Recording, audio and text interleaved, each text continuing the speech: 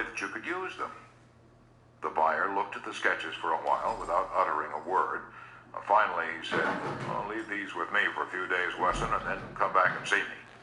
Wesson returned 3 days later, got his suggestions, took the sketches back to the studio, and had them finished according to the buyer's ideas. The Inksty's Bray Predator is now live. Streaming One Piece, Pirate Warriors 3, One Piece 025 read. According to the buyer's ideas. Lux, can you relax? We're trying to record audio over here. We got the birds chiming in, we got the traffic chiming in. And you're over here reaching underneath a garbage can for no good reason. He done got a Cocoa Puff stuck under. Oh my God. Realized why I had failed for years to sell him, said Mr. Wesson. I'd urged him to buy what I thought he ought to have. Then I changed my approach completely. I urged him to give me his ideas. This made him feel that he was creating the designs, and he was. I didn't have to sell him. He bought. Letting the other person feel that the idea is his or hers not only works in business and politics, it works in family life as well. Paul M. Davis of Tulsa, Oklahoma, told his class how he applied this principle. My family and I enjoyed one of the most interesting sightseeing vacation trips we'd ever taken. I'd long dreamed of visiting such historic sites as the Civil War battlefield in Gettysburg, Independence Hall in Philadelphia, and our nation's capital. Valley Forge, Jamestown, and the restored colonial village of Williamsburg were high on the list of things I wanted to see. In March, my wife Nancy mentioned that she had ideas for our summer vacation, which included a tour of the western states, visiting points of interest in New Mexico, Arizona, California, and Nevada. She'd wanted to make this trip for several years, but we couldn't obviously make both trips. Our daughter Anne had just completed a course in U.S. history in junior high school and had become very interested in the events that had shaped our country's growth. I asked her how she'd like to visit the places she'd learned about on our next vacation. She said she'd love to. 2 evenings later, as we sat around the dinner table, Nancy announced that if we all agreed, the summer's vacation would be to the eastern states, that it would be a great trip for Anne and thrilling for all of us. We all concurred. The same psychology was used by an X-ray manufacturer to sell his equipment to one of the largest hospitals in Brooklyn. This hospital was building an addition and preparing to equip it with the finest X-ray department in America. Dr. L, who was in charge of the X-ray department, was overwhelmed with sales representatives, each caroling the praises of his own company's equipment. One manufacturer, however, was more skillful. He knew far more about handling human nature than the others did.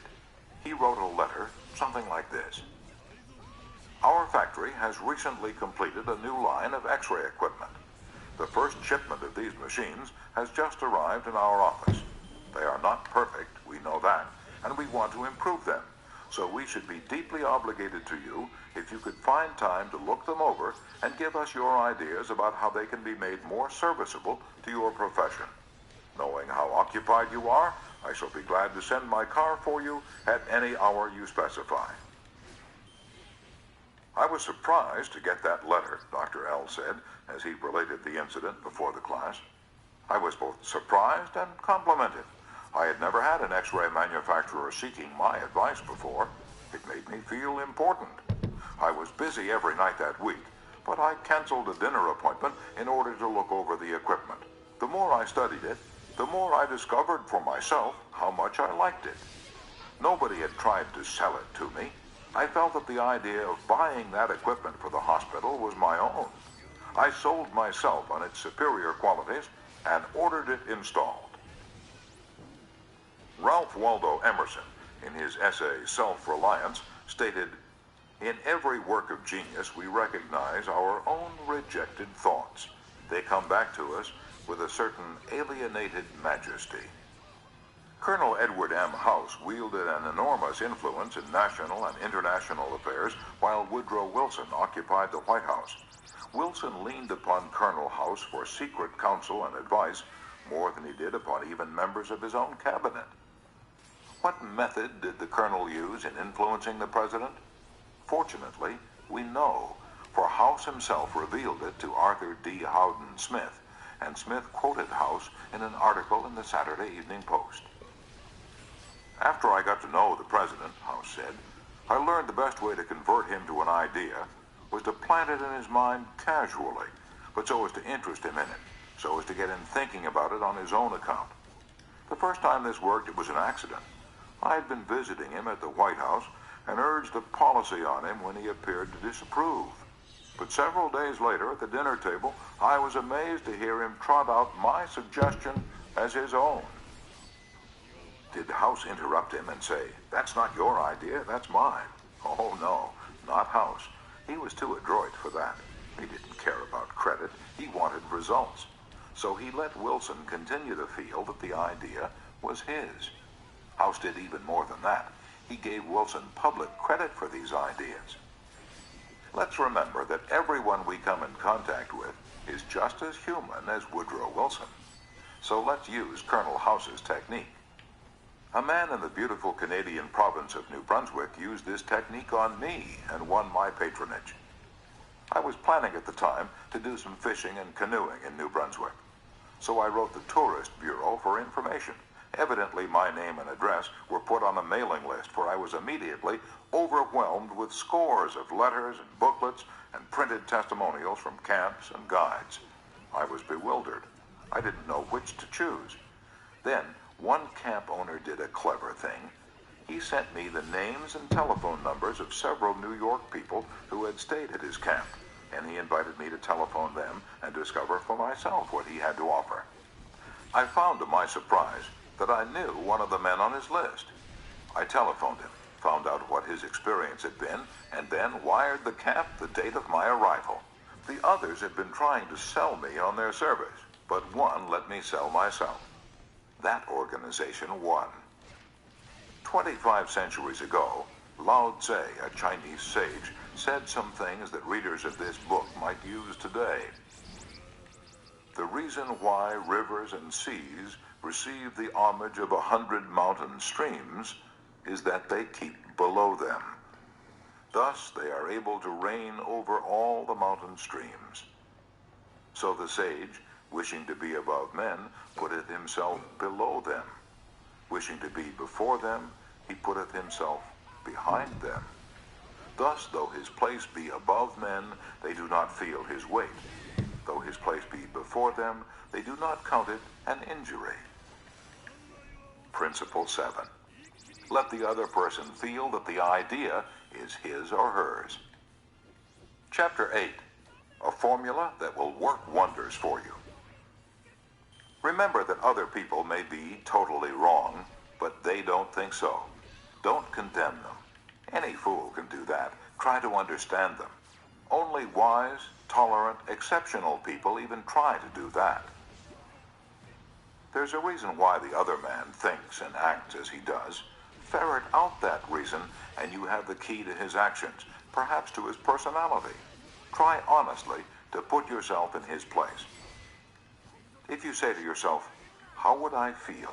How would I react if I were in his shoes?" you will save yourself time and irritation, for by becoming interested in the cause, we are less likely to dislike the effect. And in addition, you will sharply increase your skill in human relationships. Stop a minute, says Kenneth M. Good in his book, How to Turn People into Gold. Stop a minute to contrast your keen interest in your own affairs with your mild concern about anything else.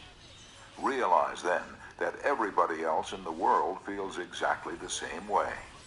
Then, along with Lincoln and Roosevelt, you will have grasped the only solid foundation for interpersonal relationships. Namely, that success in dealing with people depends on a sympathetic grasp of the other person's viewpoint. Sam Douglas of Hempstead, New York, used to tell his wife that she spent too much time working on their lawn, pulling weeds, fertilizing, cutting the grass twice a week when the lawn didn't look any better than it had when they moved into their home 4 years earlier. Naturally, she was distressed by his remarks, and each time he made such remarks, the balance of the evening was ruined. After taking our course, Mr. Douglas realized how foolish he'd been all those years. It never occurred to him that she enjoyed doing that work, and she might really appreciate a compliment on her diligence. One evening after dinner, his wife said she wanted to pull some weeds and invited him to keep her company.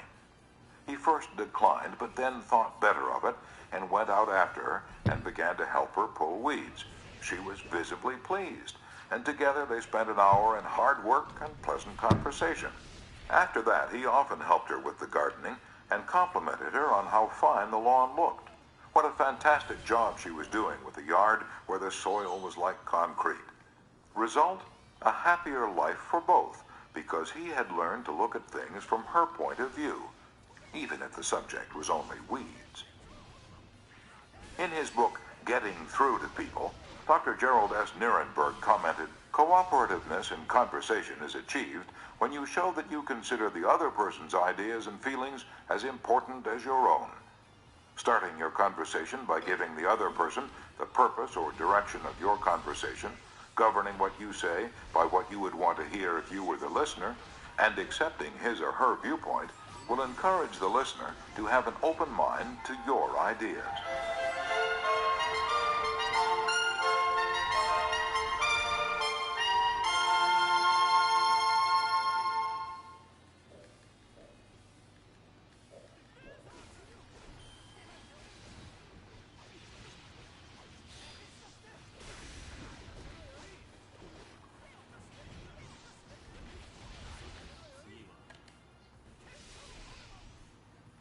I have always enjoyed walking and riding in a park near my home.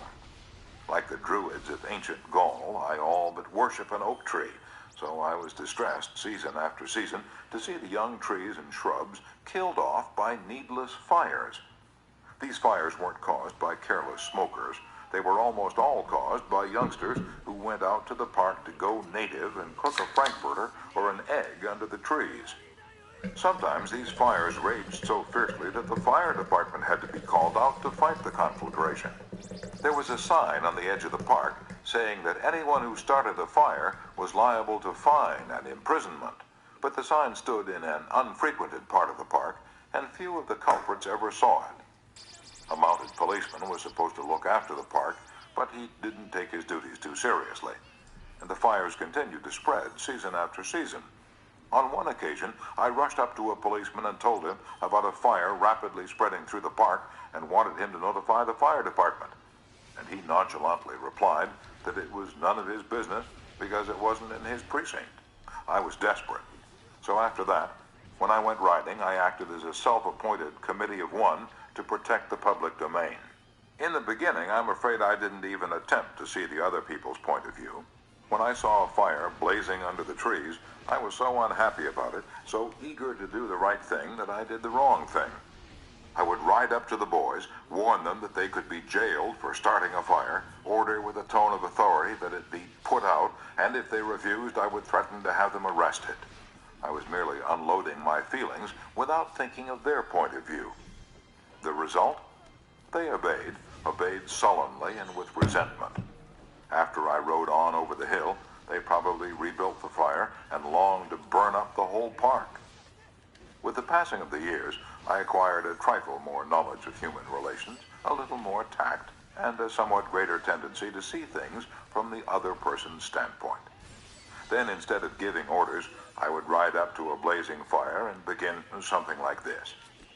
"Having a good time, boys? What are you going to cook for supper?" I loved to build fires myself when I was a boy, and I still love to. But you know, they're very dangerous here in the park. I know you boys don't mean to do any harm, but other boys aren't so careful. They come along and see that you've built a fire, so they build one. They don't put it out when they go home, and it spreads among the dry leaves and kills the trees. We won't have any trees here at all if we aren't more careful. You could be put in jail for building this fire, but I don't want to be bossy, interfere with your pleasure. I'd like to see you enjoy yourselves. But won't you please rake all the leaves away from the fire right now, and you'll be careful to cover it with dirt, a lot of dirt, before you leave, won't you? And the next time you want to have some fun, won't you please build your fire over the hill there in the sand pit? Can't do any harm there. Thanks so much, boys. Have a good time. What a difference that kind of talk made. It made the boys want to cooperate. No sullenness, no resentment. They hadn't been forced to obey orders. They had saved their faces. They felt better, and I felt better, because I'd handled the situation with consideration for their point of view. Seeing things through another person's eyes may ease tensions when personal problems become overwhelming. Elizabeth Novak of New South Wales, Australia, was 6 weeks late with her car payment. On a Friday, she reported, I received a nasty phone call from the man who was handling my account, informing me if I did not come up with $122 by Monday morning, I could anticipate further action from the company. I had no way of raising the money over the weekend, so when I received his phone call first thing on Monday morning, I expected the worst. Instead of becoming upset, I looked at the situation from his point of view. I apologized most sincerely for causing him so much inconvenience, and remarked that I must be his most troublesome customer, as this was not the first time I was behind in my payments. His tone of voice changed immediately, and he reassured me that I was far from being one of his really troublesome customers. He went on to tell me several examples of how rude his customers sometimes were, how they lied to him, and often tried to avoid talking to him at all. I said nothing. I listened and let him pour out his troubles to me. Then, without any suggestion from me, he said it did not matter if I couldn't pay all the money immediately. It would be all right if I paid him $20 by the end of the month and made up the balance whenever it was convenient for me to do so. Tomorrow, before asking anyone to put out a fire or buy your product or contribute to your favorite charity, why not pause and close your eyes and try to think the whole thing through from another person's point of view. Ask yourself, why should he or she want to do it? True, this will take time, but it will avoid making enemies and will get better results and with less friction and less shoe leather.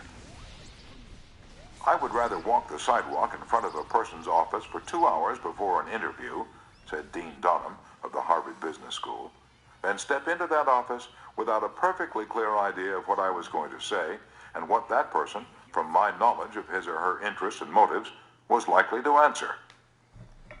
That is so important that I'm going to repeat it for the sake of emphasis.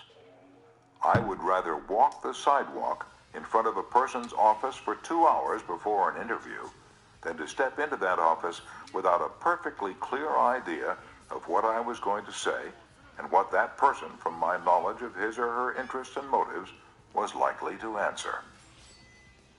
If, as a result of listening to this book, you get only one thing, an increased tendency to think always in terms of the other person's point of view and see things from that person's angle as well as your own, if you get only that one thing from this book, it may easily prove to be one of the stepping stones of your career. Principle 8. Try honestly to see things from the other person's point of view. Chapter 9. What everybody wants. Wouldn't you like to have a magic phrase that would stop arguments, eliminate ill feeling, create goodwill, and make the other person listen attentively? Yes? All right, here it is. I don't blame you one iota for feeling as you do.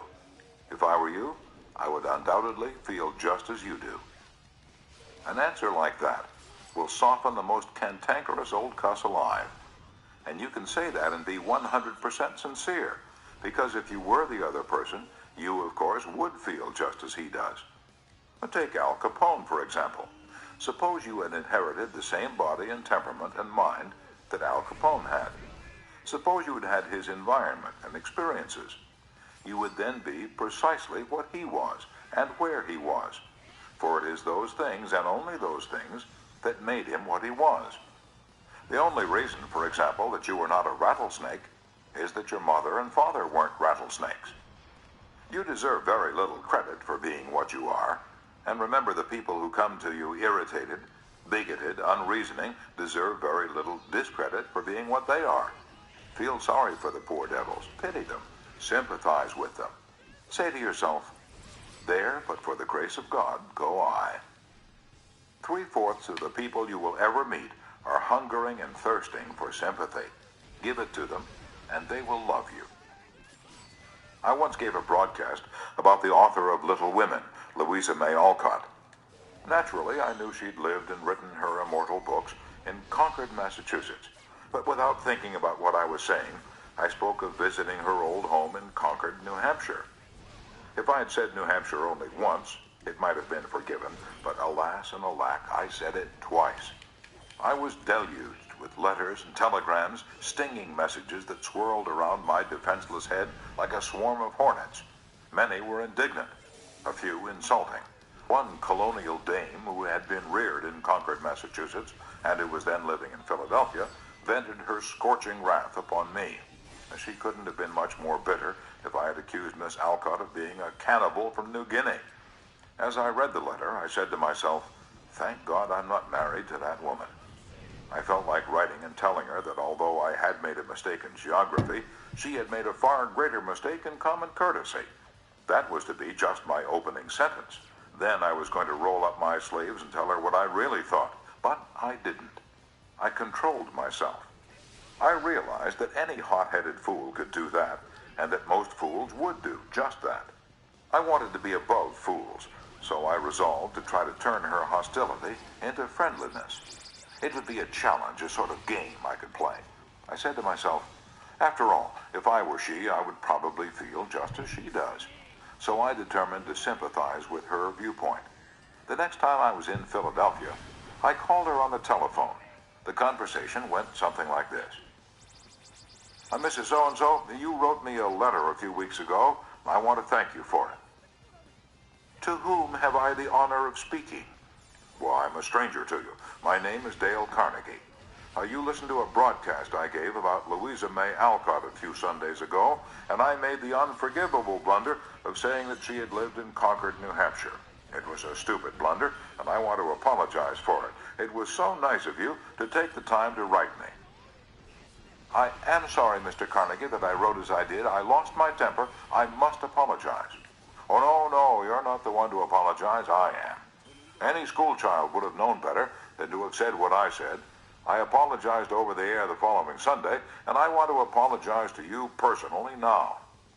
I was born in Concord, Massachusetts. My family has been prominent in Massachusetts affairs for 2 centuries, and I am very proud of my native state. I was really quite distressed to hear you say that Miss Alcott had lived in New Hampshire, but I'm really ashamed of that letter. I assure you that you were not 1/10 as distressed as I am. My error didn't hurt Massachusetts, but it did hurt me. It's so seldom that people of your standing and culture take the time to write people who speak on the radio. I do hope you'll write me again if you detect an error in my talks. You know, I really like very much the way you have accepted my criticism. You must be a very nice person. I should like to know you better. So, because I'd apologized and sympathized with her point of view, she began apologizing and sympathizing with my point of view. I had the satisfaction of controlling my temper, the satisfaction of returning kindness for an insult.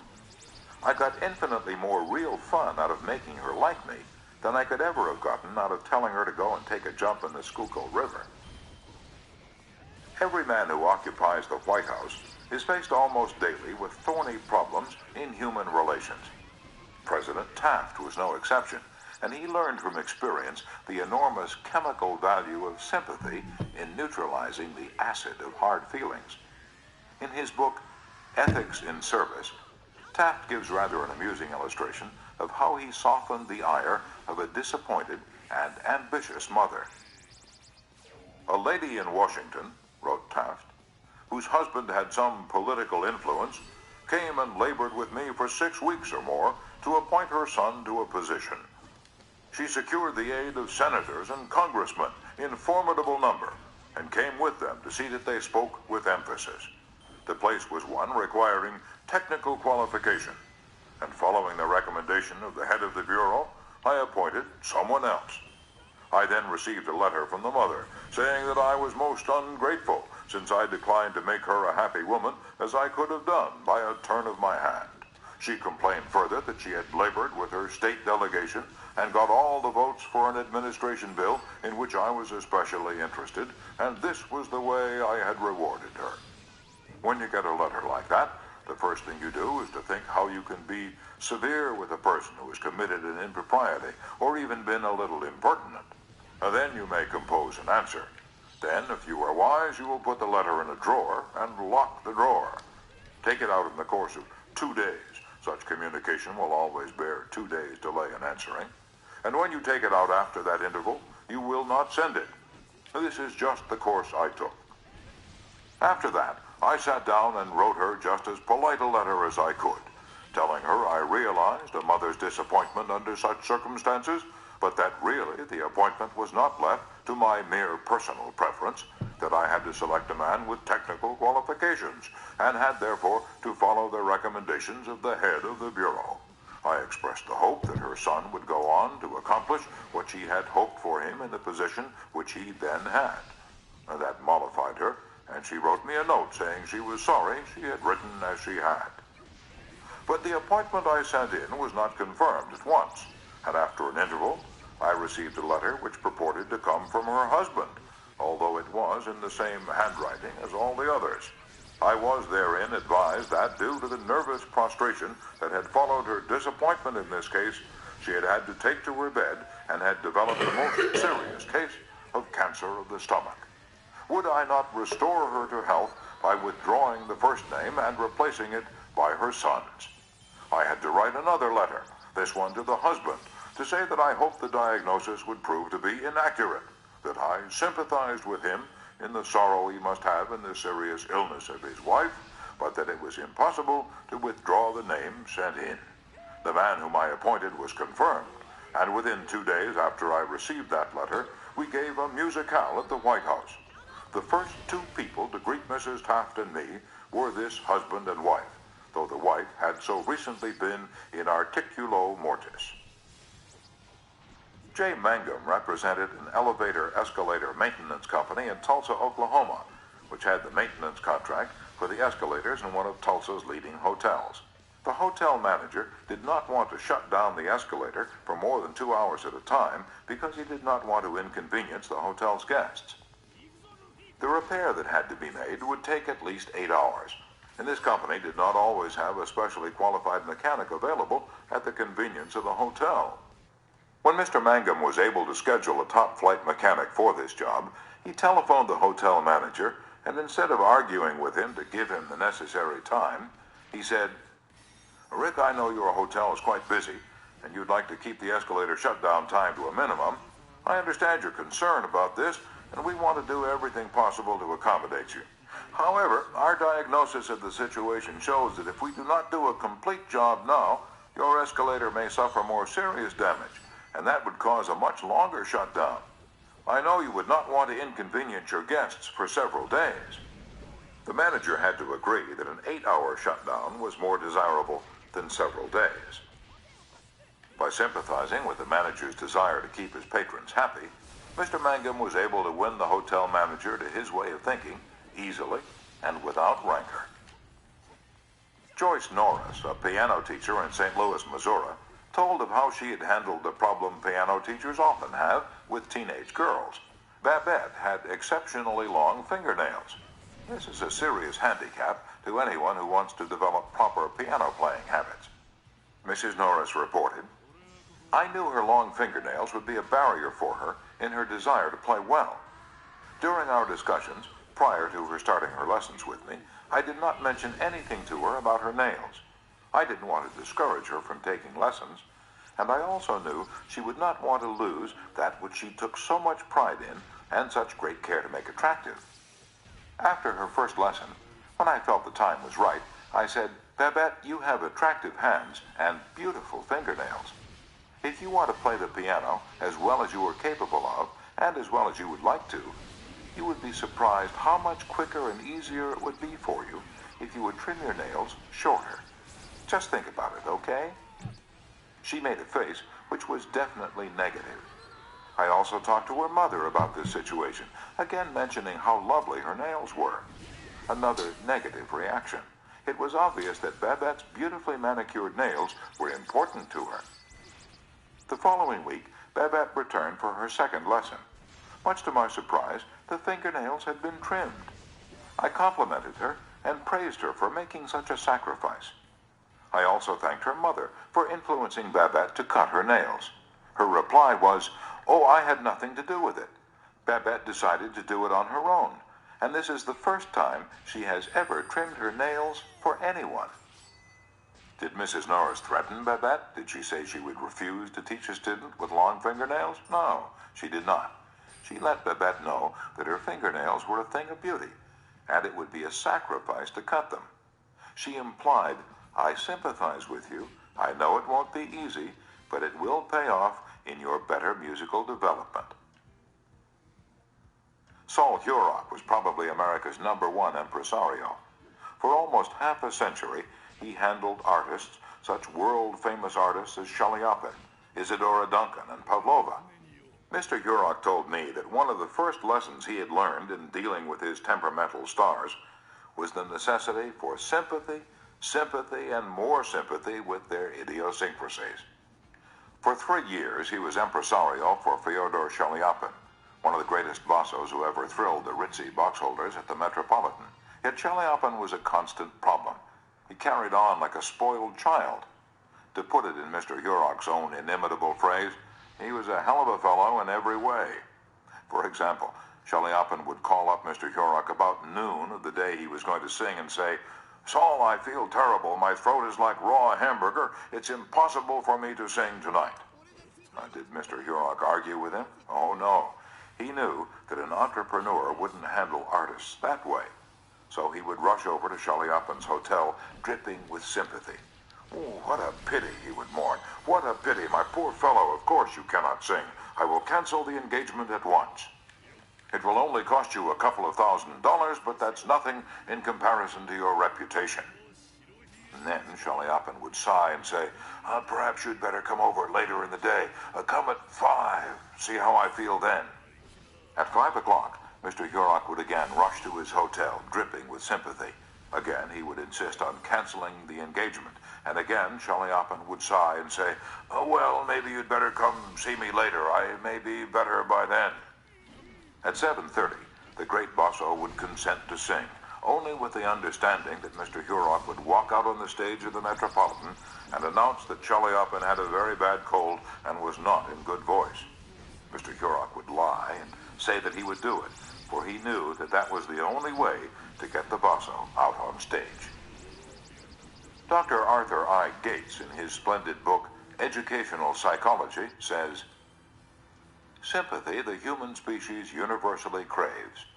The child eagerly displays his injury or even inflicts a cut or bruise in order to reap abundant sympathy. For the same purpose, adults show their bruises, relate their accidents, illness, especially details of surgical operations. Self-pity for misfortunes, real or imaginary, is in some measure practically a universal practice."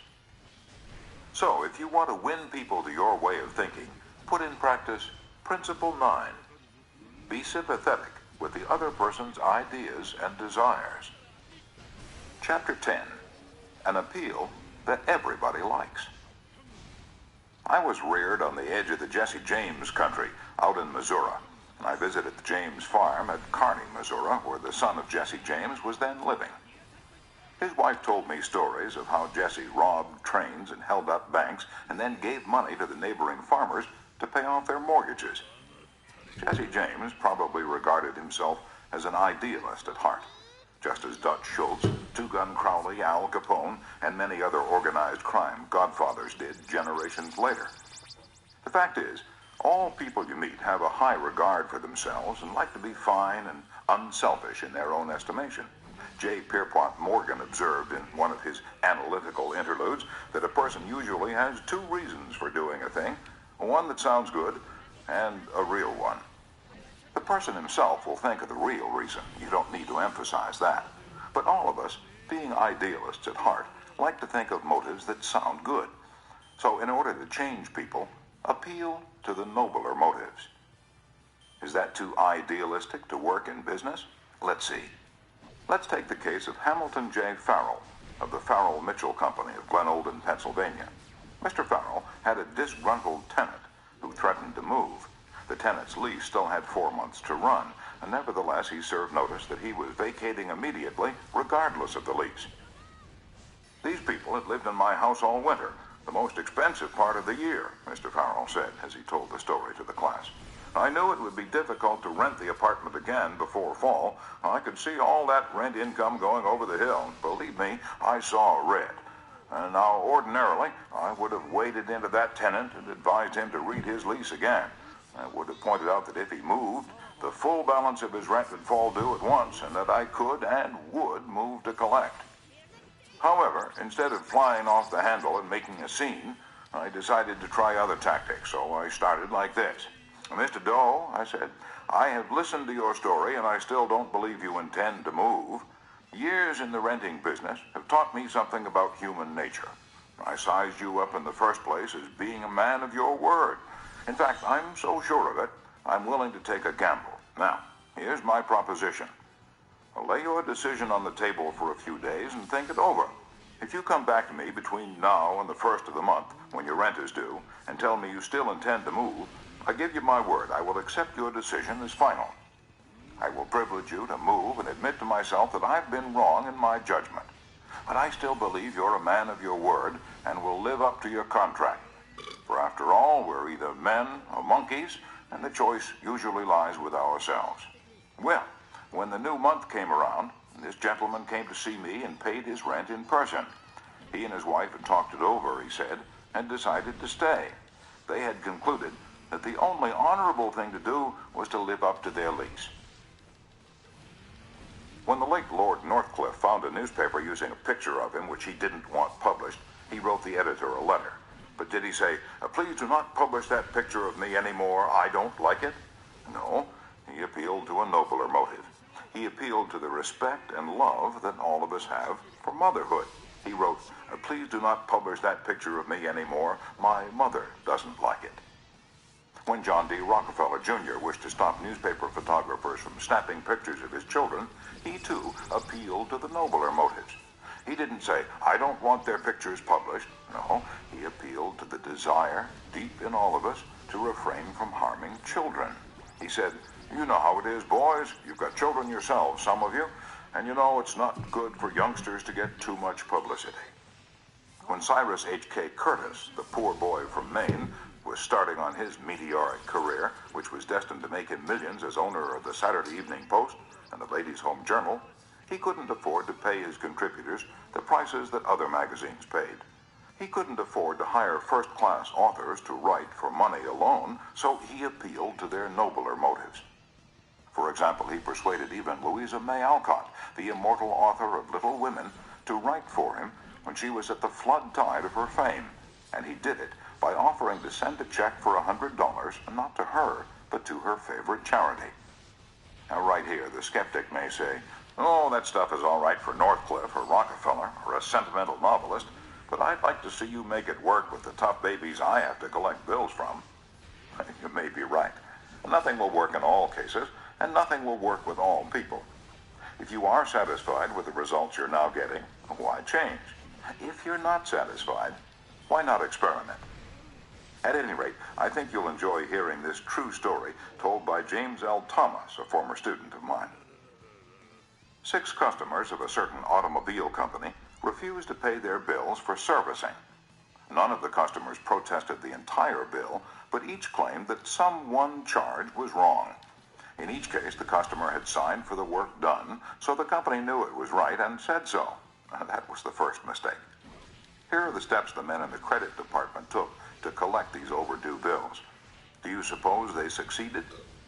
First, they called on each customer and told him bluntly that they had come to collect a bill that was long past due. Second, they made it very plain that the company was absolutely and unconditionally right.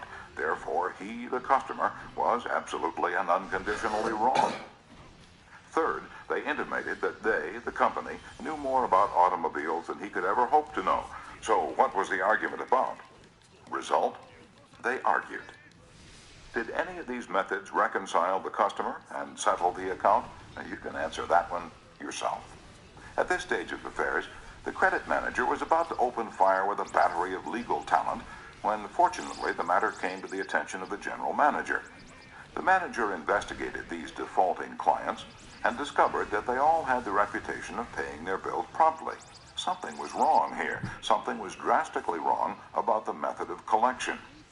So he called in James L. Thomas and told him to collect these uncollectible accounts.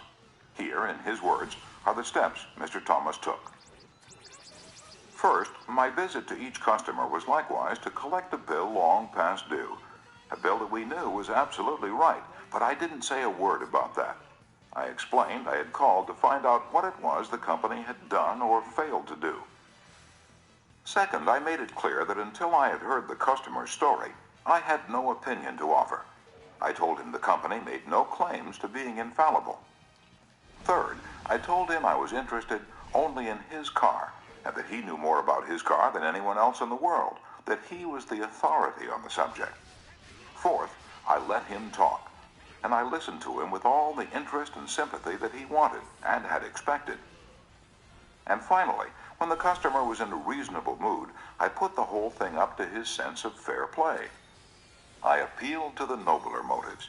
First, I said, I want you to know I also feel this matter has been badly mishandled.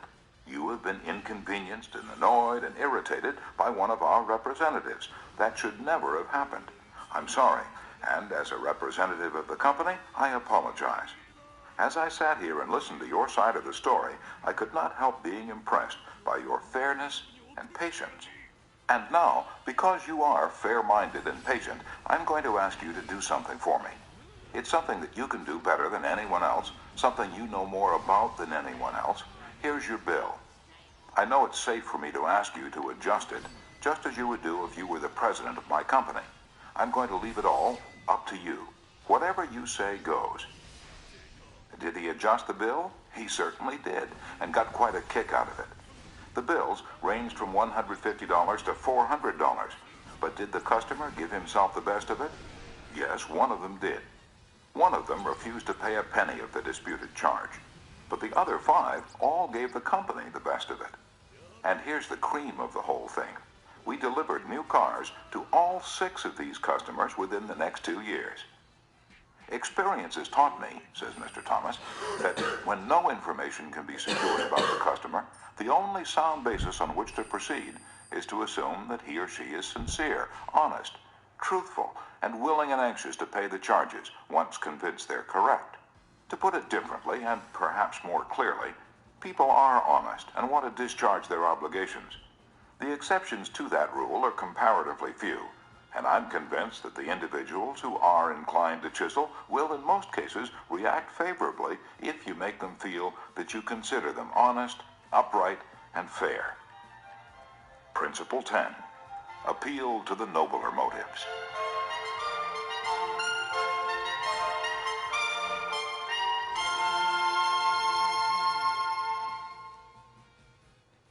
Chapter 11. The movies do it, TV does it, why don't you do it?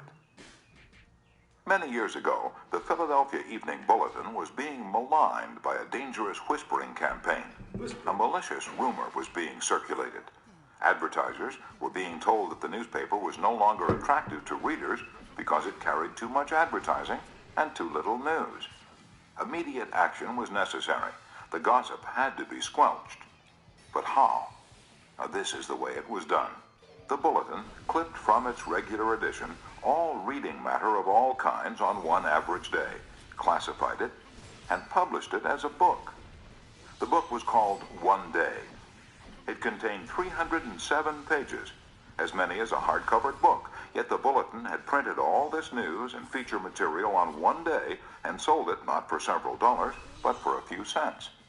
The printing of that book dramatized the fact that the Bulletin carried an enormous amount of interesting reading matter. It conveyed the facts more vividly, more interestingly, more impressively than pages of figures and mere talk could have done. This is the day of dramatization. Merely stating a truth isn't enough. The truth has to be made vivid, interesting, dramatic. You have to use showmanship. The movies do it, television does it, and you will have to do it if you want attention. Experts in window display know the power of dramatization. For example, the manufacturers of a new rat poison gave dealers a window display that included 2 live rats. The week the rats were shown, sales zoomed to 5 times their normal rate. Television commercials abound with examples of the use of dramatic techniques in selling products. Sit down one evening in front of your television set and analyze what the advertisers do in each of their presentations. You will note how an antacid medicine changes the color of the acid in the test tube while its competitor doesn't. How one brand of soap or detergent gets a greasy shirt clean when the other brand leaves it gray. You'll see a car maneuver around a series of turns and curves, far better than just being told about it. Happy faces will show contentment with a variety of products. All of these dramatize for the viewer the advantages offered by whatever is being sold, and they do get people to buy them. You can dramatize your ideas in business or in any other aspect of your life. It's easy. Jim Yeamans, who sells for the National Cash Register Company in Richmond, Virginia, told how he made a sale by a dramatic demonstration. Last week, I called on the neighborhood grocer and saw the cash registers he was using at his checkout counters were very old-fashioned. I approached the owner and told him, "You're literally throwing away pennies every time a customer goes through your line." With that, I threw a handful of pennies on the floor, and he quickly became more attentive. The mere word should have been of interest to him, but the sound of pennies hitting the floor really stopped him. I was able to get an order from him to replace all of his old machines. It works in home life as well.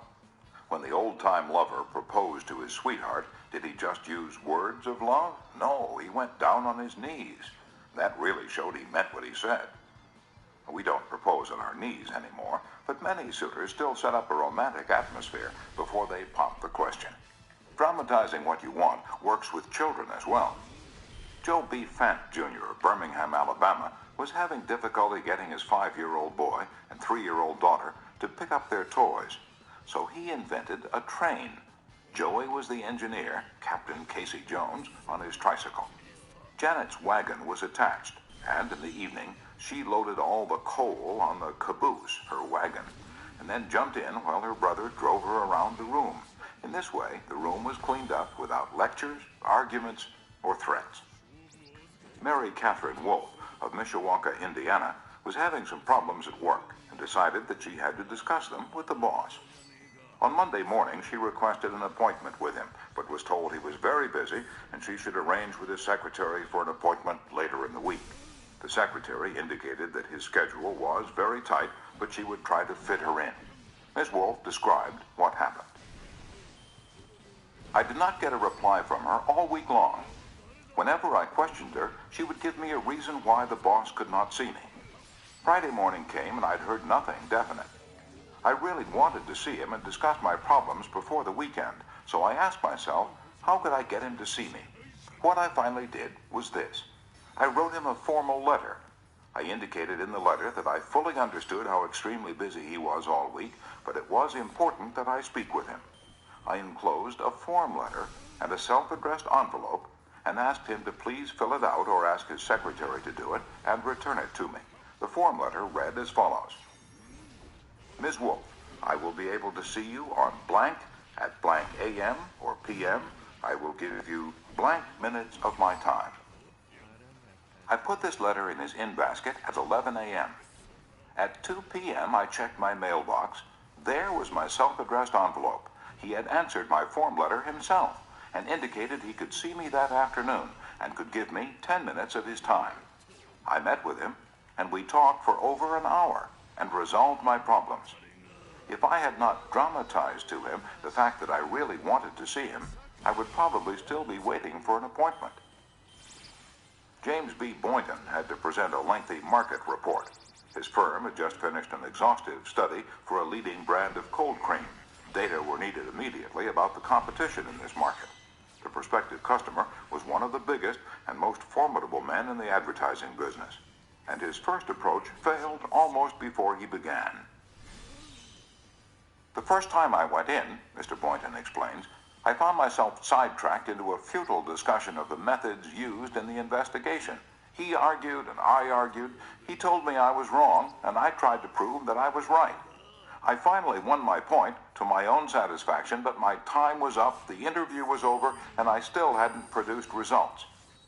The second time, I didn't bother with tabulations of figures and data. I went to see this man. I dramatized my facts. As I entered his office, he was busy on the phone.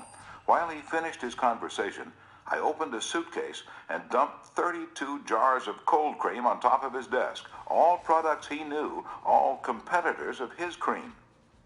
On each jar, I had a tag itemizing the results of the trade investigation, and each tag told its story briefly, dramatically. And what happened? There was no longer an argument. Here was something new, something different. He picked up first one and then another of the jars of cold cream and read the information on the tag.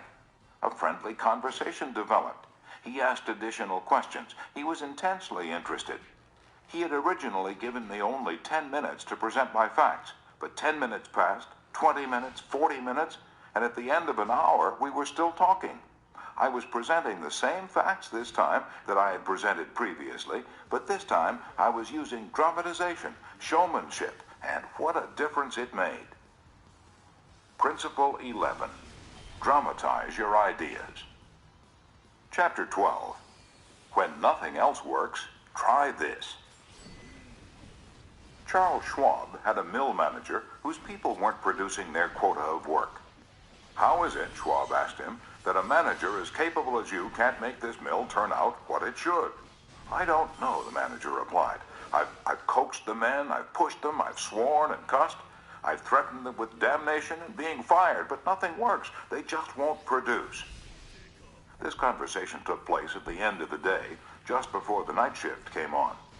Schwab asked the manager for a piece of chalk, then turning to the nearest man asked, "How many heats did your shift make today?" "6." Without another word, Schwab chalked a big figure 6 on the floor and walked away. When the night shift came in, they saw the 6 and asked what it meant. "The big boss was in here today," the day people said. "He asked us how many heats we made, and we told him 6. He chalked it down on the floor." The next morning, Schwab walked through the mill again. The night shift had rubbed out 6 and replaced it with a big 7. When the day shift reported for work the next morning, they saw a big 7 chalked on the floor. So the night shift thought they were better than the day shift, did they? Well, they'd show the night shift a thing or two. The crew pitched in with enthusiasm, and when they quit that night, they left behind an enormous, swaggering 10. Things were stepping up. Shortly, this mill, which had been lagging way behind in production, was turning out more work than any other mill in the plant. The principle? Let Charles Schwab say it in his own words. "The way to get things done," says Schwab, "is to stimulate competition. I do not mean in a sordid, money-getting way, but in the desire to excel." The desire to excel, the challenge, throwing down the gauntlet, an infallible way of appealing to people of spirit. Without a challenge, Theodore Roosevelt would never have been President of the United States. The Rough Rider, just back from Cuba, was picked for governor of New York State. The opposition discovered he was no longer a legal resident of the state, and Roosevelt, frightened, wished to withdraw. Then Thomas Collier Platt, the U.S. Senator from New York, threw down the challenge. Turning suddenly on Theodore Roosevelt, he cried in a ringing voice, "Is the hero of San Juan Hill a coward?" Roosevelt stayed in the fight, and the rest is history. A challenge not only changed his life, it had a real effect upon the future of his nation. All men have fears, but the brave put down their fears and go forward, sometimes to death, but always to victory, was the motto of the King's Guard in ancient Greece. What greater challenge can be offered than the opportunity to overcome those fears? When Al Smith was governor of New York, he was up against it. Sing Sing, at the time the most notorious penitentiary west of Devil's Island, was without a warden. Scandals had been sweeping through the prison walls, scandals and ugly rumors. Smith needed a strong man to rule Sing Sing, an iron man. But who? He sent for Lewis E. Laws of New Hampton.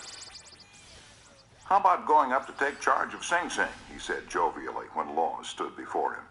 They need a man up there with experience. Laws was flabbergasted. He knew the dangers of Sing Sing. It was a political appointment, subject to the vagaries of political whims. Wardens had come and gone. One had lasted only 3 weeks.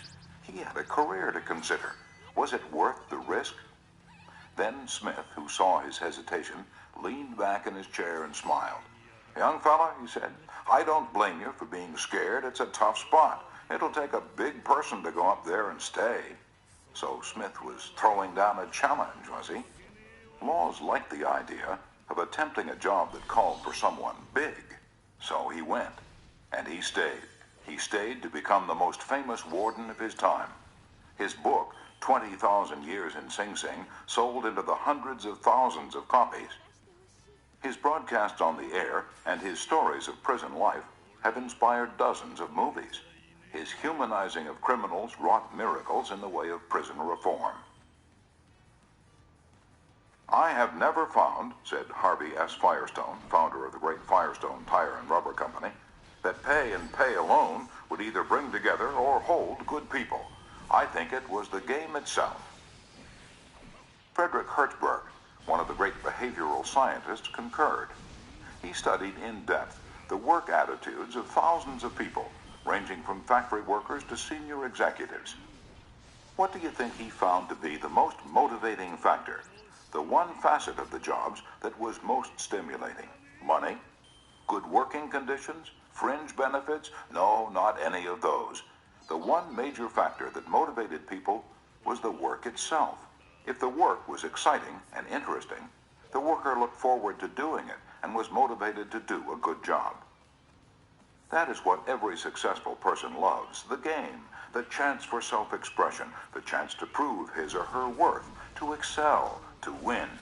That is what makes foot races and hog calling and pie-eating contests: the desire to excel, the desire for a feeling of importance. Principle 12. Throw down a challenge.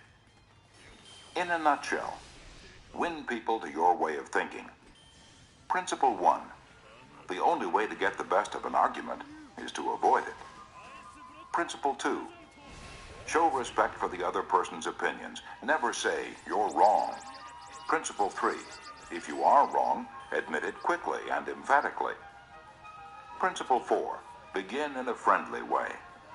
Principle 5. Get the other person saying yes, yes, immediately. Principle 6. Let the other person do a great deal of the talking. Principle 7. Let the other person feel that the idea is his or hers. Principle 8.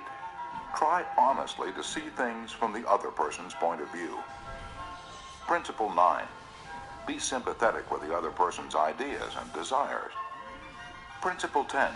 Appeal to the nobler motives. Principle 11. Dramatize your ideas. Principle 12. Throw down a challenge.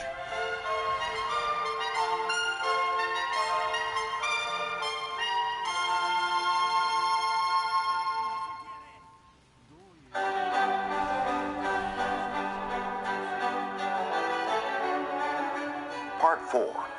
Be a leader. How to change people without giving offense or arousing resentment.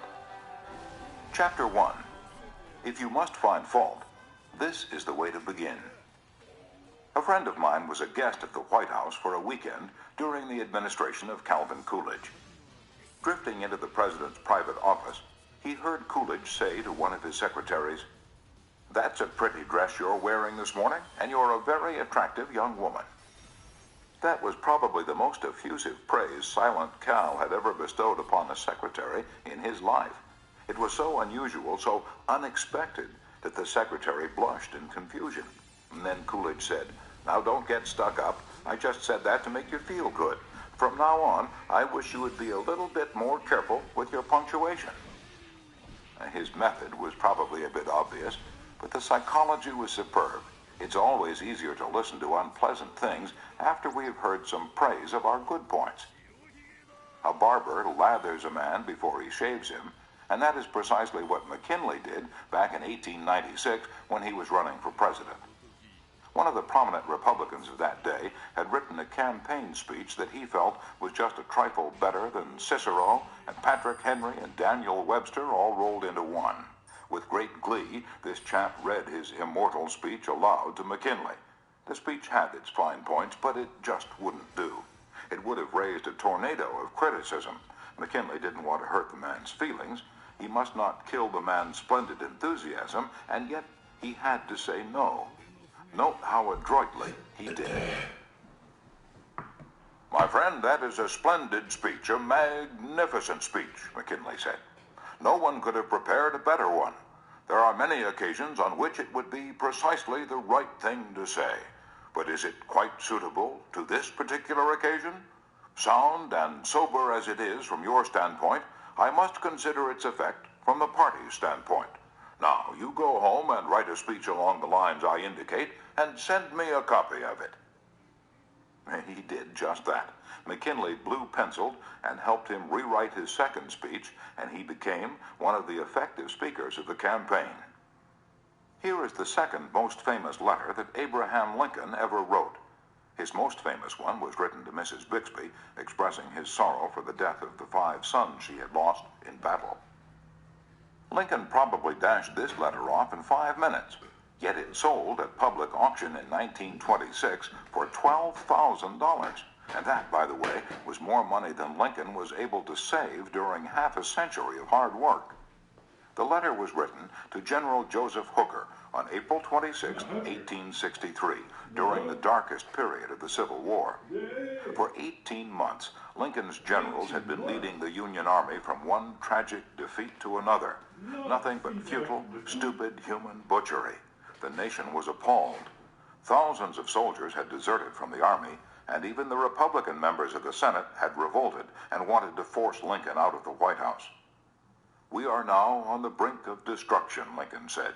"It appears to me that even the Almighty is against us. I can hardly see a ray of hope." Such was the period of black sorrow and chaos out of which this letter came. I am including the letter here because it shows how Lincoln tried to change an obstreperous general when the very fate of the nation could have depended upon the general's action. This is perhaps the sharpest letter Abe Lincoln wrote after he became president, yet you will note that he praised General Hooker before he spoke of his grave faults. Yes, they were grave faults, but Lincoln didn't call them that. Lincoln was more conservative, more diplomatic. Lincoln wrote, "There are some things in regard to which I am not quite satisfied with you." Talk about tact and diplomacy. Here is the letter addressed to General Hooker. "I have placed you at the head of the Army of the Potomac. Of course, I have done this upon what appears to me to be sufficient reasons, and yet I think it best for you to know that there are some things in regard to which I am not quite satisfied with you. I believe you to be a brave and skillful soldier, which of course I like. I also believe you do not mix politics with your profession, in which you are right.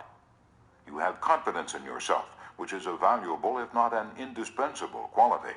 You are ambitious, which, within reasonable bounds, does good rather than harm. But I think that during General Burnside's command of the Army, you have taken counsel of your ambition and thwarted him as much as you could, in which you did a great wrong to the country and to a most meritorious and honorable brother officer. I have heard, in such a way as to believe it, of your recently saying that both the Army and the government needed a dictator. Of course, it was not for this, but in spite of it, that I have given you command. Only those generals who gain successes can set up as dictators. What I now ask of you is military success, and I will risk the dictatorship. The government will support you to the utmost of its ability, which is neither more nor less than it has done and will do for all commanders. I much fear that the spirit which you have aided to infuse into the Army of criticizing their commander and withholding confidence from him will now turn upon you. I shall assist you, as far as I can, to put it down. Neither you nor Napoleon, if he were alive again, could get any good out of an army while such spirit prevails in it. And now beware of rashness. Beware of rashness, but with energy and sleepless vigilance, go forward and give us victories. You are not a Coolidge, a McKinley, or a Lincoln. You want to know whether this philosophy will operate for you in everyday business contacts. Will it? Let's see.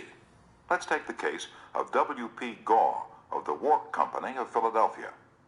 The Wark Company had contracted to build and complete a large office building in Philadelphia by a certain specified date. Everything was going along well. The building was almost finished when suddenly the subcontractor making the ornamental bronze work to go on the exterior of this building declared that he couldn't make delivery on schedule. What? An entire building held up? Heavy penalties, distressing losses, all because of one man. Long-distance telephone calls, arguments, heated conversations, all in vain.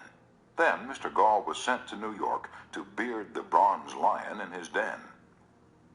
"Do you know you're the only person in Brooklyn with your name?" Mr. Gaw asked the president of the subcontracting firm shortly after they were introduced. The president was surprised. "Oh, no, I didn't know that." "Well," Mr. Gaw said, "when I got off the train this morning, I looked in the telephone book to get your address, and you're the only person in the Brooklyn phone book with your name." "I never knew that," the subcontractor said. He checked the phone book with interest. "Well, it's an unusual name," he said proudly. "My family came from Holland and settled in New York almost 200 years ago." He continued to talk about his family and his ancestors for several minutes. When he finished that, Mr. Gaw complimented him on how large a plant he had and compared it favorably with a number of similar plants he'd visited.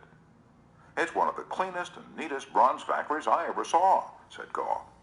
"I've spent a lifetime building up this business," the subcontractor said, "and I'm rather proud of it. Would you like to take a look around the factory?" During this tour of inspection, Mr. Gaw complimented the other man on his system of fabrication and told him how and why it seemed superior to those of some of his competitors. Gaw commented on some unusual machines, and the subcontractor announced that he himself had invented those machines. He spent considerable time showing Gaw how they operated and the superior work they turned out. He insisted on taking his visitor to lunch. So far, mind you, not a word had been said about the real purpose of Gaw's visit. After lunch, the subcontractor said, "Now to get down to business. Naturally, I know why you're here. I didn't expect that our meeting would be so enjoyable. You can go back to Philadelphia with my promise that your materials will be fabricated and shipped, even if other orders have to be delayed." Mr. Gaw got everything that he wanted without even asking for it. The materials arrived on time, and the building was completed on the day the completion contract specified. Would this have happened had Mr. Gaw used the hammer and dynamite method generally employed on such occasions? Dorothy Wroblewski, a branch manager of the Fort Monmouth, New Jersey Federal Credit Union, reported to one of our classes how she was able to help one of her employees become more productive. "We recently hired a young lady as a teller trainee. Her contact with our customers was very good. She was accurate and efficient in handling individual transactions. The problem developed at the end of the day when it was time to balance out.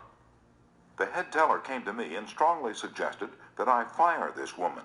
She's holding up everyone else because she's so slow in balancing out. I've shown her over and over, but she can't get it. She's got to go." The next day, I observed her working quickly and accurately when handling the normal everyday transactions, and she was very pleasant to our customers. It didn't take long to discover why she had trouble balancing out. After the office closed, I went over to talk with her. She was obviously nervous and upset. I praised her for being so friendly and outgoing with the customers, and complimented her for the accuracy and speed used in that work. I then suggested we review the procedure we use in balancing the cash drawer. Once she realized I had confidence in her, she easily followed my suggestions and soon mastered this function. We've had no problems with her since then. Beginning with praise is like the dentist who begins his work with Novocaine. The patient still gets a drilling, but the Novocaine is pain-killing. A leader will use Principle 1. Begin with praise and honest appreciation. Chapter 2. How to criticize and not be hated for it. Charles Schwab was passing through one of his steel mills one day at noon when he came across some of his employees smoking. Immediately above their heads was a sign that said, "No smoking." Did Schwab point to the sign and say, "Can't you read?" Oh no, not Schwab. He walked over to the men, handed each one a cigar, and said, "I'll appreciate it, boys, if you will smoke these on the outside." They knew that he knew that they had broken a rule, and they admired him because he said nothing about it and gave them a little present and made them feel important. Couldn't keep from loving a man like that, could you? John Wanamaker used the same technique. Wanamaker used to make a tour of his great store in Philadelphia every day. Once he saw a customer waiting at a counter. No one was paying the slightest attention to her. The salespeople, they were in a huddle at the far end of the counter, laughing and talking among themselves. Wanamaker didn't say a word. Quietly slipping behind the counter, he waited on the woman himself, and then handed the purchase to the salespeople to be wrapped as he went on his way. Public officials are often criticized for not being accessible to their constituents. They are busy people, and the fault sometimes lies in overprotective assistants who don't want to overburden their bosses with too many visitors. Carl Langford, who has been mayor of Orlando, Florida, the home of Disney World, for many years, frequently admonished his staff to allow people to see him. He claimed he had an open-door policy. Yet the citizens of his community were blocked by secretaries and administrators when they called. Finally, the mayor found the solution. He removed the door from his office. His aides got the message, and the mayor has had a truly open administration since the day his door was symbolically thrown away. Simply changing one three-letter word can often spell the difference between failure and success in changing people without giving offense or arousing resentment. Many people begin their criticism with sincere praise, followed by the word "but," and ending with a critical statement. For example, in trying to change a child's careless attitude toward studies, we might say, "We're really proud of you, Johnny, for raising your grades this term, but if you had worked harder on your algebra, the results would have been better." In this case, Johnny might feel encouraged until he heard the word "but." He might then question the sincerity of the original praise. To him, the praise seemed only to be a contrived lead-in to a critical inference of failure. Credibility would be strained, and we probably would not achieve our objectives of changing Johnny's attitude toward his studies. This could be easily overcome by changing the word "but" to "and." "We're really proud of you, Johnny, for raising your grades this term, and by continuing the same conscientious efforts next term, your algebra grade can be up with all the others." Now Johnny would accept the praise, because there was no follow-up of an inference of failure. We have called his attention to the behavior we wished to change indirectly, and the chances are he will try to live up to our expectations.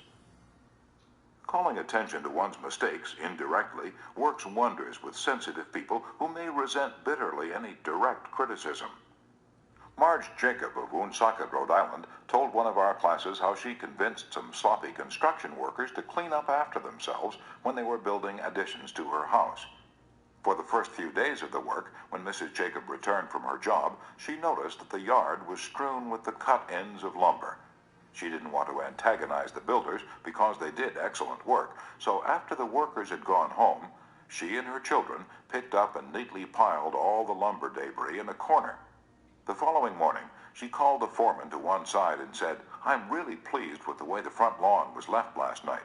It's nice and clean and doesn't offend the neighbors." From that day forward, the workers picked up and piled the debris to one side, and the foreman came in each day seeking approval of the condition the lawn was left in after a day's work.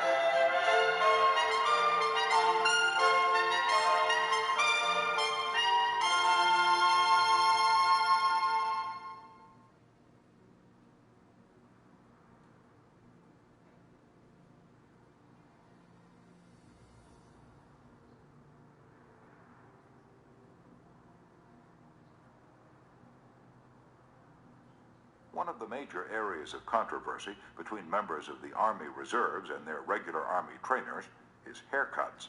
The reservists consider themselves civilians, which they are most of the time, and resent having to cut their hair short. Master Sergeant Harley Kaiser of the 542nd USAR School, addressed himself to this problem. Cheap viewers on streamboot.com. Remove the space. 1F3 As an old-time clips. regular Army Master Sergeant, he might have been expected to yell at his troops and threaten them. Instead, he chose to make his point indirectly. "Gentlemen," he started, "you are leaders. You will be most effective when you lead by example. You must be the example for your men to follow. You know what the Army regulations say about haircuts? I'm going to get my haircut today, although it's still much shorter than some of yours. You look at yourselves in the mirror. If you feel you need a haircut to be a good example, we'll arrange a time for you to visit the post barber shop." And the result was predictable. Several of the candidates did look in the mirror and went to the barber shop that afternoon and received regulation haircuts. Sergeant Kaiser commented the next morning that he already could see the development of leadership qualities in some of the members of the squad.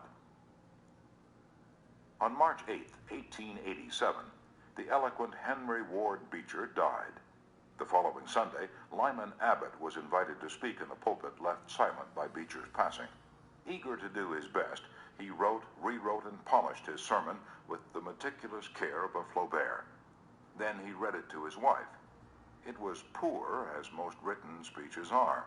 She might have said, if she had less judgment, "Lyman, that's terrible, that will never do. You'll put people to sleep.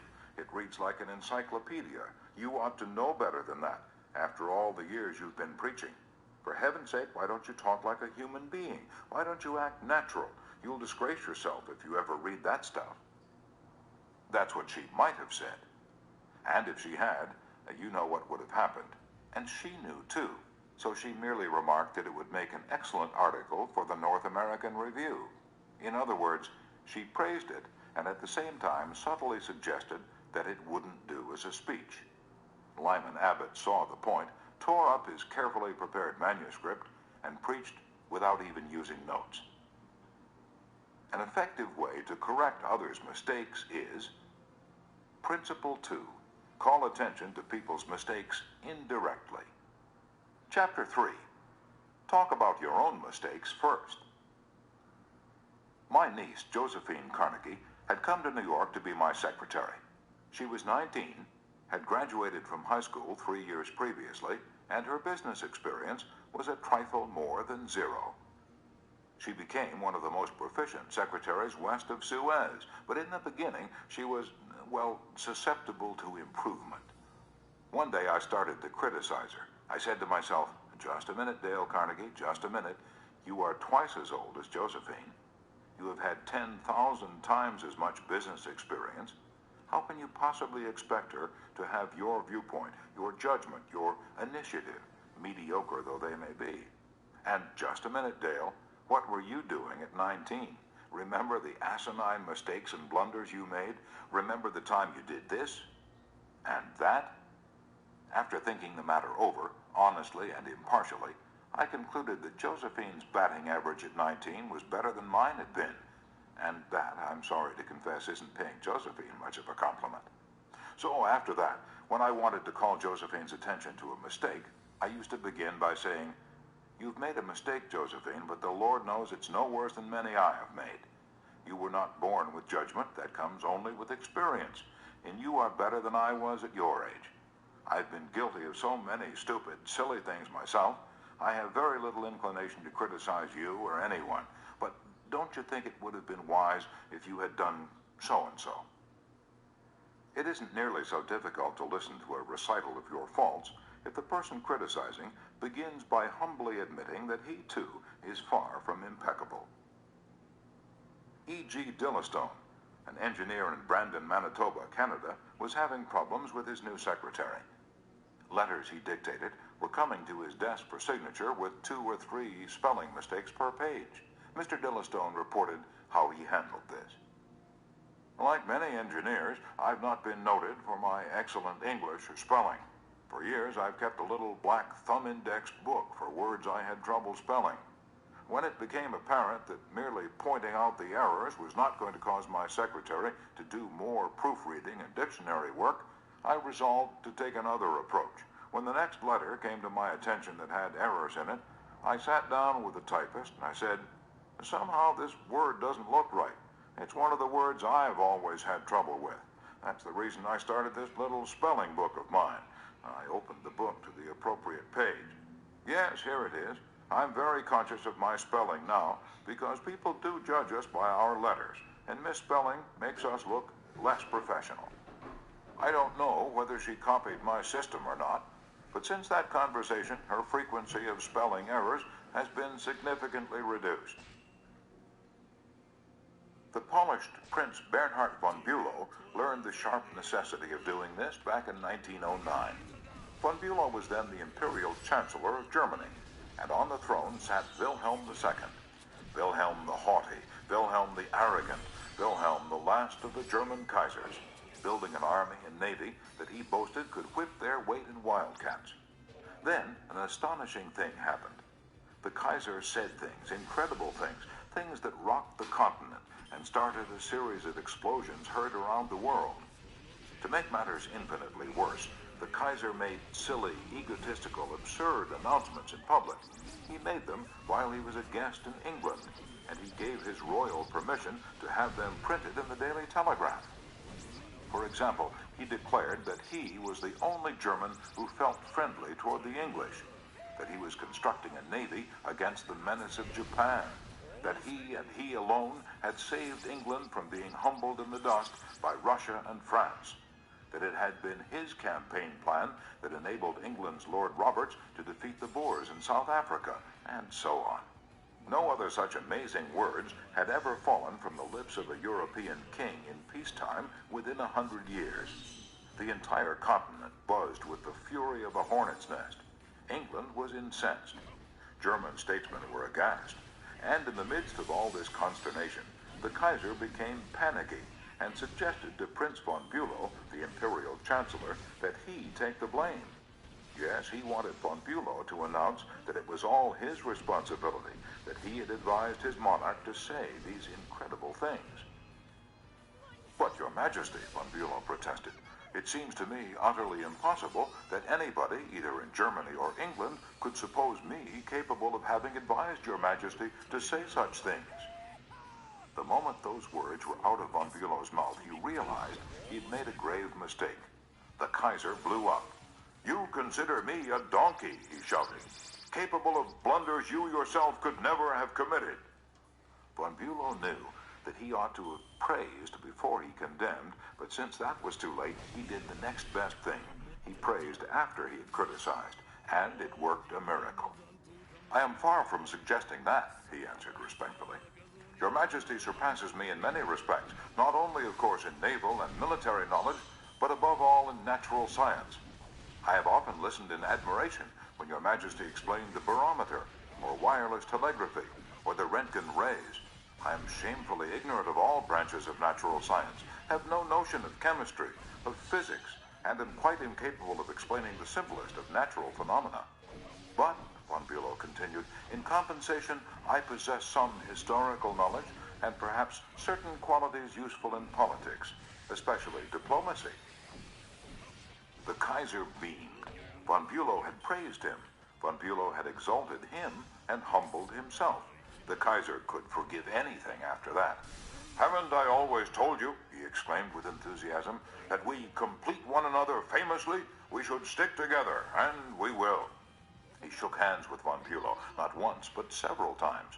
And later in the day, he waxed so enthusiastic that he exclaimed with doubled fists, "If anyone says anything to me against Prince von Bülow, I shall punch him in the nose." Von Bülow saved himself in time, but, canny diplomat that he was, he nevertheless had made one error.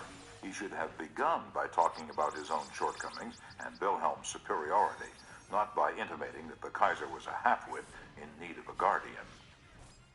If a few sentences, humbling oneself and praising the other party, can turn a haughty, insulted Kaiser into a staunch friend, imagine what humility and praise can do for you and me in our daily contacts.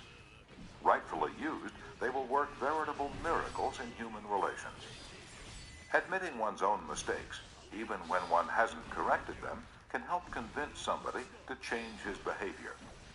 This was illustrated more recently by Clarence Zerhusen of Timonia, Maryland, when he discovered his 15-year-old son was experimenting with cigarettes. Naturally, I didn't want David to smoke, Mr. Zerhusen told us, but his mother and I smoked cigarettes. We were giving him a bad example all the time. I explained to Dave how I started smoking at about his age and how the nicotine had gotten the best of me, and now it was nearly impossible for me to stop. I reminded him how irritating my cough was, and how he had been after me to give up cigarettes not many years before.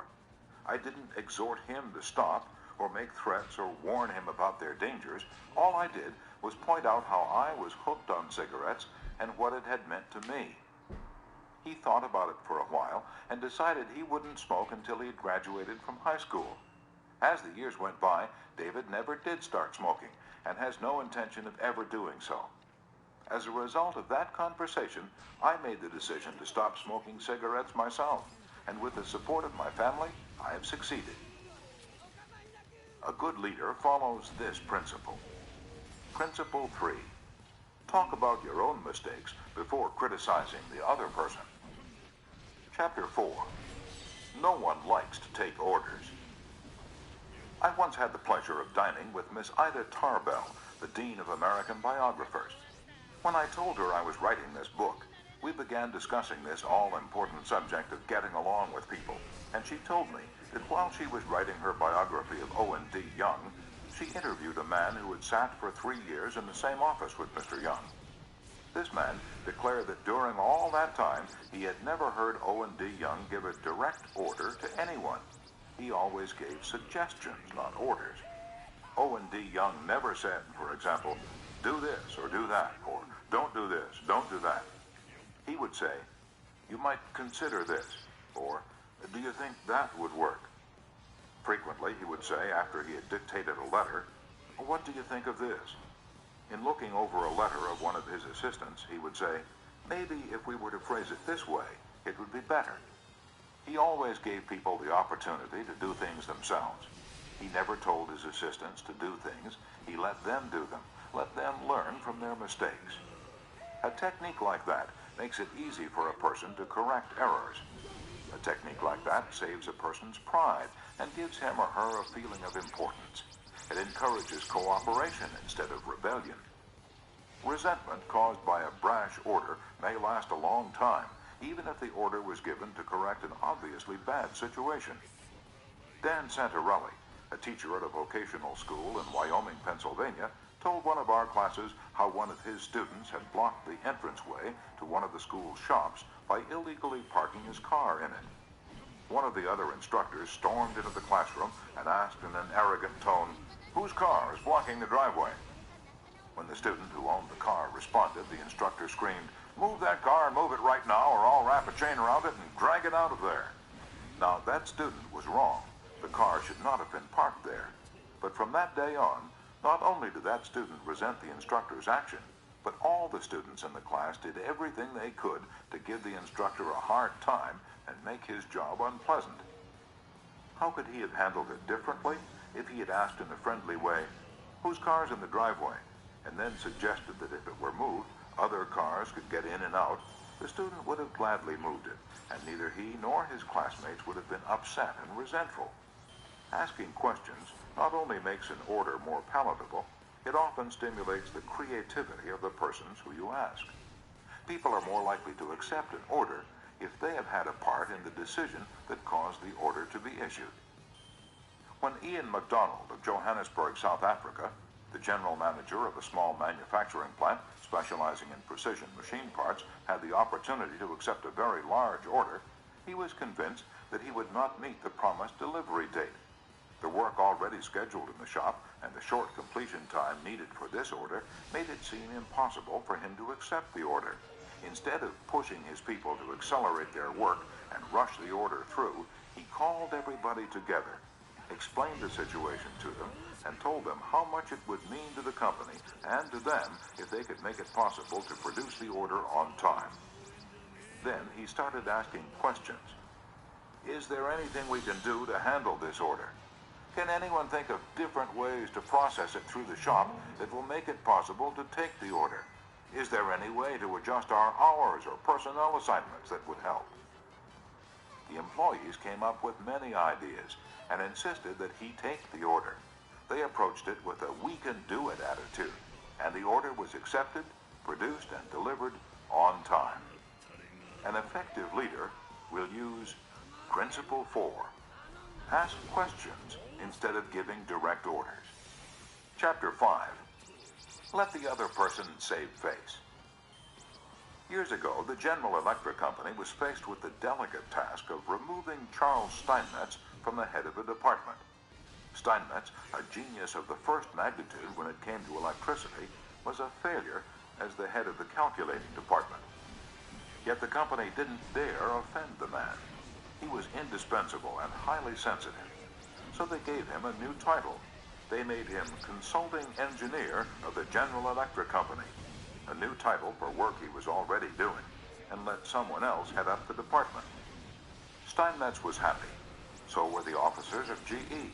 They had gently maneuvered their most temperamental star, and they had done it without a storm, by letting him save face. Letting one save face, how important, how vitally important that is. And how few of us ever stop to think of it. We ride roughshod over the feelings of others, getting our own way, finding fault, issuing threats, criticizing a child or an employee in front of others, without even considering the hurt to the other person's pride.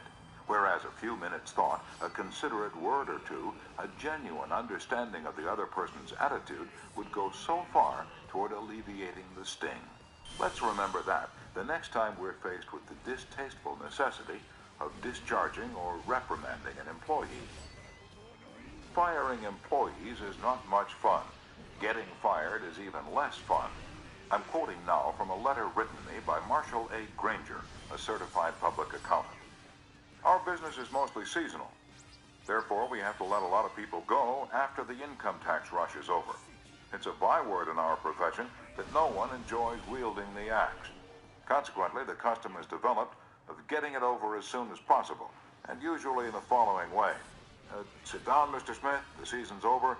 We don't seem to see any more assignments for you. Of course, you understand you were only employed for the busy season anyhow, etc., etc. The effect on these people is one of disappointment and a feeling of being let down. Most of them are in the accounting field for life, and they retain no particular love for the firm that drops them so casually. I recently decided to let our seasonal personnel go with a little more tact and consideration, so I call each one in only after carefully thinking over his or her work during the winter. And I've said something like this: Mr. Smith, you've done a fine job, if he has. At that time, we sent you to Newark. You had a tough assignment. You were on the spot, but you came through with flying colors, and we want you to know the firm is proud of you. You've got the stuff. You're going a long way, wherever you're working.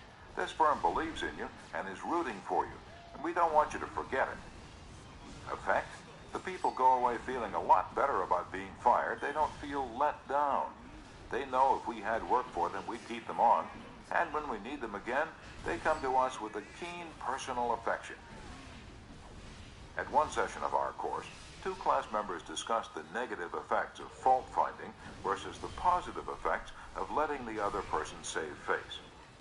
Fred Clark of Harrisburg, Pennsylvania, told of an incident that occurred in his company. At one of our production meetings, a vice president was asking very pointed questions of one of our production supervisors regarding a production process. His tone of voice was aggressive and aimed at pointing out faulty performance on the part of the supervisor. Not wanting to be embarrassed in front of his peers, the supervisor was evasive in his responses. This caused the vice president to lose his temper, berate the supervisor, and accuse him of lying. Any working relationship that might have existed prior to this encounter was destroyed in a few brief moments. This supervisor, who was basically a good worker, was useless to our company from that time on. A few months later, he left our firm and went to work for a competitor, where I understand he's doing a fine job. Another class member, Anna Mazzone, related how a similar incident had occurred at her job, but what a difference in approach and results.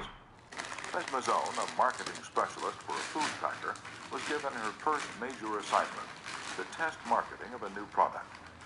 She told the class, "When the results of the test came in, I was devastated. I'd made a serious error in my planning, and the entire test had to be done all over again. To make this worse, I had no time to discuss it with my boss before the meeting in which I was to make my report on the project. When I was called on to give the report, I was shaking with fright. I had all I could do to keep from breaking down, but I resolved I would not cry and have all those men make remarks about women not being able to handle a management job because they're too emotional. I made my report briefly and stated that due to an error, I would repeat the study before the next meeting. I sat down, expecting my boss to blow up. Instead, he thanked me for my work and remarked that it was not unusual for a person to make an error on a new project, and that he had confidence that the repeat survey would be accurate and meaningful to the company. He assured me in front of all my colleagues that he had faith in me and knew I had done my best, and that my lack of experience, not my lack of ability, was the reason for the failure. I left that meeting with my head up in the air and with the determination that I would never let that boss of mine down again.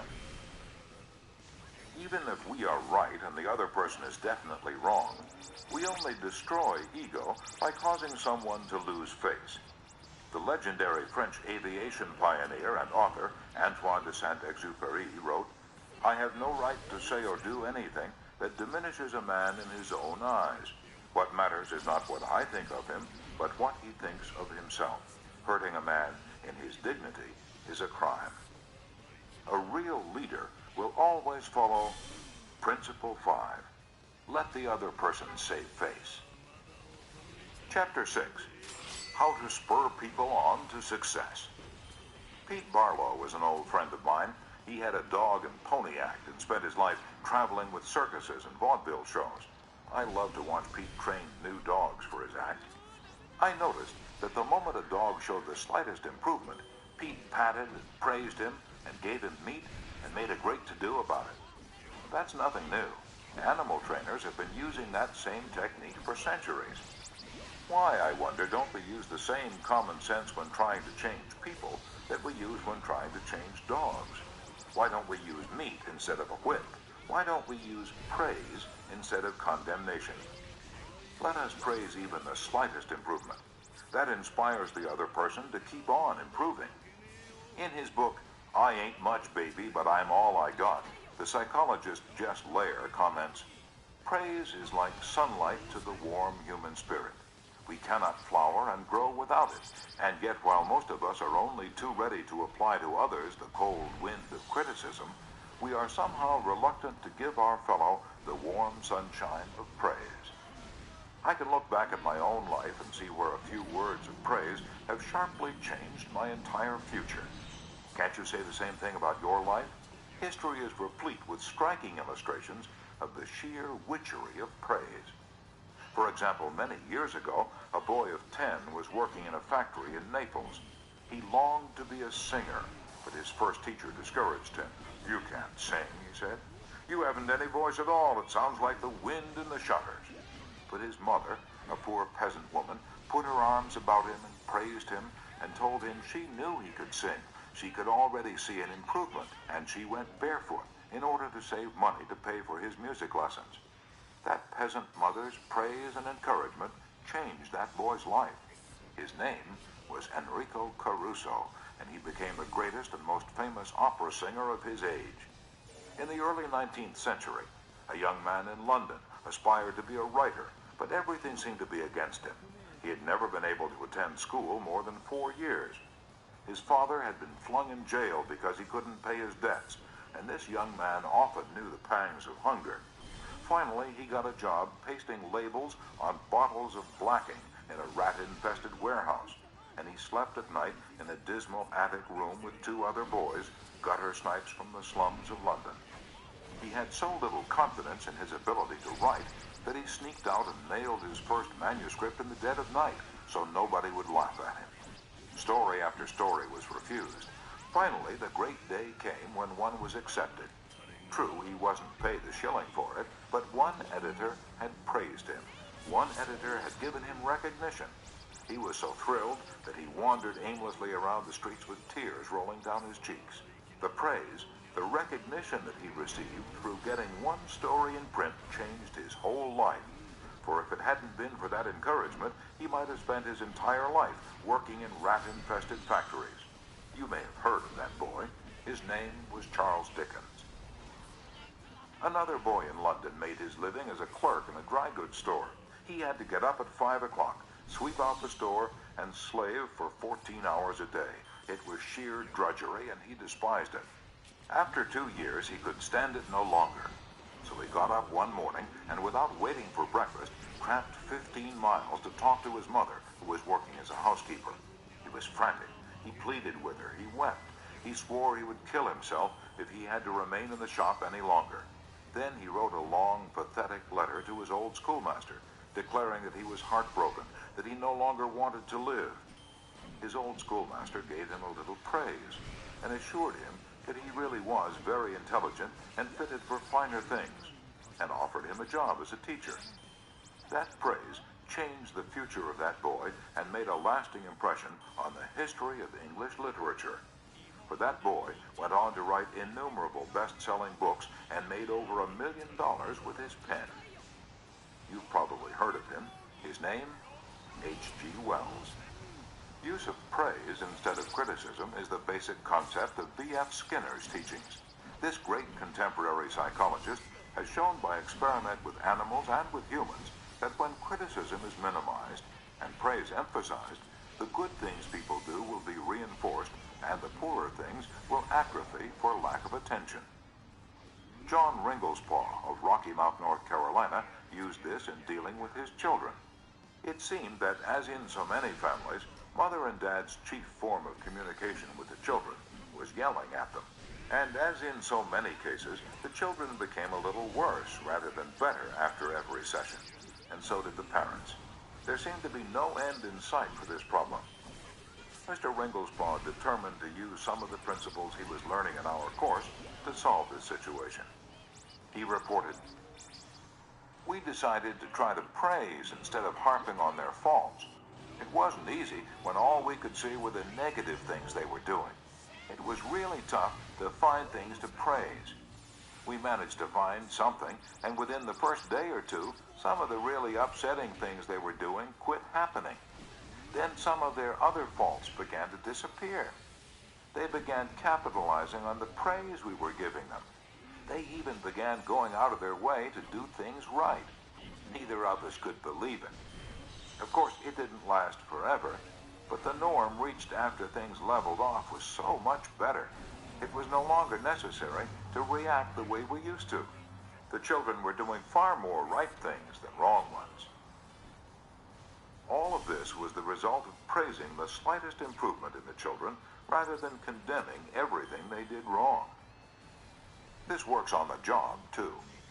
Keith Roper of Woodland Hills, California, applied this principle to a situation in his company. Some material came to him in his print shop, which was of exceptionally high quality.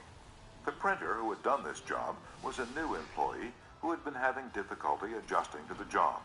His supervisor was upset about what he considered a negative attitude and was seriously thinking of terminating his services. When Mr. Roper was informed of this situation, he personally went over to the print shop and had a talk with the young man. He told him how pleased he was with the work he just received and pointed out it was the best work he had seen produced in that shop for some time. He pointed out exactly why it was superior and how important the young man's contribution was to the company. Do you think this affected that young printer's attitude toward the company? Within days, there was a complete turnabout. He told several of his co-workers about the conversation and how someone in the company really appreciated good work, and from that day on, he was a loyal and dedicated worker. What Mr. Roper did was not just flatter the young printer and say, "You're good." He specifically pointed out how his work was superior. Because he had singled out a specific accomplishment, rather than just making general flattering remarks, his praise became much more meaningful to the person to whom it was given. Everybody likes to be praised, but when praise is specific, it comes across as sincere, not something the other person may be saying just to make one feel good.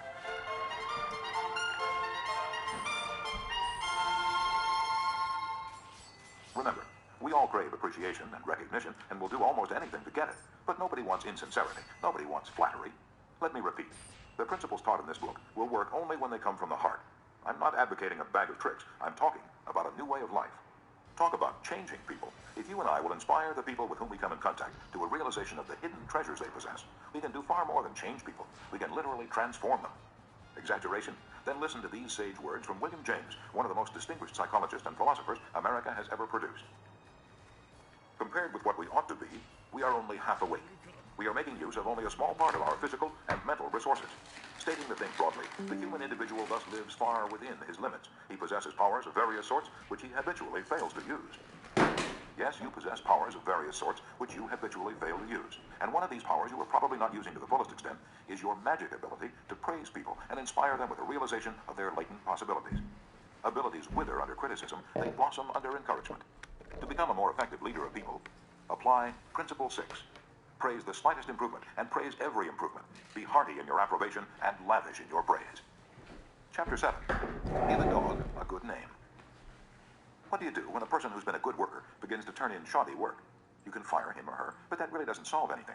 You can berate the worker, but this usually causes resentment. Henry Henke, a service manager for a large truck dealership in Lowell, Indiana, had a mechanic whose work had become less than satisfactory. Instead of bawling him out or threatening him, Mr. Henke called him into his office and had a heart-to-heart talk with him. "Bill," he said, "you're a fine mechanic. You've been in this line of work for a good number of years. You've repaired many vehicles to the customer's satisfaction. In fact, we've had a number of compliments about the good work you've done. Yet of late, the time you take to complete each job has been increasing, and your work has not been up to your own old standards. And because you've been such an outstanding mechanic in the past, I felt sure you'd want to know that I'm not happy with the situation. Perhaps jointly we could find some way to correct the problem."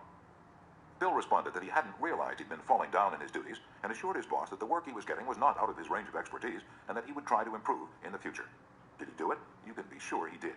He once again became a fast and thorough mechanic. With that reputation Mr. Henke had given him to live up to, how could he do anything else but turn out work comparable to that which he had done in the past? The average person, said Samuel Vauclain, then president of the Baldwin Locomotive Works, can be led readily if you have his or her respect, and if you show that you respect that person for some kind of ability. In short, if you want to improve a person in a certain respect, act as though that particular trait were already one of his or her outstanding characteristics. Shakespeare said, "Assume a virtue if you have it not." And it might be well to assume and state openly that other people have the virtue you want them to develop. Give them a fine reputation to live up to, and they will make prodigious efforts rather than see you disillusioned.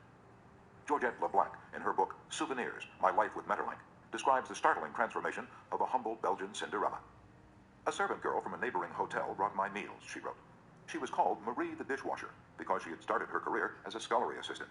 She was a kind of monster, cross-eyed, bandy-legged, poor in flesh and spirit.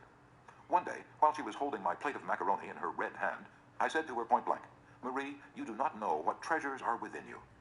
Accustomed to holding back her emotion, Marie waited a few moments, not daring to risk the slightest gesture for fear of a catastrophe. Then she put the dish on the table, sighed, and said ingenuously, "Madame, I would never have believed it." She did not doubt, she did not ask a question. She simply went back to the kitchen and repeated what I had said. And such is the force of faith that no one made fun of her. From that day on, she was even given a certain consideration. But the most curious change of all occurred in the humble Marie herself. Believing she was the tabernacle of unseen marvels, she began taking care of her face and body so carefully that her starved youth seemed to bloom and modestly hide her plainness. 2 months later, she announced her coming marriage with the nephew of the chef. "I'm going to be a lady," she said, and thanked me. A small phrase had changed her entire life. Georgette LeBlanc had given Marie the dishwasher a reputation to live up to, and that reputation had transformed her. Bill Parker, a sales representative for a food company in Daytona Beach, Florida, was very excited about the new line of products his company was introducing, and was upset when the manager of a large independent food market turned down the opportunity to carry it in his store. Bill brooded all day over this rejection and decided to return to the store before he went home that evening and try again. "Jack," he said, "since I left this morning, I realized I hadn't given you the entire picture of our new line, and I'd appreciate some of your time to tell you about the points I omitted. I've respected the fact that you're always willing to listen and are big enough to change your mind when the facts warrant change." Good Jack refused to give him another hearing, and not with that reputation to live up to. One morning, Dr. Martin Fitzhugh, a dentist in Dublin, Ireland, was shocked when one of his patients pointed out to him that the metal cup holder which she was using to rinse her mouth was not very clean. True, the patient drank from the paper cup, not the holder, but it certainly was not professional to use tarnished equipment. When the patient left, Dr. Fitzhugh retreated to his private office to write a note to Bridget, the charwoman, who came twice a week to clean his office. He wrote, "My dear Bridget, I see you so seldom, I thought I'd take the time to thank you for the fine job of cleaning you've been doing. By the way, I thought I'd mention that since 2 hours twice a week is a very limited amount of time, please feel free to work an extra half hour from time to time if you feel the need to do those once-in-a-while things like polishing the cup holders and the like. I, of course, will pay you for the extra time." The next day, when I walked into my office, Dr. Fitzhugh reported, My desk had been polished to a mirror-like finish, as had my chair, which I nearly slid out of. When I went into the treatment room, I found the shiniest, cleanest, chrome-plated cup holder I had ever seen nestled in its receptacle. I had given my charwoman a fine reputation to live up to, and because of this small gesture, she outperformed all her past efforts.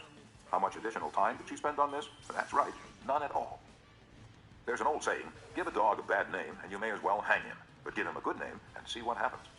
When Mrs. Ruth Hopkins, a fourth-grade teacher in Brooklyn, New York, looked at her class roster the first day of school, her excitement and joy of starting a new term was tinged with anxiety. In her class this year, she would have Tommy T., the school's most notorious bad boy.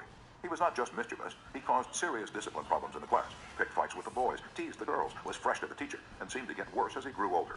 His only redeeming feature was his ability to learn rapidly and master the schoolwork easily. Mrs. Hopkins decided to face the Tommy problem immediately.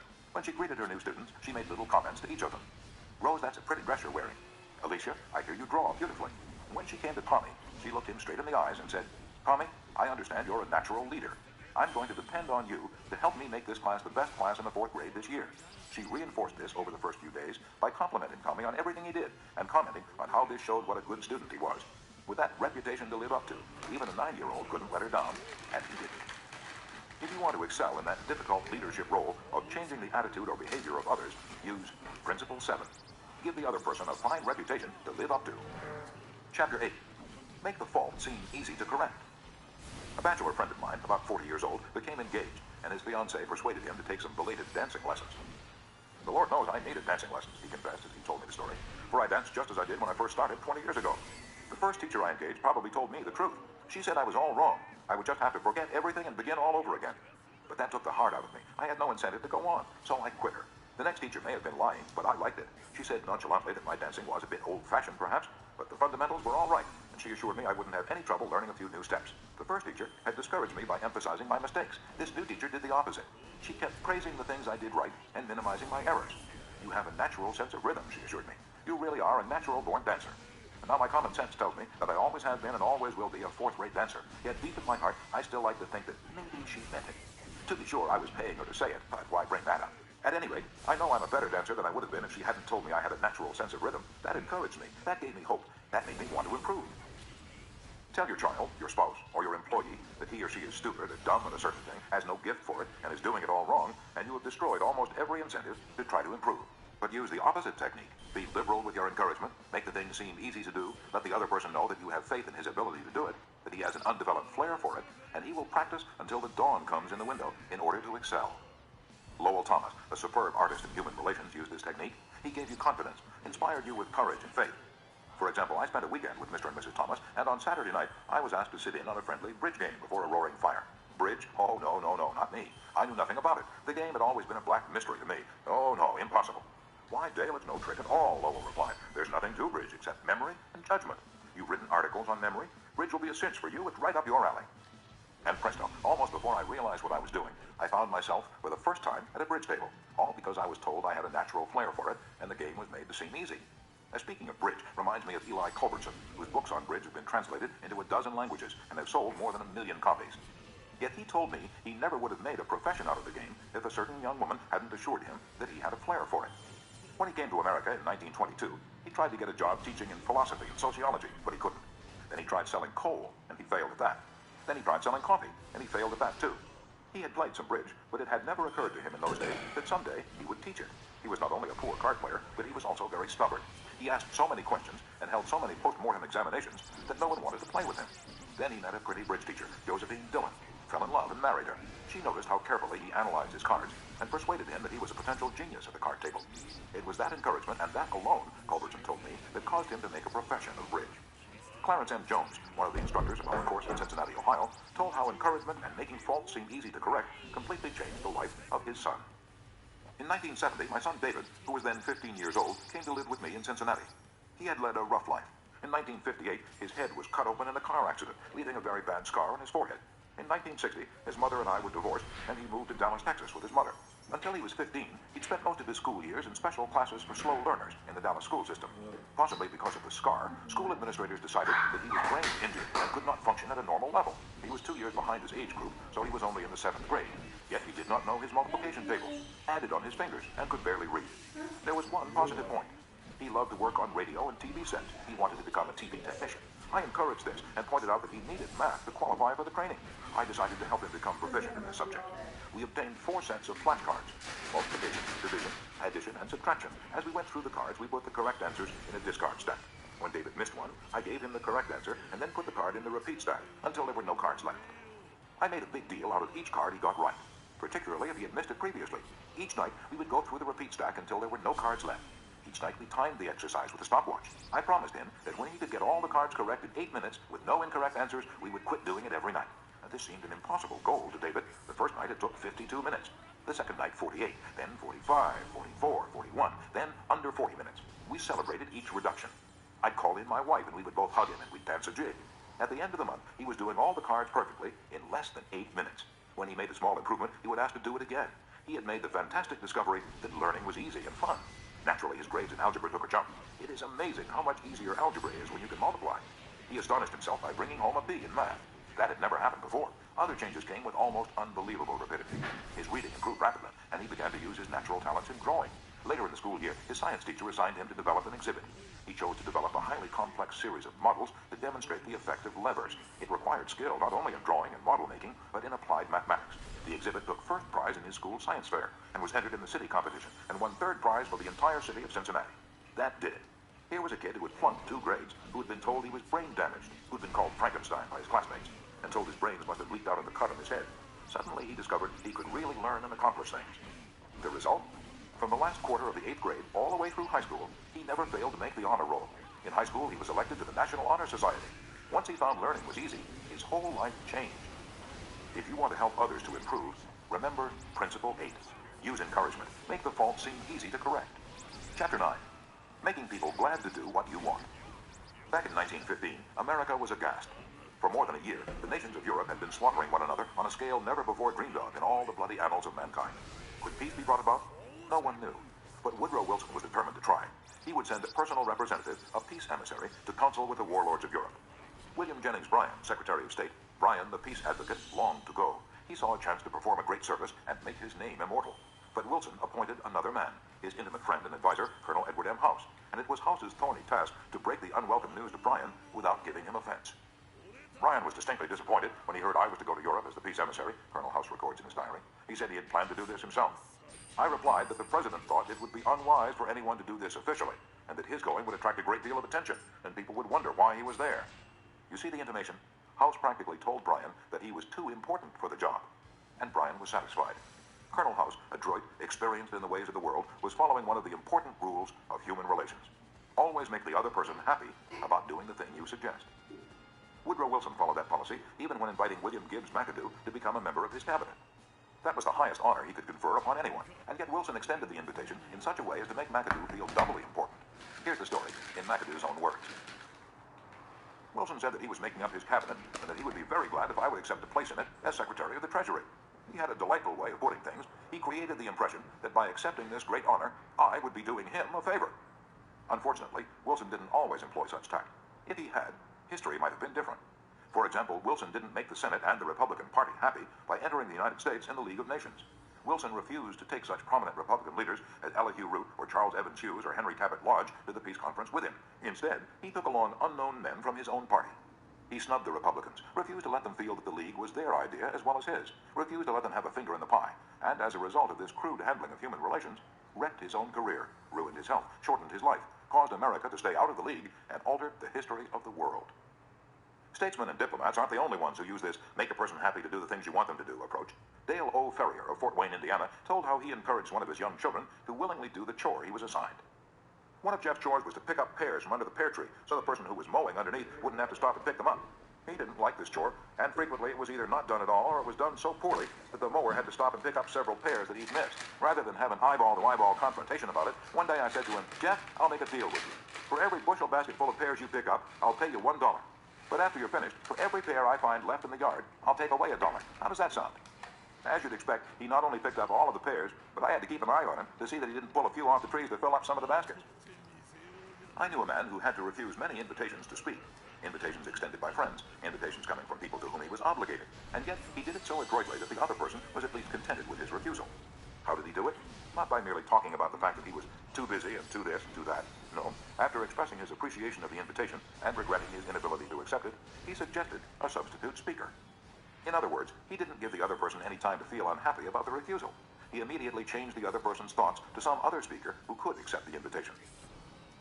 Gunter Schmidt, who took our course in West Germany, told of an employee in the food store he managed who was negligent about putting the proper price tags on the shelves where the items were displayed.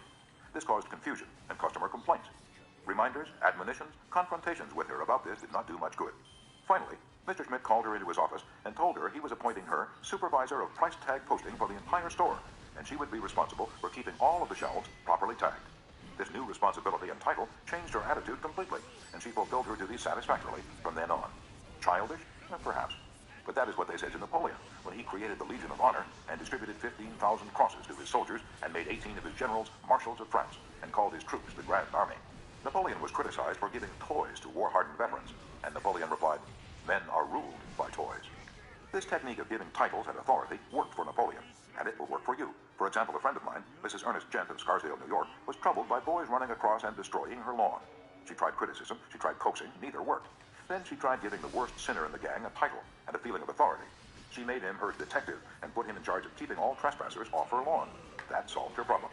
Her detective built a bonfire in the backyard, heated an iron red hot, and threatened to brand any boy who stepped on the lawn. The effective leader should keep the following guidelines in mind when it's necessary to change attitudes or behavior. 1. Be sincere. Do not promise anything that you cannot deliver. Forget about the benefits to yourself and concentrate on the benefits to the other person. 2. Know exactly what it is you want the other person to do. 3. Be empathetic. Ask yourself what it is the other person really wants. 4. Consider the benefits that person will receive from doing what you suggest. 5. Match those benefits to the other person's wants. And 6. When you make your request, put it in a form that will convey to the other person the idea that he personally will benefit. We could give a curt order like this: "John, we have customers coming in tomorrow, and I need the stockroom cleaned out. So sweep it out, put the stock in neat piles on the shelves, and polish the counter." Or we could express the same idea by showing John the benefits he will get from doing the task. "John, we have a job that should be completed right away. If it's done now, we won't be faced with it later. I'm bringing some customers in tomorrow to show our facilities. I'd like to show them the stockroom, but it is in poor shape. If you could sweep it out, put the stock in neat piles on the shelves, polish the counter, it would make us look efficient, and you will have done your part to provide a good company image." Will John be happy about doing what you suggest? Probably not very happy, but happier than if you had not pointed out the benefits. Assuming you know that John has pride in the way his stockroom looks and is interested in contributing to the company image, he will be more likely to be cooperative. It will also have been pointed out to John that the job would have to be done eventually, and by doing it now, he won't be faced with it later. It is naive to believe you will always get a favorable reaction from other persons when you use these approaches, but the experience of most people shows that you are more likely to change attitudes this way than by not using these principles. And if you increase your successes by even a mere 10%, you have become 10% more effective as a leader than you were before, and that is your benefit. People are more likely to do what you would like them to do when you use Principle 9. Make the other person happy about doing the thing you suggest. In a nutshell, be a leader. A leader's job often includes changing your people's attitudes and behavior. Some suggestions to accomplish this. Principle 1. Begin with praise and honest appreciation. Principle 2. Call attention to people's mistakes indirectly. Principle 3. Talk about your own mistakes before criticizing the other person. Principle 4. Ask questions instead of giving direct orders. Principle 5. Let the other person save face. Principle 6. Praise the slightest improvement and praise every improvement. Be hearty in your approbation and lavish in your praise. Principle 7.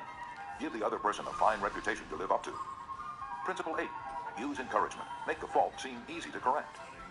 Principle 9. Make the other person happy about doing the thing you suggest.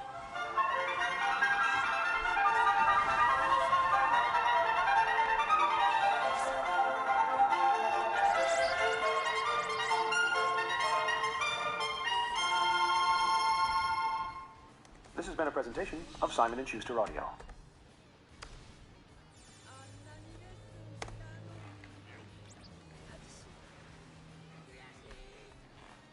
A pimp is happy when his whores giggle. He knows they are still asleep. All whores have one thing in common, just like the chumps humping for the white boss. It thrills them when the pimps makes mistakes. They watch and wait for his downfall. A pimp is the loneliest bastard on earth. He's got to know his whore. He can't let them know him. He's got to be God all the way.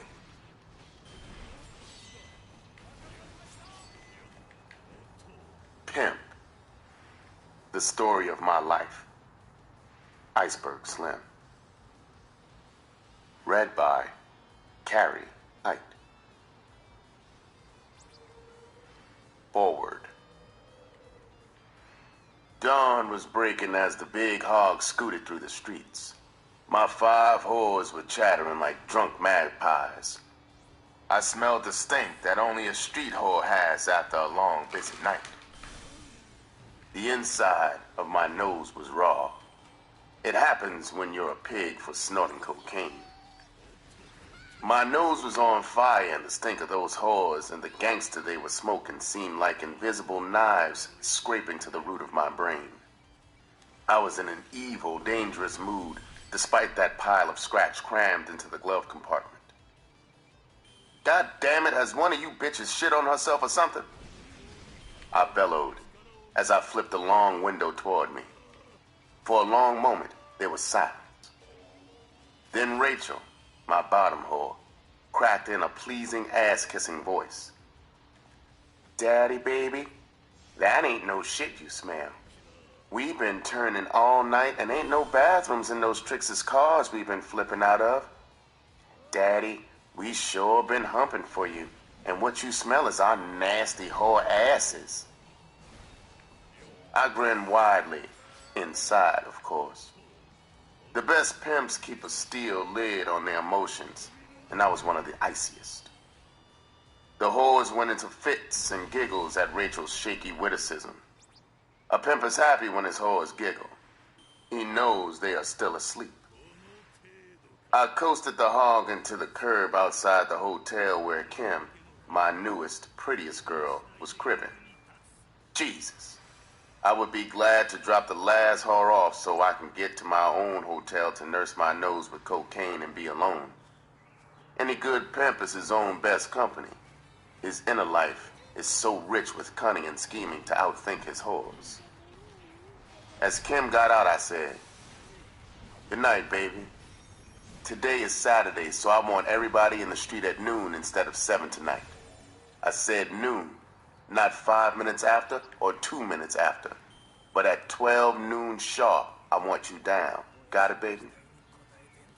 She didn't answer. But she did a strange thing. She walked into the street around the hog to the window on my side. She stood looking at me for a long moment, her beautiful face tense in the dim dawn. Then in her crisp, New England accent, she said, "Are you coming back to my pad this morning? You haven't spent a night with me in a month, so come back, okay?" A good pimp doesn't get paid for screwing. He gets his payoff for always having the right thing to say to a whore right on lightning tap. I knew my 4 whores were flapping their ears to get my reaction to this beautiful bitch. A pimp with an overly fine bitch in his stable has to keep his game tight. Whores constantly probe for weakness in a pimp. I fitted a scary mask on my face and said in a low, deadly voice, "Bitch, are you insane? No bitch in this family calls any shots or muscles me to do anything. Now take your stinking yellow ass upstairs to a bath and some shut-eye, and get in the street at noon like I told you." The bitch just stood there, her eyes slitted in anger. I could sense she was game to play the string out right there in the street before my whores. If I had been 10 years dumber, I would have leaned out of that hog and broken her jaw and put my foot in her ass. But the joint was too fresh in my mind. I knew the bitch was trying to booby-trap me when she spat out her invitation. "Come on, kick my ass. What the hell do I need with a man I only see when he comes to get his money? I am sick of it all. I don't dig stables and never will. I know I'm the new bitch who has to prove herself. Well, goddammit, I am sick of this shit. I'm cutting out." She stopped for air and lit a cigarette. I was going to blast her ass off when she finished, so I just sat there staring at her. Then she went on. "I have turned more tricks in the 3 months I have been with you than in the whole 2 years with Paul. My pussy stays sore and swollen. Do I get my ass kicked before I split? If so, kick it now because I'm going back to Providence on the next thing smoking." She was young, fast, with trick appeal galore. She was a pimp's dream and she knew it. She had tested me with her beef, and now she was lying back for a sucker response. I disappointed her with my cold overlay. I could see her wilt as I said in an icy voice, "Listen, square-ass bitch. I have never had a whore I couldn't do without. I celebrate, bitch, when a whore leaves me. It gives some worthy bitch a chance to take her place and be a star. You scurvy bitch. If I shit in your face, you gotta love it and open your mouth wide." The rollers cruised by in a squad car, so I flashed a sucker smile on my face and cooled it until they passed. Kim was rooted there, wincing under the blizzard. I went on ruthlessly. "Bitch, you are nothing but a funky zero. Before me, you had one chilly chump with no rep. Nobody except his mother ever heard of the bastard. Yes, bitch, I'll be back this morning to put your phony ass on the train." I rocketed away from the curb. In the rearview mirror, I saw Kim walking slowly into the hotel. Her shoulders slumped. In the hog, until I dropped the last whore off, you could have heard a mosquito crapping on the moon. I had tested out for them. Solid ice. I went back for Kim. She was packed and silent. On the way to the station, I rifled the pages in that pimp's book in my head for an angle to hold her without kissing her ass. I couldn't find a line in it for an out like that. As it turned out, the bitch was testing and bluffing right down the line. We had pulled into the station parking lot when the bitch fell to pieces. Her eyes were misty when she yelped, "Daddy, are you really going to let me split? Daddy, I love you." I started the Pratt action to cinch her when I said, "Bitch, I don't want a whore with rabbit in her. I want a bitch who wants me for life. You have got to go after that bullshit earlier this morning. You are not that bitch." That Pratt butchered her, and she collapsed into my lap crying and begging to stay. I had a theory about splitting whores. I think they seldom split without a bankroll. So I cracked on her. "Give me that scratch you held out, and maybe I'll give you another chance." Sure enough, she reached into her bosom and drew out close to 5 bills and handed it to me. No pimp with a brain in his head cuts loose a young, beautiful whore with lots of mileage left in her. I let her come back. When at long last I was driving toward my hotel, I remember what Baby Jones, the master pimp who turned me out, had said about whores like Kim. "Slim," he had said, "a pretty nigga bitch and a white whore just alike. They both will get in a stable to wreck it and leave the pimp on his ass with no whore. You gotta make 'em hump hard and fast to stick 'em for the long scratch quick. Slim, pimpin' ain't no game of love, so prat 'em and keep your swipe out 'em. Any sucker who believe a whore loves him shouldn't have fell out of his mammy's ass." My mind went back to Pepper, then back even further, and I remember what he had said about the Georgia. "Slim, a pimp is really a whore who has reversed the game on whores. So Slim, be as sweet as the scratch, no sweeter, and always stick a whore for a bundle before you sex her. A whore ain't nothing but a trick to a pimp. Don't let 'em Georgia you. Always get your money in front, just like a whore." On the elevator riding to my pad, I thought about the first bitch who had Georgia'd me and how she had flim-flammed me out of my head. She would be old and gray now, but if I could find her, I would sure get the bitch's unpaid account off my conscience. Preface. In this book, I will take you, the reader, with me into the secret inner world of the pimp. I will lay bare my life and thoughts as a pimp. The account of my brutality and cunning as a pimp will fill many of you with revulsion. However, if one intelligent, valuable young man or woman can be saved from the destructive slime, then the displeasure I have given will have been outweighed by that individual's use of his potential in a socially constructive manner. I regret that it is impossible to recount to you all of my experiences as a pimp. Unfortunately, it would require the combined pages of a half-dozen books. Perhaps my remorse for my ghastly life will diminish to the degree that within this one book, I have been allowed to purge myself. Perhaps one day I can win respect as a constructive human being. Most of all, I wish to become a decent example for my children and for that wonderful woman in the grave, my mother. Chapter 1. Torn from the Nest. Her name was Maud, and she Georged me around 1921. I was only 3 years old. Mama told me about it. And always when she did, her rage and indignation would be as strong and as emotional, perhaps as at the time when she had surprised her panting and moaning at the point of orgasm with my tiny head wedged between her ebony thighs, her massive hands vice-like around my head. Mama worked long hours in a hand laundry, and Maud had been hired as a babysitter at 50 cents a day. Maud was a young widow. Strangely, she had a reputation in Indianapolis, Indiana, as a devout holy roller. I have tried through the years to remember her face, but all I can remember is the funky ritual. I vaguely remember not her words, but her excitement when we were alone.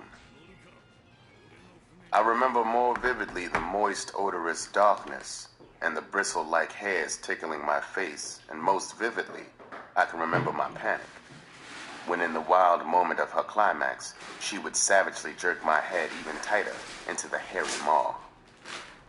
I couldn't get a breath of air until, like a huge black balloon, she would exhale with a whistling whoosh and relax limply, freeing my head. I remember the ache of the strain on my fragile neck muscles, and especially at the root of my tongue. Mama and I had come to Indianapolis from Chicago, where since the time when she was 6 months pregnant, my father had begun to show his true colors as an irresponsible, white spats-wearing bum. Back in that small town in Tennessee, their hometown, he had stalked the beautiful virgin and conned her into marriage.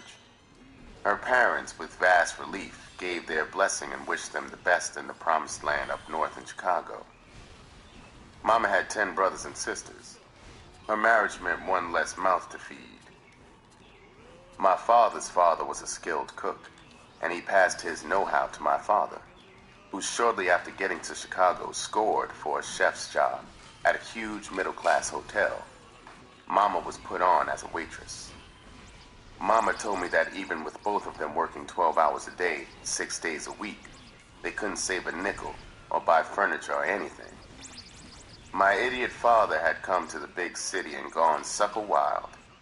He couldn't stay away from the high yellow whores with their big asses and bitch dog sexual antics. What they didn't con him out of, he lost in the cheat crap joints. At the hotel one night, he vanished from the kitchen. Mama finally found him thrusting mightily into a half-white waitress lying on a sack of potatoes in a storage room, with her legs locked around his back. Mama said she threw everything she could lift at them. They were unemployed when they walked away from the shambles. My father tearfully vowed to straighten himself out and be a man, but he didn't have the will, the strength to resist the cheap thrills of the city. After my birth, he got worse, and had the stupid gall to suggest to Mama that I be put on a Catholic church doorstep. Mama naturally refused, so he hurled me against the wall in disgust. I survived it, and he left us, his white spats flashing, and his derby hat at a rakish angle. It was the beginning of a bitter winter. Mama packed pressing irons and waving combs into a small bag and wrapped me warmly in blankets, and set out into the bleak, friendless city to ring doorbells, the bag in one arm and I in the other. Her pitch was something like this. Madam, I can make your hair curly and beautiful. Please give me a chance. For 50 cents, that's all. I will make your hair shine like new money. At this point in the pitch, Mama told me she would slip the blanket aside to bare my wee big-eyed face. The sight of me in her arm on a sub-zero day was like a charm. She managed to make a living for us. That spring, with new friends of Mama's, we left Chicago for Indianapolis. We stayed there until 1924, when a fire gutted the hand laundry where Mama worked. There were no jobs in Indianapolis for Mama, and for 6 months, we barely made it on the meager savings. We were penniless and with hardly any food when a tall black angel visiting relatives in Indianapolis came into our lives. He fell instantly in love with my lissom, beautiful mother. His name was Henry Upshaw, and I guess I fell as hard for him as he fell for Mama. He took us back to Rockford, Illinois with him, where he owned a cleaning and pressing shop, the only Negro business in downtown Rockford. In those tough Depression times, a Negro in his position was the envy of most Negro men. Henry was religious, ambitious, good, and kind. I often wonder what would have happened to my life if I had not been torn from him. He treated Mama like she was a princess. Anything she wanted, he got for her. She was a fashion plate, all right. Every Sunday when we all three went to church in the gleaming black Dodge, we were an outstanding sight as we walked down the aisle in our fresh, neat clothing. Only the few Negro lawyers and physicians lived as well, looked as well. Mama was president of several civic clubs. For the first time, we were living the good life. Mama had a dream. She told it to Henry. Like the genie of the lamp, he made it a reality. It was a 4-star, opulent beauty shop. Its chrome gleamed in the black and gold motif, and was located in the heart of the Negro business section, and it flourished from the moment its doors opened. Her clientele was for the most part whores, pimps, and hustlers from the sprawling red light district in Rockford. They were the only ones who always had the money to spend on their appearance. The first time I saw Steve, he was sitting getting his nails manicured in the shop. Mama was smiling into his handsome olive-tinted face as she buffed his nails. I didn't know when I first saw him that he was the pinstriped snake who would poison the core of our lives. I certainly had no inkling that last day at the shop, as live billows of steam hissed from the old pressing machine each time Henry slammed its lid down on a garment. Jesus, it was hot in that little shop, but I loved every minute of it. It was school vacation time for me, and every summer I worked in the shop all day, every day, helping my stepfather. That day, as I saw my reflection on the banker's expensive black shoes, I was perhaps the happiest black boy in Rockford. As I applied the soul dressing, I hummed my favorite tune, Springtime in the Rockies. The banker stepped down from the shine stand, stood for a moment as I flicked lint from his soft, rich suit. Then, with a warm smile, he pressed an extravagant 50-cent piece into my hand and stepped out into the broiling street. Now I whistled my favorite tune. Shines were only a dime. What a tip. I didn't know at the time that the banker would never press another coin into my hand, that for the next 35 years this last day would be remembered vividly as the final day of real happiness for me. I would press $5 bills into the palms of Shine boys. My shoes would be handmade, would cost 3 times as much as the banker's shoes, but my shoes, though perfectly fitted, would be worn in tension and fear. There was really nothing out of the ordinary that day, nothing during that day that I had heard or saw that prepared me for the swift, confusing events that over the weekend would slam my life away from all that was good to all that was bad. Now looking back, remembering that last day in the shop as clearly as if it were yesterday, my stepfather, Henry, was unusually quiet. My young mind couldn't grasp his worry, his heartbreak. Even I, a 10-year-old, however, knew that this huge, ugly black man who had rescued Mama and me from actual starvation back in Indianapolis loved us with all of his great sensitive heart. I loved Henry with all my heart. He was the only father I had ever really known. He could have saved himself an early death from a broken heart if instead of falling so madly in love with Mama, he had run as fast as he could away from her. For him, she was brown-skinned murder in a size 12 dress. That night at 8 o'clock, Dad and I flicked the shop's lights out, as always at closing. In an emotion-muffled voice, he spoke my name. Bobby? I turned toward him and looked up into his face, tense and strained in the pale light from the street lamp. I was confused and shaken when he put his massive hands on my shoulders and drew me to him very lightly, just holding me in this strange, desperate way.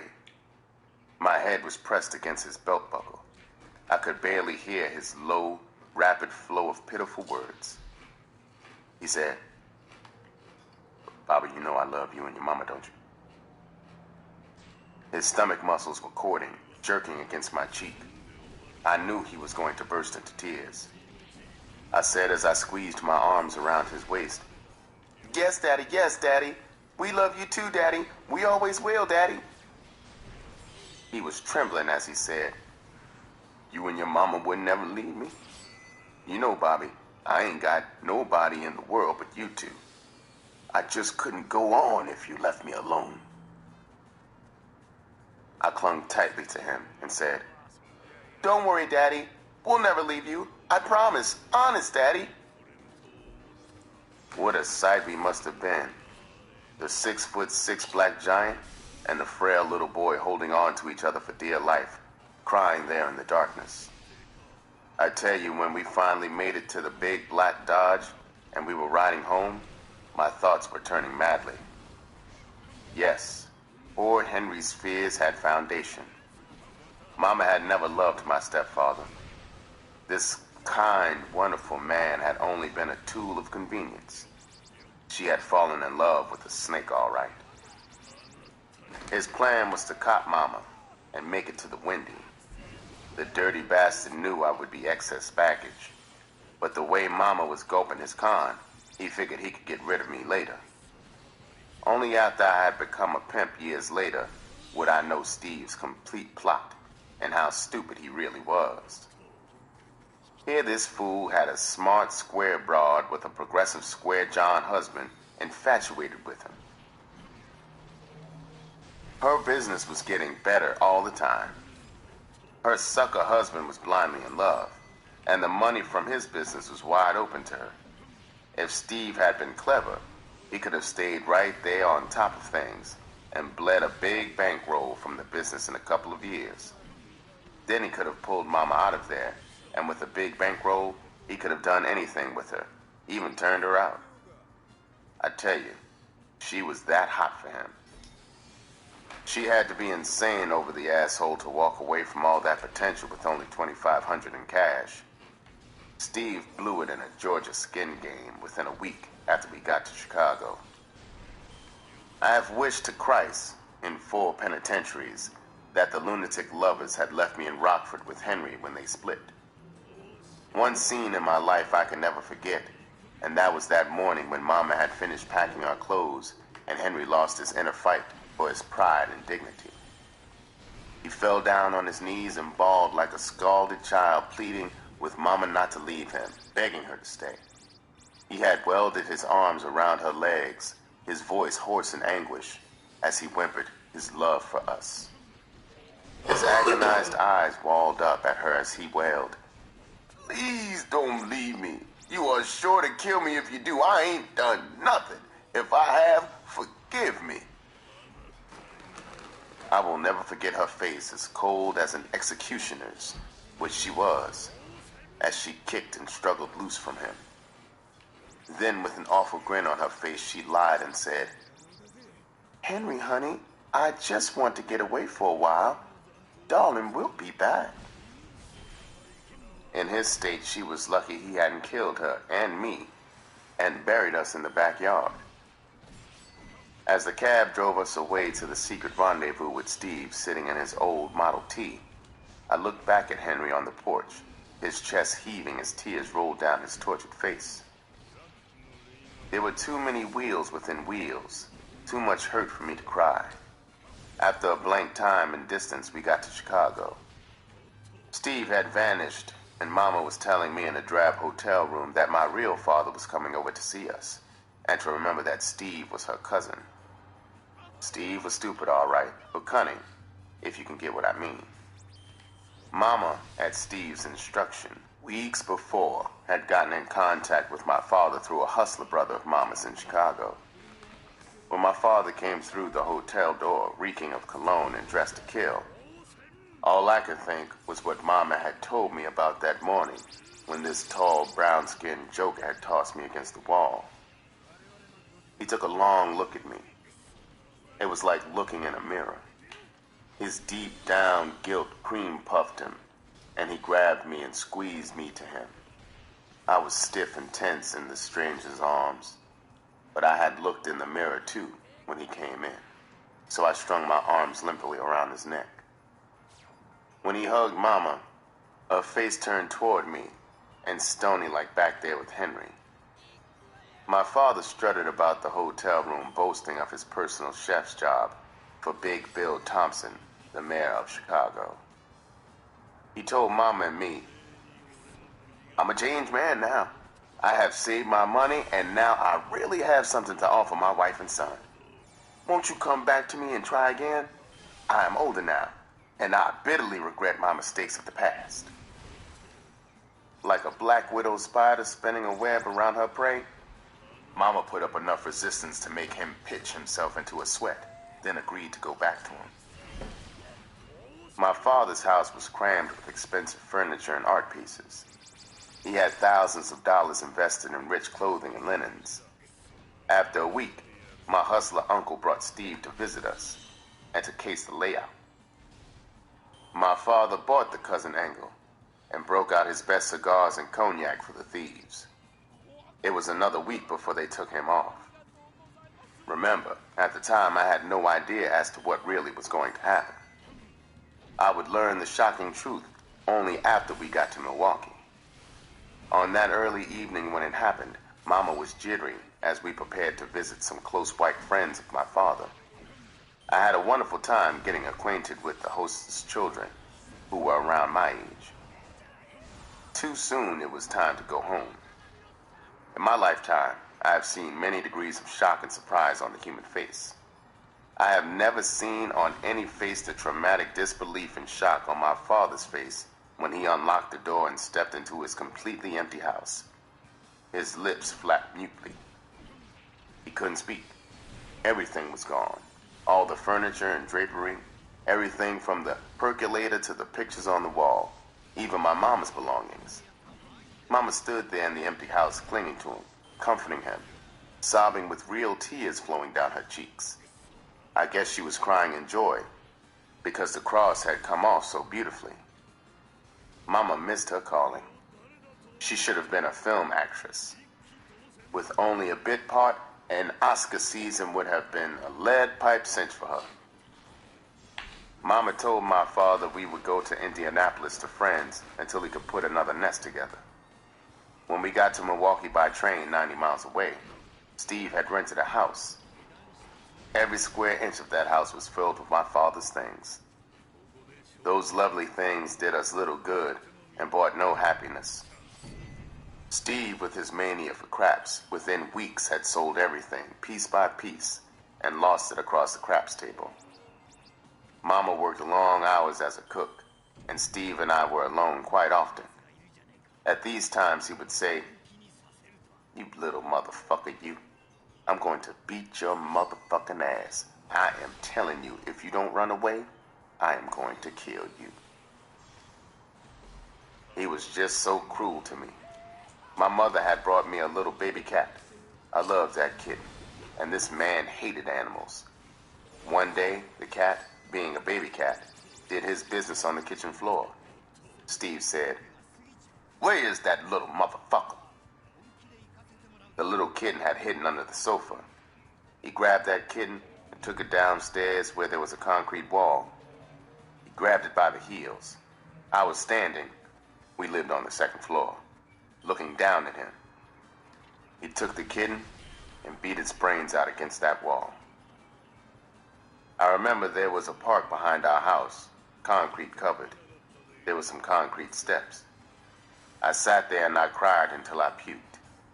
All the while I kept saying like a litany, I hate Mama, I hate Mama, I hate Mama. And I hate Steve, I hate Steve, I hate him, I hate him. For many tortured years, she would suffer her guilt.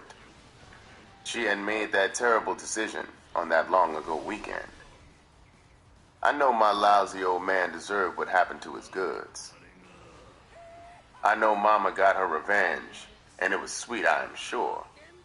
But it was bitter for a kid like me to know that Mama was part of it. Perhaps if Mama had kept that burglary cross secret from me, in some tiny way, I might have been stronger to fight off that pimpin' disease. I don't know. But somehow after that cross, Mama just didn't seem like the same honest, sweet Mama that I had prayed in church with back in Rockford. I went to her grave the other day, and I told her for the 100th time since her death, Mama, it wasn't really your fault. You were a dumb country girl. You didn't understand. I was your first and only child. You couldn't have known how important Henry was to me. I choked up, stopped talking to her beneath the silent sod, and thought about Henry lying rotten, forgotten in his grave. Then through my tight throat I said to Mama, to you, he was ugly. But Mama, I swear to heaven, he was so beautiful to me. I loved him, Mama. I needed him. I wish you could have seen beyond his ugly black face and loved him a little and stayed with him. Mama, we could have been happy. Our lives would have been different. But I don't blame you. Mama, I love you. I paused looking up at the sky. Hope she was up there and could hear me. And then I went on. I just wish you were alive now. You would be so proud of me. I am not a lawyer as you always wanted me to be. But Mama, you have 2 beautiful grandchildren and another on the way. And a fine daughter-in-law who looks a lot like you when you were young. The grave next to her had visitors and an old man with a bright-eyed girl about 10. I stopped my bragging until the pair walked away, and then I said, Mama, I haven't shot any H in 10 years. I haven't had a hoe in 5 years. I have squared up. I work every day. How about it, Mama? Iceberg Slim, a square. You wouldn't believe it, Mama. I wear $50 suits right off the rack, and my car is 10 years old. You gotta believe it now, Mama. Goodbye, Mama. See you Christmas. And remember, I'll always love you. When I walked away from her grave, I thought, I don't know. Maybe that prison head shrinker was right when he told me I had become a pimp because of my unconscious hatred for my mother. I know one damn thing. I can't help crying at her grave almost as if I was crying because I did so much to put her there. Maybe the hidden hate that I can't feel wants me to laugh that she's down there in the earth. Maybe my crying is really laughing. About 90 days after Steve smashed my kitten, Mama cast off her spell, and one gray April dawn, while Steve lay in a drunken open-mouthed stupor, Mama and I packed what we could carry and moved into a hotel room. It was complete with hot plate and down-the-hall toilet. Steve had stomped on 3.5 years of our lives. I would soon be 14. On August 4th, my birthday, our old friend Steve, with diabolical timing, made that event unforgettable. Since that chilly dawn in April, he had searched the slum streets for his escaped dupes, thirsty for revenge. I waited eagerly in the hotel room for Mama, who had promised to bake a cake in her white woman's kitchen. She said she would be home early at 6 o'clock to celebrate my birthday. Well, she came home all right on the 7th of August from a hospital with her broken jaw wired and her body covered with bruises. Steve had stalked her and attacked her with his fists and feet and then escaped through the grimy catacombs of the ghetto. All that night and the next day, I crouched in the dark shadows beneath his stairwell, gripping a gleaming ice pick. He never came back. He had moved. 20 years later, while idly looking from the window of a plush hotel suite, I would see something familiar in the white-haired, stooped figure of a garbage collector on the street 3 stories down. I blacked out. When reason returned, I was down there on the street in the bright morning sunlight, clutching a pistol, wearing only a pair of red silk pajamas. As the garbage truck turned the corner a block away out of range, a small crowd of passerbys stood, bug-eyed, watching the strange scene as Rachel, my main whore, tugged at my arm, pleaded with me to get off the street. That was the last time I saw Steve, but I just don't know, even now, what I would do if our paths crossed. Perhaps that beating Mama took was good, as painful as it was. I remember how it worried me in that cruddy hotel room when the hotel's neon sign outside our window would flash on her face. Her eyes would be bright, riveted on the ceiling. She would be in a trance, remembering, still hot for him. As worthless as that bastard was otherwise, he sure must have been a son of a bitch in the bed. After all he had done to us, she still had a terrible itch for the bastard. That beating was good for her. It cured the itch. Mama had learned a bitter lesson the hard way. The country girl had rolled in the hay with a city slicker, and now I saw all of her sorrow and guilt in her eyes. We couldn't go back to the peaceful green hills of Rockford. She had destroyed a good man back there, a native son. Henry died a year after we left him. Until the grave claimed her, Henry would rise from his own to haunt her in the lonely gloom. Mama was desperate to save at least fragments of her image, to hold fast to the love and respect I had for her in Rockford. I had seen too much, had suffered too much. The jungle had started to embalm me with bitterness and hardness. I was losing page by page the fine rules of thought and deed that I had learned in church, from Henry, from the Boy Scout troop in Rockford. I was sopping up the poison of the street like a sponge. I had begun to play Steve's favorite game, craps, in the alleys after school. Dangerously, I was frantic to sock it to every young girl weak enough to go for it. I had to run for my life one evening when an enraged father caught me on his back porch, punching animal-like astraddle his daughter's head. I had become impatient with the unusual thickness of her maidenhead. Chapter 2. First Steps into the Jungle. The slide was greased. I was starting my long plunge to the very bottom of the grim pit. I guess my trip downward really was cinched when I met a petty hustler who was very likable, and we became pals. My hustler pal was called Party Time. By the time he was 23, he had done 4 bits in the joint. On each fall, he had been jacked up for either strong-arm robbery or till tapping. He got his moniker hung on him because as soon as he scored for scratch, he would make fast tracks to the nearest underworld bar. When he got inside the door, he would shout, "All right, you poor-ass bastards, it's party time, and Joe Evans is in port, with enough scratch to burn up a wet elephant. All you studs stop playing stink finger with these long-cock whores, and everybody belly up to the log and get twisted on me." His flat African features were pasted to a skull that could have belonged to a caveman. He was short, powerful, and shiny black. He was ugly enough to break daylight with his fist, but for some curious reason, he was irresistible to many of the thrill-seeking white women who sneaked into the black side of town, panting as they chased after that hoary myth. Nigger men do it so good, it thrills you to your toenails. There was a fast sheep joint with the trick rooms in the rear, right on the alley. I was peeping one night into one through a frayed shade when I saw Party Time for the first time. My eyes were bugging when I saw the tall Viking-type white man, his tiny but voluptuous female white companion, and Party Time taking their clothes off. Finally, they stood there, naked. I could see their lips moving, so I pressed my ear and eyes sidewise against the window that was open a couple of inches at the top to get the sound.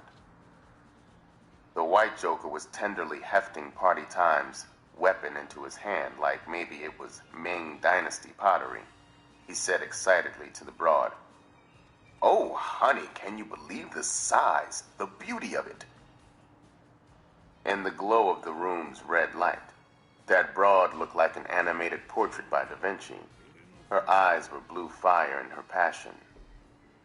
She purred like a Persian kitten and pounced onto the bed. Party Time stood at the side of the bed looking down at her.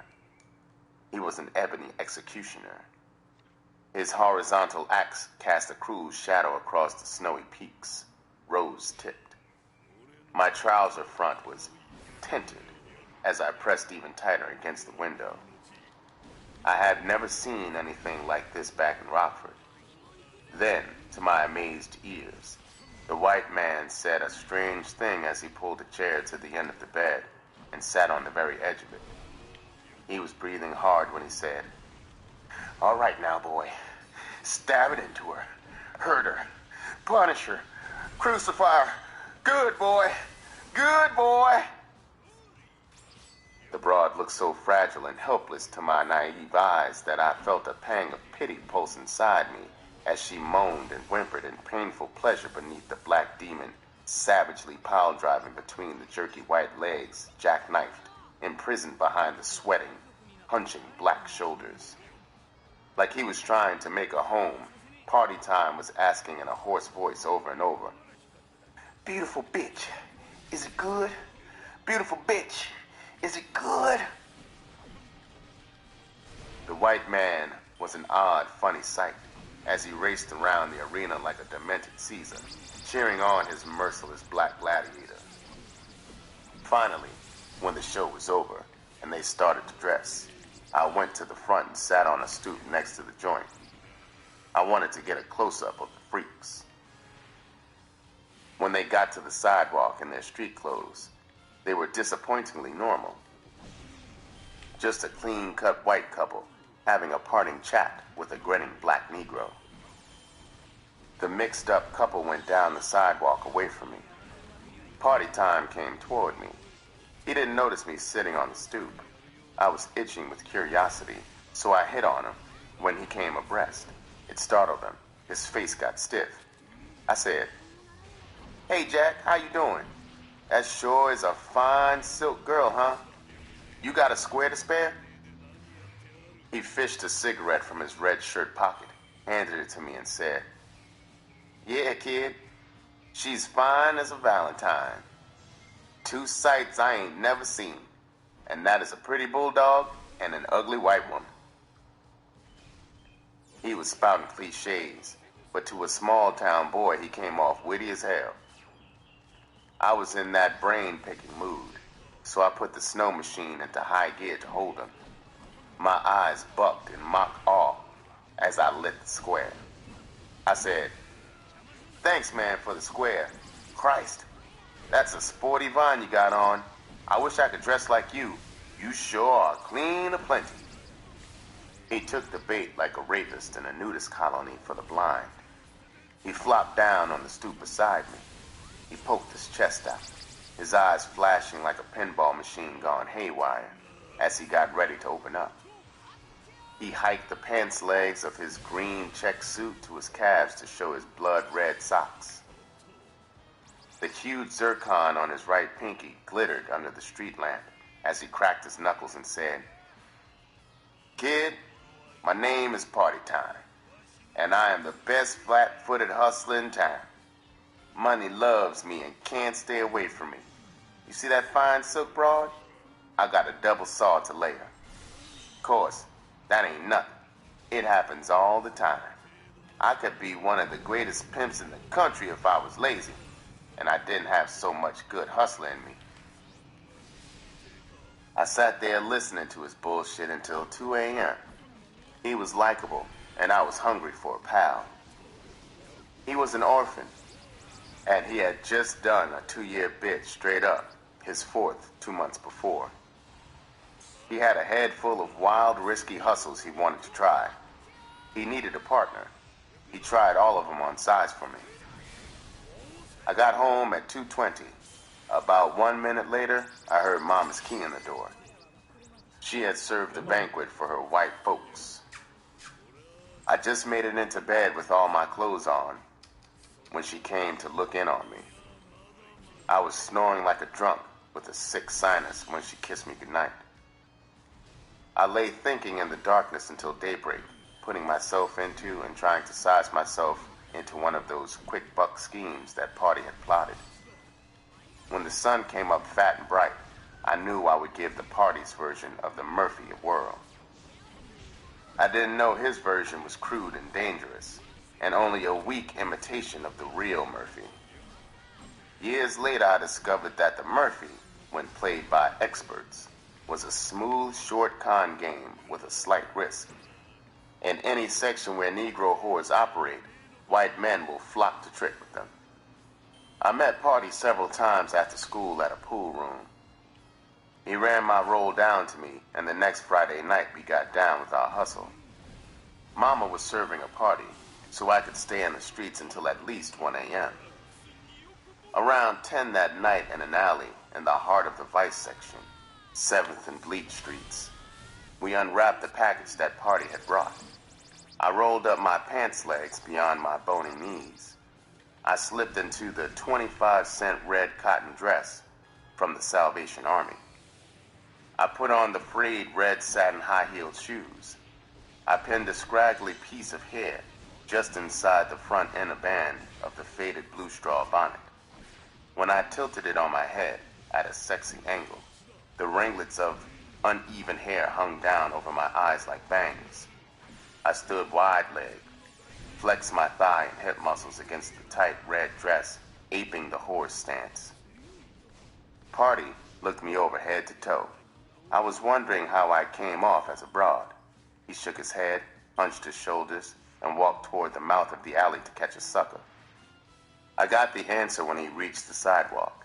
He twisted his bead toward me and said, "Listen, man, stay out of the light, okay?" Within 5 minutes, he gave me the office that some action was coming down the street. I watched Party giving the pitch to a short, elderly white man. I wonder if I had enough voltage as a broad to come through with my end of the deal. He officed my flash cue an instant before the white man peeked up the alley at me. I jerked my skinny ass in a series of bumps and grinds and hopefully waved him toward me.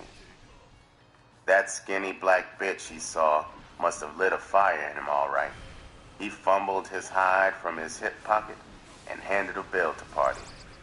The chump started up the alley at a hell of a pace for an old bastard. He had paid his money, and he was red hot to take his chance to stick that hot nigger bitch waiting for him in the shadows. He had no chance, but in a way he was lucky. Lucky that his hide had not been fat with greenbacks. If he had been loaded, when I evaporated through the gangway, Party, instead of fading away, would have come into the dark alley behind the sucker and robbed him with brute force. My heart was pounding in excitement as I galloped through the alleys towards our next prearranged duck blind. I took a new station several blocks away. Party time came moments later. Looked up the alley and hooked the tips of his thumb and index fingers into an all is well oh. We beat several other suckers. None had the fare for the strong arm. We worked until 12:30. Then, unlike Cinderella, I stashed my mildewed costume, got my half of the $70 tape, and raced home. Mama came in a half hour after I did. As in all other things, there are many Murphys. Real Murphy players use great finesse to separate a mark from a scratch. The most adept of them prefer that a trick hit on them. It puts the Murphy player in a position to force the sucker to qualify himself and to trim the mark not only for all his scratch, but his jewelry as well.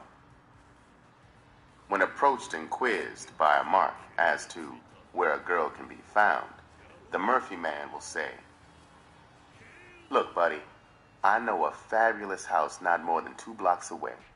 Brother, you ain't never seen more beautiful, freakier broads than are in that house. One of them, the prettiest one, can do more with a swipe than a monkey can do with a banana.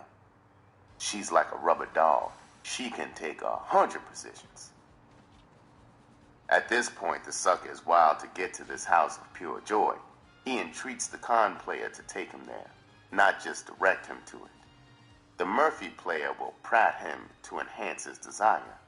He will say, "Man, don't be offended, but Aunt Kate that runs the house don't have nothing but high-class white men coming to her place. No niggas or poor white trash. You know, doctors, lawyers, big-shot politicians. You look like a clean-cut white man, but you ain't in that league, are you?" At this pricking of his ego, the mark is ready for the hook. He will protest his worth as a person and his right to go where any other son of a bitch can go. Hell, for a high-class lay, a double saw wouldn't faze him. Few can resist the charm of exclusivity in its myriad forms. The con player, still hedging, shoring up firmly the convincer, will then say, "Man, I believe you, and everything you say is true as gospel. In fact, I like you, pal, but try to see my side of it. First, to show you I trust you, I'll tell you a secret. I've been working for Aunt Kate's house for many years now as her outside man, you know, making sure only nice dates went up there. Aunt Kate and I got an airtight system. Friend, I know you will help me keep Aunt Kate's rules, so let's go. I am taking you to the thrill of your life." While keeping up an inflaming description of the whores and sexual delights to be found only in Aunt Kate's, the Murphy player had steered the sucker to a pre-chosen, neat, attractive apartment building.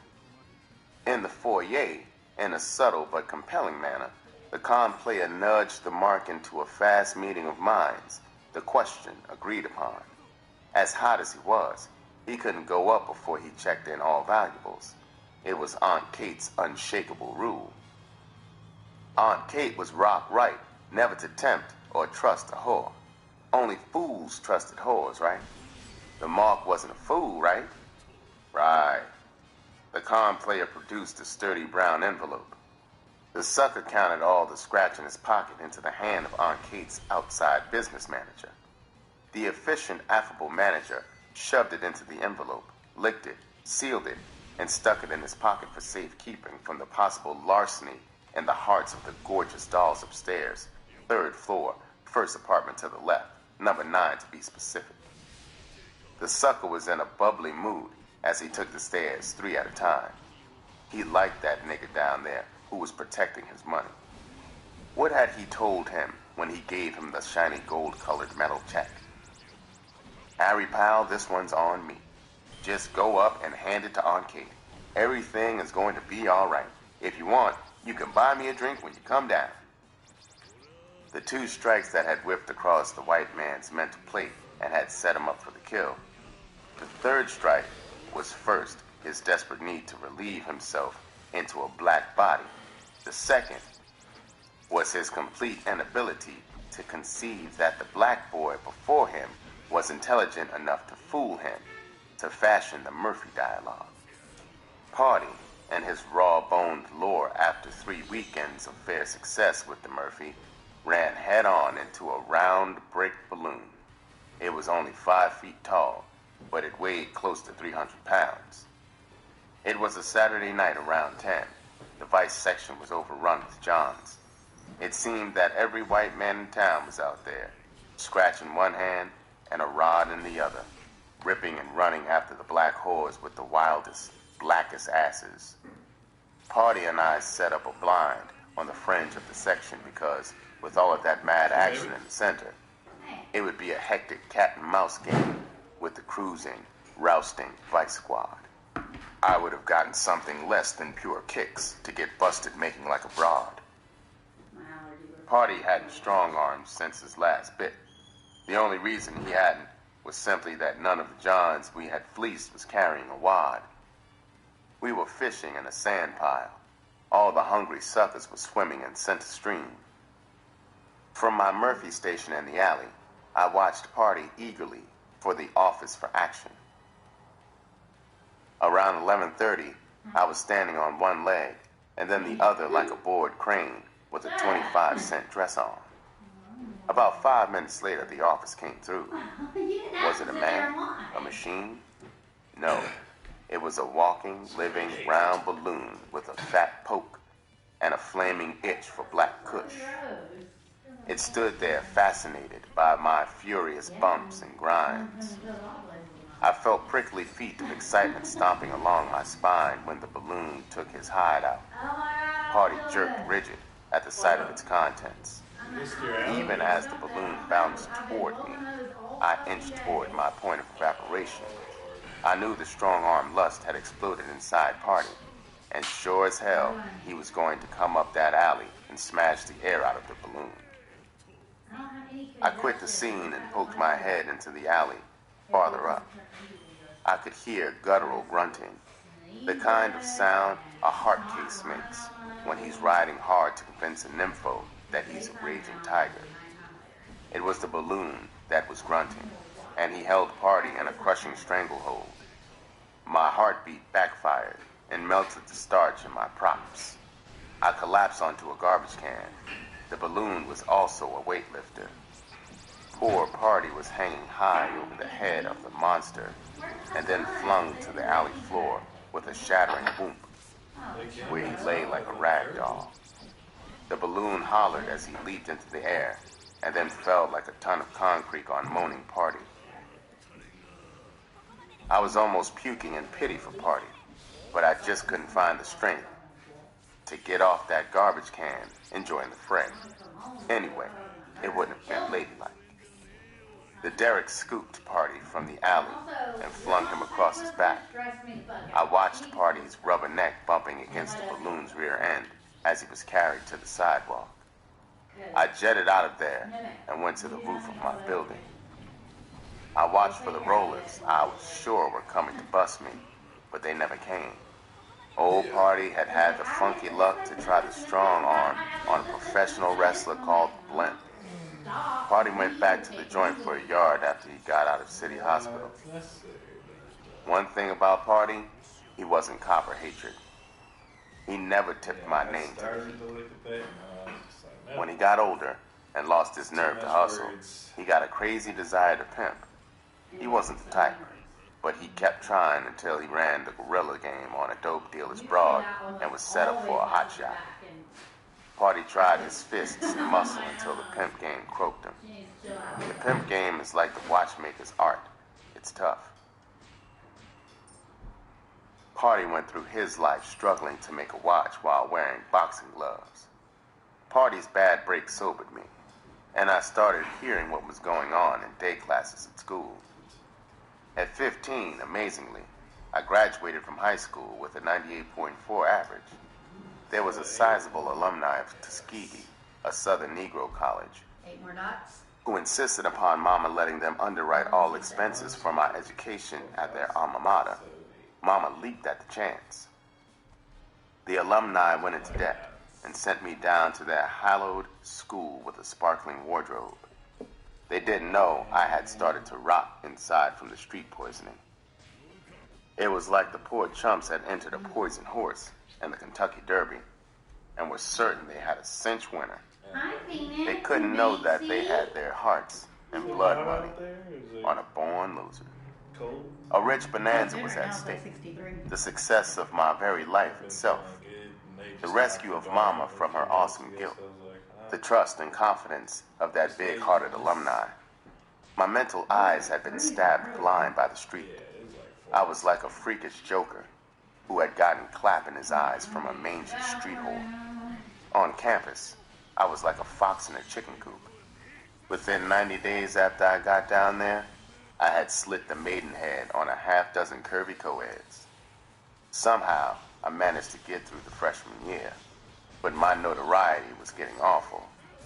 The campus finks were envious, and it was too dangerous to continue to impale co-eds on my stake. In my sophomore year, I started going into the hills near the campus to juke joints. With my slick northern dress and manner, I was Prince Charming in spades to the pungent, hot-ass maidens in the hills. A round-butt, barefoot beauty, 15 years old, fell hard for me. One night, I failed to meet her in our favorite clump of bushes. I had stuck her up to keep a date in another clump of bushes with a bigger, hotter, rounder ass than hers. Through the hill grapevine, she got the wire of my double cross. It was high noon on campus the next day when I saw her. I had just walked out of the cafeteria onto the main drag. The street was lousy with students and teachers. She stood out like a pope in a cat house. Her potato sack dress was grimy and dirty as hell from the long trip from the hills. Her bare feet and legs were rusty and dusty. She saw me, a wild heart beat after I saw her. She battle cried like an Apache warrior, and before I can get the wax out of my props, she had raced close enough toward me so that I could see the insane fury in her eyes. Beads of sweat clung to the kinky hair and the pit of her arm that was upraised. Gripping like a dagger of a broken Coca-Cola bottle, the jagged edges were glinting in the sun. The screaming teachers and students fled like terrified sheep in the wake of a panther. I don't remember what athlete was reputed to be the fastest human in the world that year, but for those few seconds after I got the wax out of my legs, I was. When I finally looked back through the cloud of dust, I saw the crazy broad as a speck in the distance behind me. Mine had been a carpet offense, and I was on it in the office of the school president. I stood before him seated behind his gleaming mahogany desk. He cleared his pipes and gave me a look like I had jacked off before the student body. He held his head high, his nose reaching for the ceiling like I was crap on his top lip. In a sneaky southern drawl, he said, "Boy, you are a disgrace to our fine institution. I'm shocked that such has occurred. Your mother has been informed of your bad conduct. Our board is considering your dismissal. In the meantime, keep your nose clean, boy. You are not to leave campus for any reason." I could have saved my worry over dismissal. That alumni had powerful pull, all right. I got a break and got the chance to stay until midterm of the sophomore year when I went for the okey-doke. I took a bootlegging rap for a pal.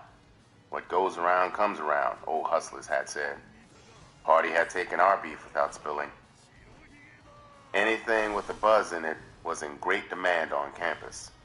A pint of rot gut whiskey brought from $7.50 to $10 depending on supply. My roommate had scratch and a Fagin disposition. He was a Sharpie from a number racket family in New York. We made a deal. He would bankroll our venture if I copped the merchandise and sold it. He got my promise that I would keep his part in it a secret. He was a fox for sure. He gave me the scratch, and I slipped up into the hills to contact a moonshiner who would supply me. Perhaps I don't have to say that I carefully avoided any contact with that broad who pushed me to that track record. I scored for a connection, and the markup on campus was 400%. Everything was beautiful. The merchandise was moving like crazy. I was sure that when I got back home for the summer, I would have enough scratch to turn everybody green with envy. I recruited a co-ed I had laid to distribute for me in her dorm. It was the beginning of the end. There were 2 Jasper co-eds in her dorm who were fierce rivals for the love of a coffee-colored, curvaceous doll from a country town in Oklahoma. Doll was really dumb. She had no idea of the lesbian kick, so naturally she couldn't know she was a target. Eventually, The craftier of the two Jaspers wore the doll down and turned her out. They had to keep the secret of their romance from the other Jasper because she was so tough and built like a football player. She was doing money favors for the doll, hoping to get into her pants. The doll and her jockey were in cahoots, playing the sucker Jasper hard for the scratch. One night, the doll and her jockey were tied into a pretzel doing the 69 and drunk as hell on my merchandise when their passionate outcries reached the ears of the muscular Jasper. The bloody fight and spicy details were topics for statewide gossip. In the heat of the investigation, my agent fell apart. She put the finger on me, and within a week, I was on the train going back to the streets for good. I didn't turn over on my roommate. I obeyed the code. Mama changed jobs a week after I got back to nurse and cook for a wealthy white recluse. Now I really stuck my nose in the devil's ass. Mama had to stay on the place. I saw her once a week on Sunday when she would come in for a day. That was the only time I stayed at the hotel. I had found a fascinating second home, a gambling joint run by a broken-down ex-pimp and murderer called Diamond Tooth Jimmy. The 2-carat stone wedged between the upper front rotting teeth was the last bulk memento of his infamy as the top ass kicker of the 1920s. He boasted endlessly that he was the only nigger pimp on earth who had ever pimped in Paris on French girls. I was to discover later, when I would meet and be trained by the master, that Jimmy was a mere buffoon, an amateur not fit to hold the master's coat. After the suckers were trimmed and all the shills had been paid, Jimmy would lock the door and then, like a ritual, light up a thin brown reefer. As he talked, he would pass it to me, cursing me affably for not inhaling deeply and holding the smoke, as he put it, deep in my belly. When dawn broke, he would go out through the joint door home to the 19-year-old Jasper on whom he lavished furs and jewels. He was a real sucker. I would go to bed in the tiny cubicle in the rear of the joint and dream fantastic dreams. Always beautiful whores would get down on their knees and tearfully beg me to take their money. For several months, I had been screwing the luscious daughter of a popular band leader. She was 15. Her name was June, and she had a wild yen for me. She had a habit of waiting down the street from the gambling joint until Jimmy left, and then she would come up and get on the army cot with me. She would stay until 7 o'clock at night. She knew I had to clean the joint for action around 9. One day, around noon, I asked her, "Do you love me enough to do anything for me?" She said, "Yes." So I said, "Even turn the trick?" She said, "Anything." I put my clothes on and went to the street and saw an old gambler whom I knew was a trick and told him what was upstairs.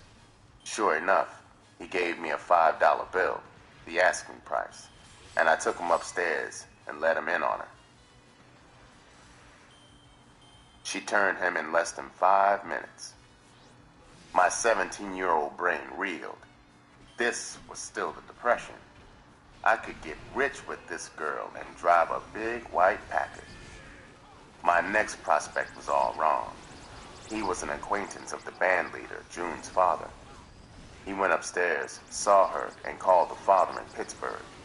The father called the local police department, and my pimping career died a-borning. When the detective came, I was still out there looking for tricks for the down payment on that big white Packard.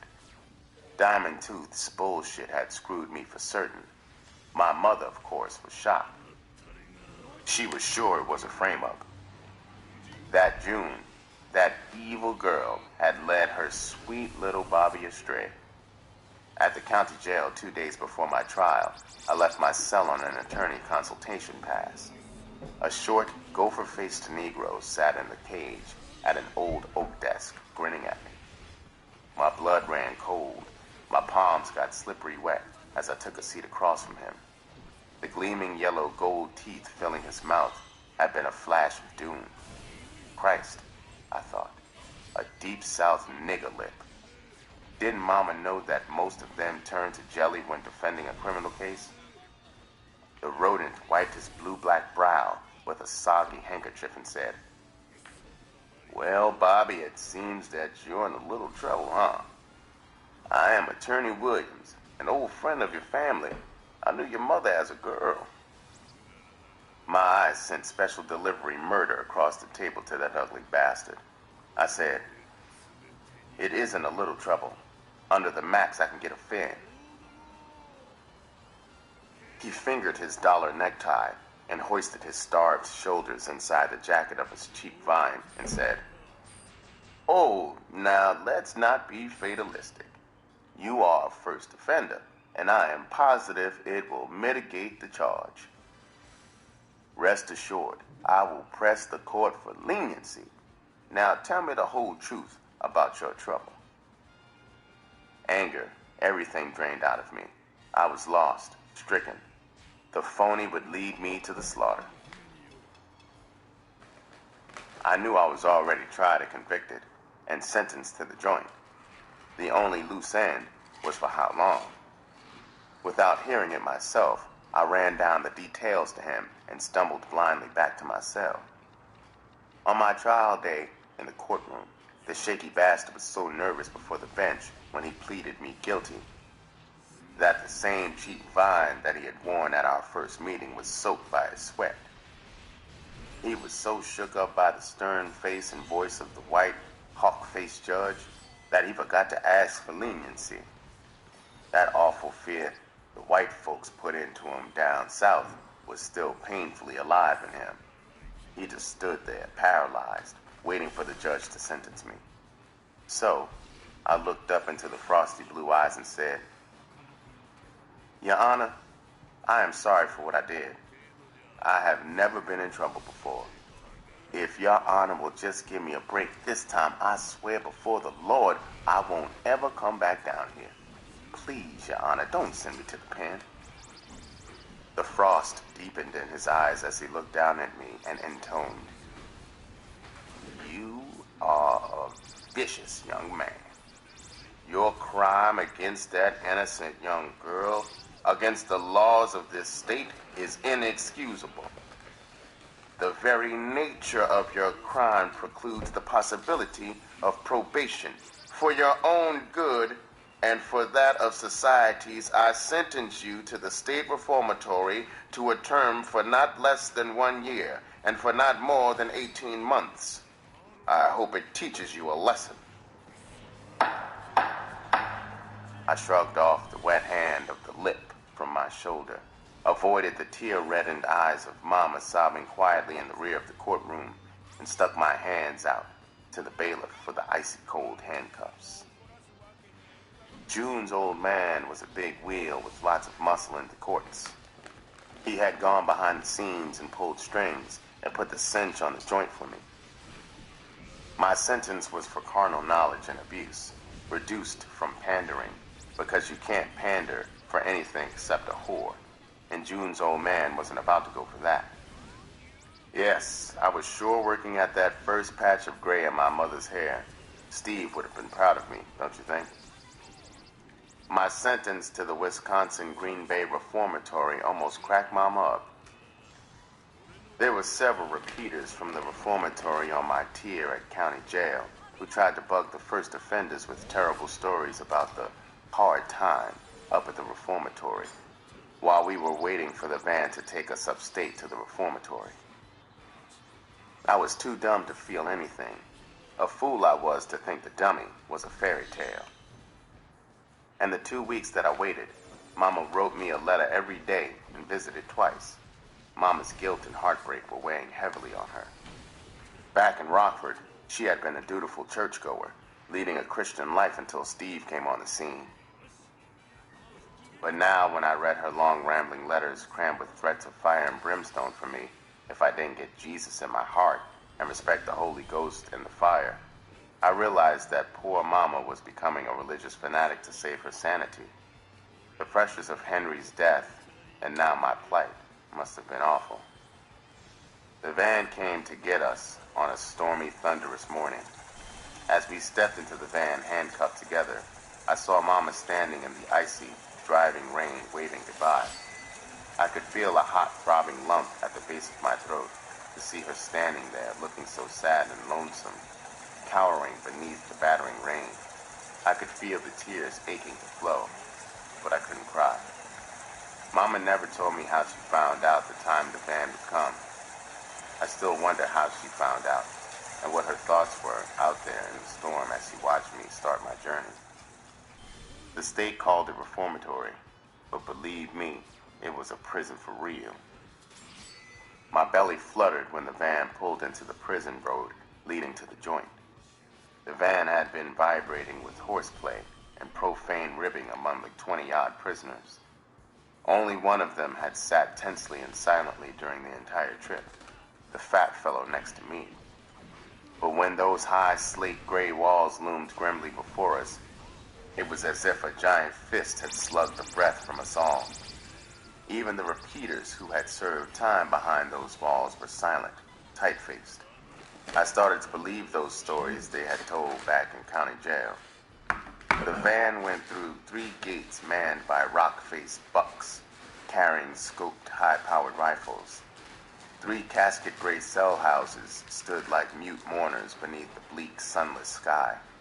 For the first time in my life, I felt raw, grinding fear. The fat Negro sitting next to me was a former schoolmate of mine in high school. He had been a dedicated member of the Holiness Church then. I had never gotten friendly with him because his only interest at the time seemed to be his church and Bible. He didn't smoke, swear, chase broads, or gamble. He had been a rock-ribbed square. His name was Oscar. Apparently he was still square because now his eyes were closed, and I could hear bits of prayer as he whispered softly. Oscar's prayer was abruptly cut off by the screech of the van's brakes as it stopped in front of the prison's check-in station and bathhouse. We clambered out and stood in line to have our handcuffs removed. 2 screws started at each end of the line, unlocking the cuffs. As they moved toward the middle of the line, they stifled the thin whispers of the men. They said to each man, "Button it up. Silence. No talking." Oscar was shaking and trembling in front of me as we filed into a brightly lit, high-ceilinged room.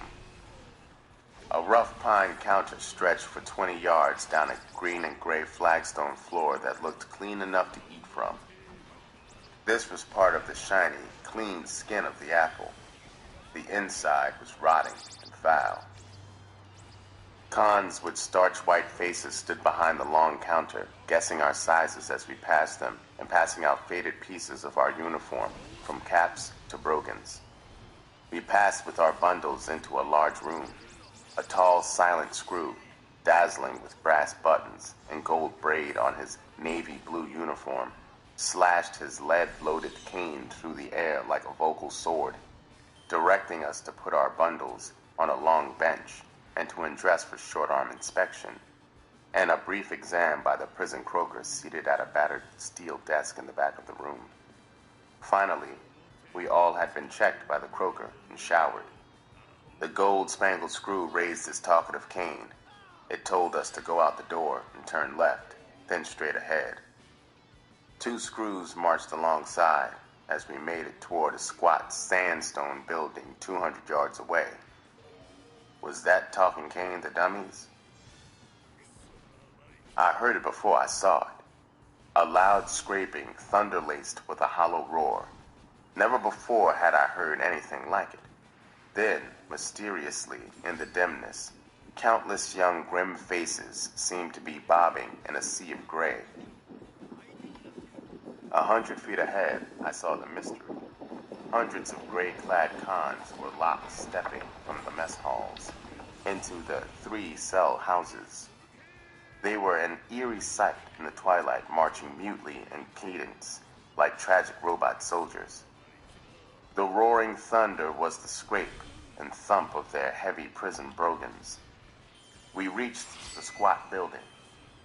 We were to stay in its quarantine cells for the next 10 days. All fish, new cons, were housed here to be given a thorough medical checkout and classification before being assigned to work details out in population. I got a putrid taste of the inside of that apple when cons in white uniforms and peaked caps gave us our supper through a slot in our cell doors. It was barley soup with a hunk of brown bread. It would have made great shrapnel in a grenade. I was new and learning, so instead of just gulping it down, I took a long, close look at the odd little things black dotted at one end. I puked until my belly cramped. The barley in the soup was lousy with worms. The lights went out at 9. Every hour or so, a screw came by the row of cells. He would poke the bright eye of his flashlight into a cell and then squint his eyes as he looked into each cell. I wondered if it were a capital crime in this joint to get caught having an affair with Lady Five Fingers. I flapped my ears when I heard one of the white repeaters running down the joint in a whisper to a fish. Oscar was listening too, because he had stopped praying in his cell next to mine. The white fish was saying, "Look, Rocky, what the hell gives with that hack in the bathhouse? Why don't the jack-off never rap? What's with that cane bit?" The repeater said, "The son of a bitch is stir-crazy. His voice box screwed up on him a dime ago. He's been the brass nuts here for a double dime, and guess how the bastard lost his rapper?" The screw in his light was making the rounds again, so the repeater got on the dummy. When the screw had passed, he continued. The creep was called Foghorn by the cons before his trouble made him a dummy. They say the bastard's bellows could be heard from one side of the joint to the other. He's the meanest captain of screws this joint ever had. In the last double dime, he has croaked 2 white cons and 4 spades with his cane. He hates niggers. Oscar was praying like mad now. He had heard what the repeater said about those 4 Negroes. The fish wanted a loose end tied for him. He said, "Yeah, Rocky, just to glim him and you know he's rough. But what in the hell cut his box off?" The repeater said, "Oh, the vine has it. He treated his wife and Crumb Crusher worse than he did the cons. She got her fill of his screwing and drilled herself and the kid through the head. The little broad was only 2 years old. The note his broad left said, 'I can't stand your hollering any longer. Goodbye.' A head shrinker here at the time said, when the broad croaked herself, it shut off Brass Nuts' box." I lay there thinking about what the con had said. I thought about Oscar and wondered if he could pull his bid or if he would go back to his parents in a pine box, or worse, to the crazy farm.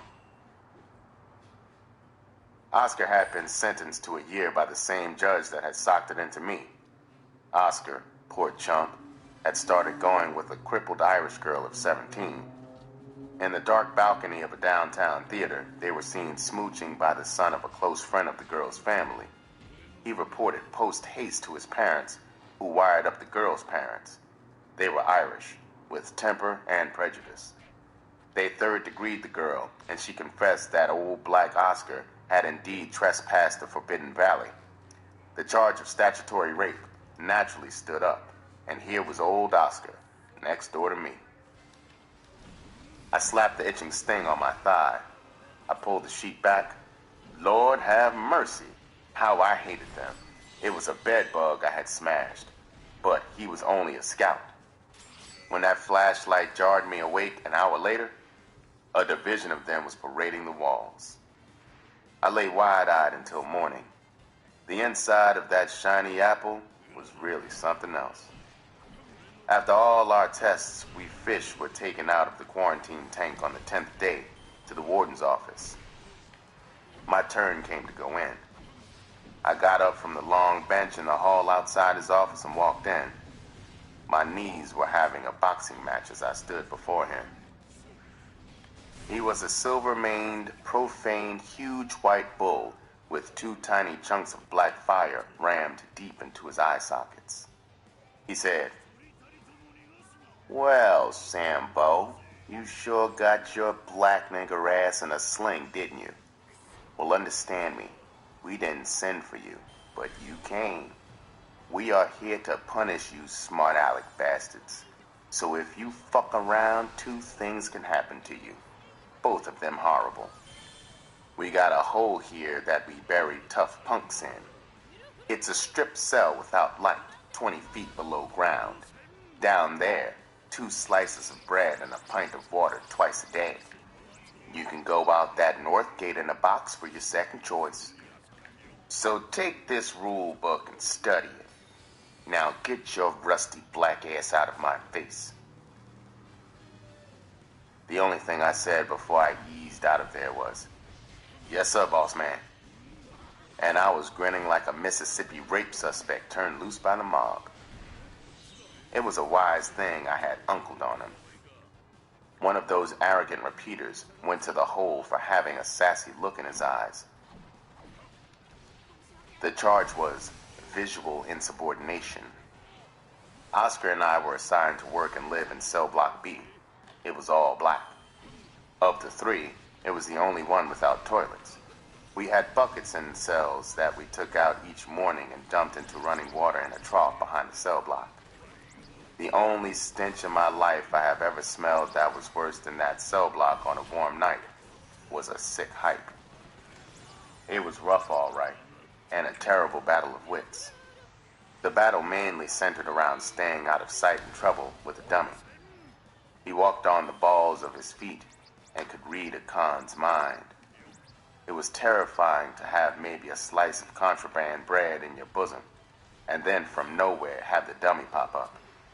He didn't pass out an instruction leaflet running down the lingo of that cane. If you misunderstood what it said, the dummy would crack the leaded shaft of it against your skull.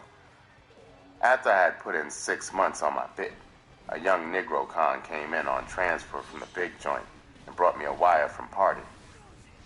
He sent word that we were still tight, and I was his horse if I never won a race. It felt good to know he had forgiven me for turning chicken back there in the alley with the balloon. The dummy hated everybody. He felt something much more frightful for Oscar. I don't know whether it was that the dummy had a hate for God too, and he knew how religious Oscar was, and had focused all his hate on a living target. Oscar and I shared a double bunk cell. I had the bottom bunk. It was a chilling sight at night when the dummy should have been at home to look up from a book and see him out there on the tier, motionless, staring up at Oscar in his bunk reading the Bible. When I was sure that the cold, luminous green eyes had slipped away for the night, I would crack, "Oscar, my man, I like you. Will you take some good advice from a friend?" I am telling you, pal, it is driving the dummy off his rocker to see you reading that Bible. Pal, why in the hell don't you stop reading it for your own good? The square jerk would go on reading. He hadn't even noticed the dummy's visit. He would say, "I know you are my friend, and I appreciate your advice, but I can't take it. Don't worry about me. Jesus will protect me." Mama was writing at least once a week. Every month she visited me. On her last visit, without worrying her too much, I suggested it would be a good idea to put in a long-distance call to the warden once a week, just so he would know somebody out there loved me and wanted me to stay healthy. She was looking fine and had saved her money. She had opened a beauty shop.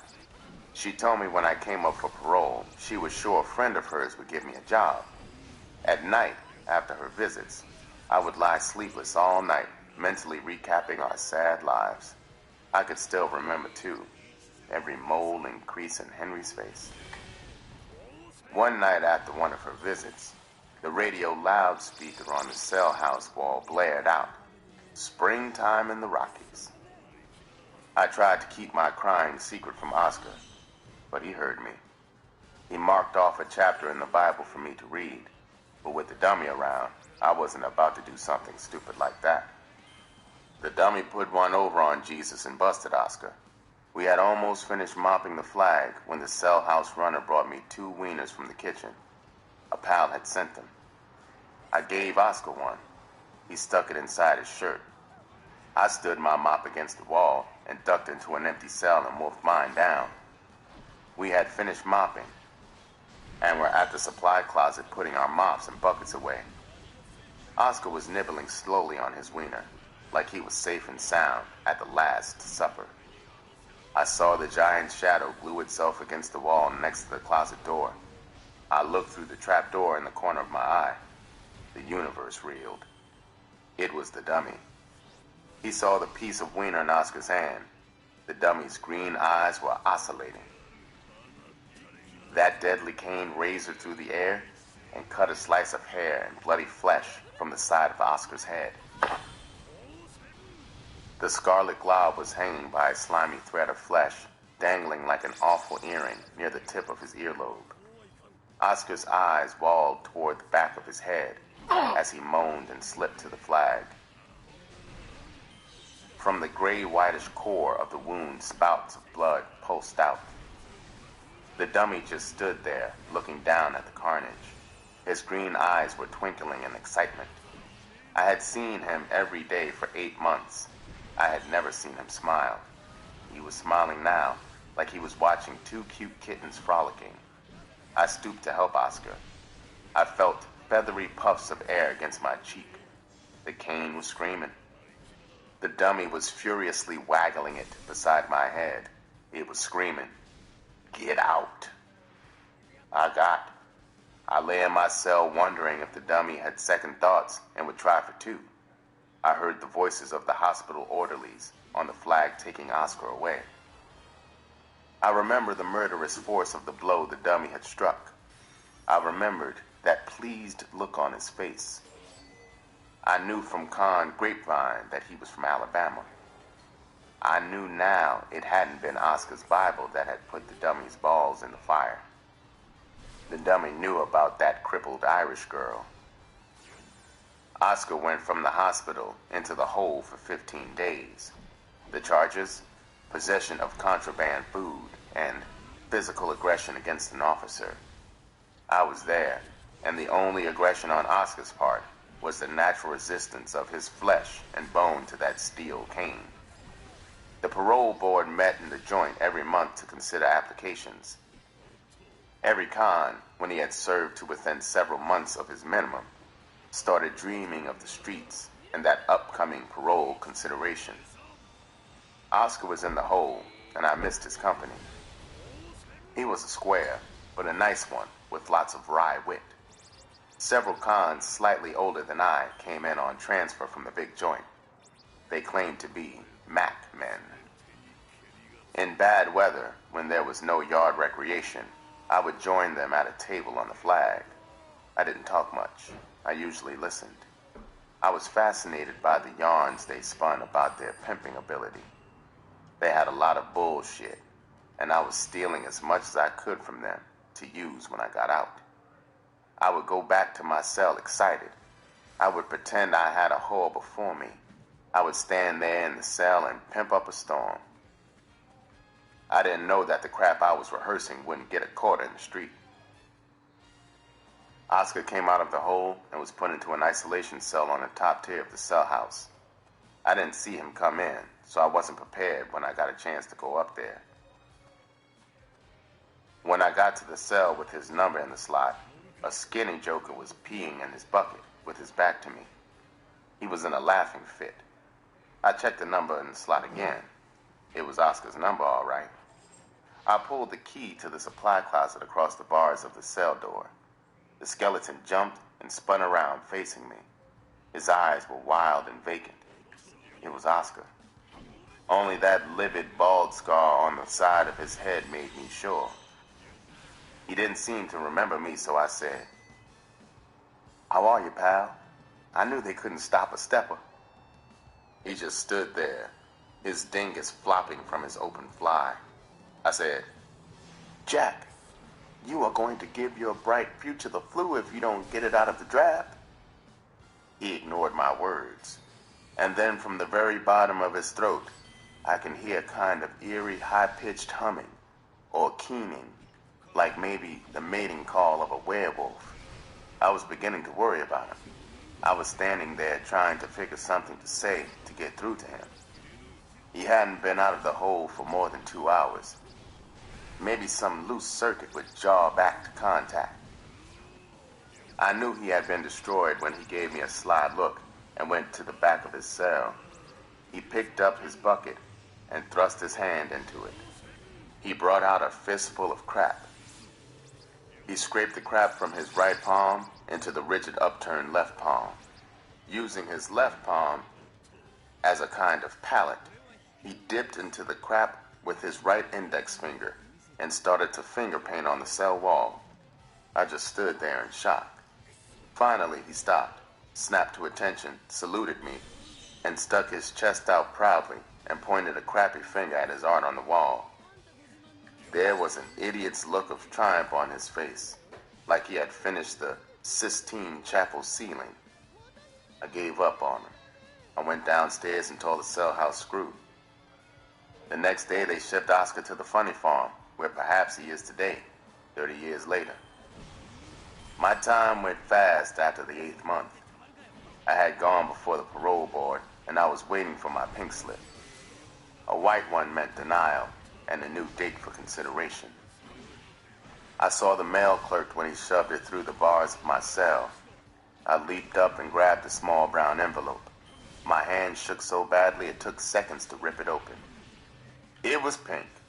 I banged my fists against the steel of my cell wall. I was so happy I couldn't feel pain. They dressed me out in a cheap Glen plaid suit. I would have been thrilled to have left that den of pressure in tar and feathers. On the way out, I had to face the bull. When I walked into his office, he said, "Well, Snowball, you must have had your rabbit's foot. So long. See you in a couple of weeks." I wasn't out yet, so I gave him the same uncle smile going out that I gave him coming in. When I walked out of the joint, the fresh air was like a blast of oxygen. It made me woozy. I turned and looked back at the joint. The dummy was standing at the chapel window staring at me. But for once, that steel cane wasn't talking to me. Chapter 3. Salty Trip with Pepper. First thing back in Milwaukee, I reported to my parole officer, a Mr. Rand, I think. After asking 1,000 questions and filling out a mountain of papers, he gave me an IQ test. When he computed my score, his sea blue eyes saucered in surprise. He couldn't understand how a boy with a score of 175 could do a stupid thing like peddling a girl's ass on the sidewalk. If that IQ test had been on the basis of the half-baked criminal, pimping theories that I had picked up in the joint at the table from those chili pimps that were churning in my mind, and that I was so eager to try, my score would have been 0. I was 18 now, 6 feet 2 inches tall, slender, sweet, and stupid. My maroon eyes were deeply set, dreamy. My shoulders were broad, and my waist as narrow as a girl's. I was going to be a heartbreaker, all right. All I needed was the threads and a whore. Mama's small, lucrative beauty shop was on the main drag. Poor Mama. She was doomed, I guess, to inadvertently set up my disasters. I had started on my job delivering for the drugstore owned by the friend of Mama's, who had hired me to satisfy the parole condition of a job upon release. As fate would have it, Mama's shop and the drugstore were in the same building. Mama and I lived in an apartment over the storefronts. Mama called me in from the sidewalk one day about 3 months after I had gotten parole. She wanted me to meet one of her customers who was getting her eyebrows arched. I walked through the pungent odors rising from the hot pressing combs pulling through the kinky hair of several customers to the rear of the shop. There she was, flashy as a Christmas tree sitting before a mirror at a dressing table with her back to me. Mama stopped plucking at her brows as she introduced us. "Mrs. Ibbets, this is my son, Bobby." Like a yellow cat hypnotizing a bird, she sat there motionless, her green eyes smoky, as she stared at me through the mirror. "Oh, Bobby, I have heard so much about you. It's so exciting to meet you. But please, call me Pepper. Everyone does. I don't know what excited me more as I stood there, her raw sensuality or the blazing rocks on her tapered fingers that I was sure hadn't come from Kresge's. I mumbled something like I had to go back to the drugstore to work and I would see her around. Later I saw her slide into her sleek caddy convertible, her white silk dress riding up exposing the satin sheen of her banana yellow thighs. As she gunned away from the curb, she turned deliberately and gave me a full dose of those hot green eyes. She was signing our deal. I quizzed around and got the background on her. She was 25, an ex-whore who had worked the jazziest houses on the eastern seaboard. A wealthy white fence and gambler had tricked with her out there, and it had gotten so good to him that he crossed her pimp into a 5-year bid and squared her up. 3 days later, a half hour before closing, an order came in for a case of mums. The address was in the plush Heights, miles from the store. I made the trip on a bicycle. She answered the door wearing only a pair of white lace step-ins. My erection was hard and instant. It was a fabulous pad, and the lights were soft and blue. The old man wouldn't be back for a week. I was just a het punk. I wasn't in her league, but one of my greatest assets has always been my open mind. That freak bitch cajoled and persuaded me to do everything in the sexual book, and a number of things not even listed. What a thrill for a dog like her to turn out a tender fool like me. She was a hell of a teacher, all right, and what a performer. If Pepper had lived in the old biblical city of Sodom, the citizens would have stoned her to death. She nibbled and sucked hundreds of tingling bruises on every square inch of my body. Fair exchange, as the old saw goes, is never robbery. It took me a week to get the stench of her piss out of my hair. She sure had been pimped hard back east. She hated men, and she was taking her revenge on me. She had taught me to snort girl, and almost always when I came to her pad, there would be thin sparkling rows of crystal cocaine on the glass top of the cocktail table. We would snort it through alabaster horns, and then in the mirrored bedroom we made circus love until our nerve ends shrieked. Pepper and that pure cocaine would have made a freak out of a priest. She had sure put me on a fast track. I couldn't know at the time that at the end of the line stood the grim state penitentiary. I was green all right, and twice as soft, and Pepper knew it. Here was a hardened ex-whore who knew all the crosses, all the answers, who handled lots of scratch, and wasn't laying a red penny on me. The dazzling edge on our orgies was dulling for me. But I was flipping Pepper with the techniques she taught me. I knew all the buttons to push for her, and she burned hotter than ever for her little puppy. No wonder I was freaking for free. Those Eastern pimps had charged her a fortune. I tried one night to get a C note from her for a suit. I knew I had really come on fine in the bed. She had almost climbed the walls in passion. "Sugar," I said, "I saw a wild vine for a bill downtown. If you laid the scratch on me, I could cop tomorrow." She slitted her green eyes and laughed in my face and said, "Now listen, little puppy. I don't give men money. I take it from them. And besides, as sweet as you are to this pussy, you don't need a suit. I like you as you are, with no clothes on at all." I was a rank greenhorn for sure, but her cold turn down of my plea for a C note was bitchy cute. And I was a salty sucker, so I reacted like any stupid would-be pimp who had been Georgia'd. I had filed up basic business. I had led with my dick instead of my mitt. I reached down and slapped her hard against the side of her face. It sounded like a pistol shot. On impact, A thrill shot through me. I should have slugged her with a baseball bat. The bitch uncoiled from that bed like a striking yellow cobra, hooked her arms around my waist, and sank her razor-sharp teeth into my navel. The shock paralyzed me. I fell on my back across the bed, moaning in pain. I could feel blood rolling from the wound down toward my crotch, but I couldn't speak. I couldn't move. Pepper was short, strange, twisted broad. She was breathing hard now, but not in rage. The violence, the blood, had turned her on. She was gently caressing me as she licked, with a feathery tongue, the oozing wound on my belly. She had never been so tenderly efficient, and she took me on a beautiful trip around the universe. The funny thing was, that throbbing awful pain somehow became a part of, melted into the joy of the feathery tongue, the thrill of the thing that Pepper was doing to me. I guess Freud was right. If it thrills you to give pain, you can get your jollies taking it. When I left Pepper, I was sapped. I felt like an old man.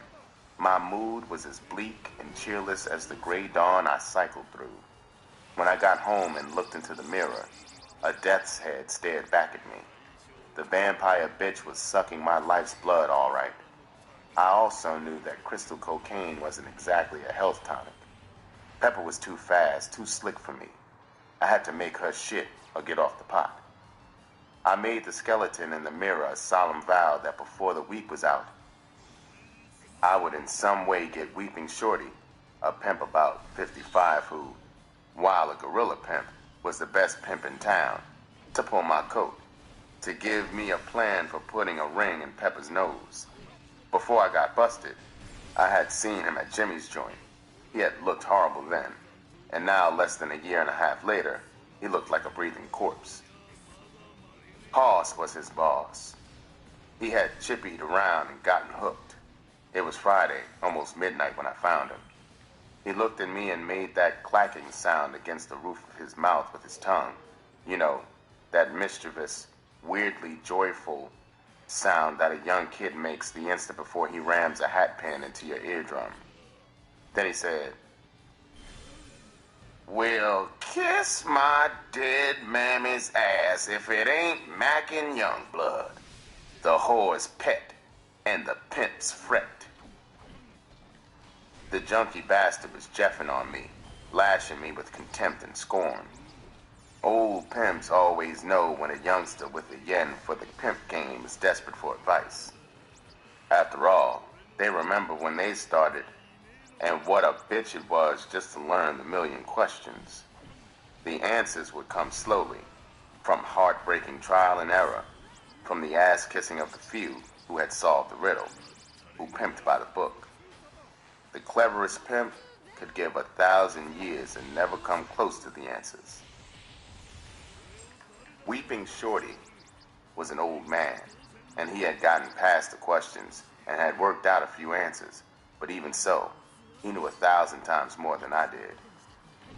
So, I fought for control. I couldn't show anger. If I did, he would cut me loose. We had been standing under the awning of a vacant storefront. He pulled me with the jerk of his head. I followed him to a big, shabby Buick. It was parked at an intersection in a cheap trick district. When we got inside the Buick, I understood why he had parked it there. He could watch and keep tabs on his stable of scrawny junkie whores working the four corners of the intersection. He sat under the wheel, not saying anything, his eyes straight ahead. I had kissed his ass for a half hour, and now he was freezing up. I thought of the tiny pile of cocaine wrapped in tin foil under my instep that I had filched from Pepper. I fished it out and held it in my hand. Perhaps the cocaine would open him up. I turned to him and said, "Weeping, do you want a light snort, girl?" He stiffened like a butcher knife had been run into his back.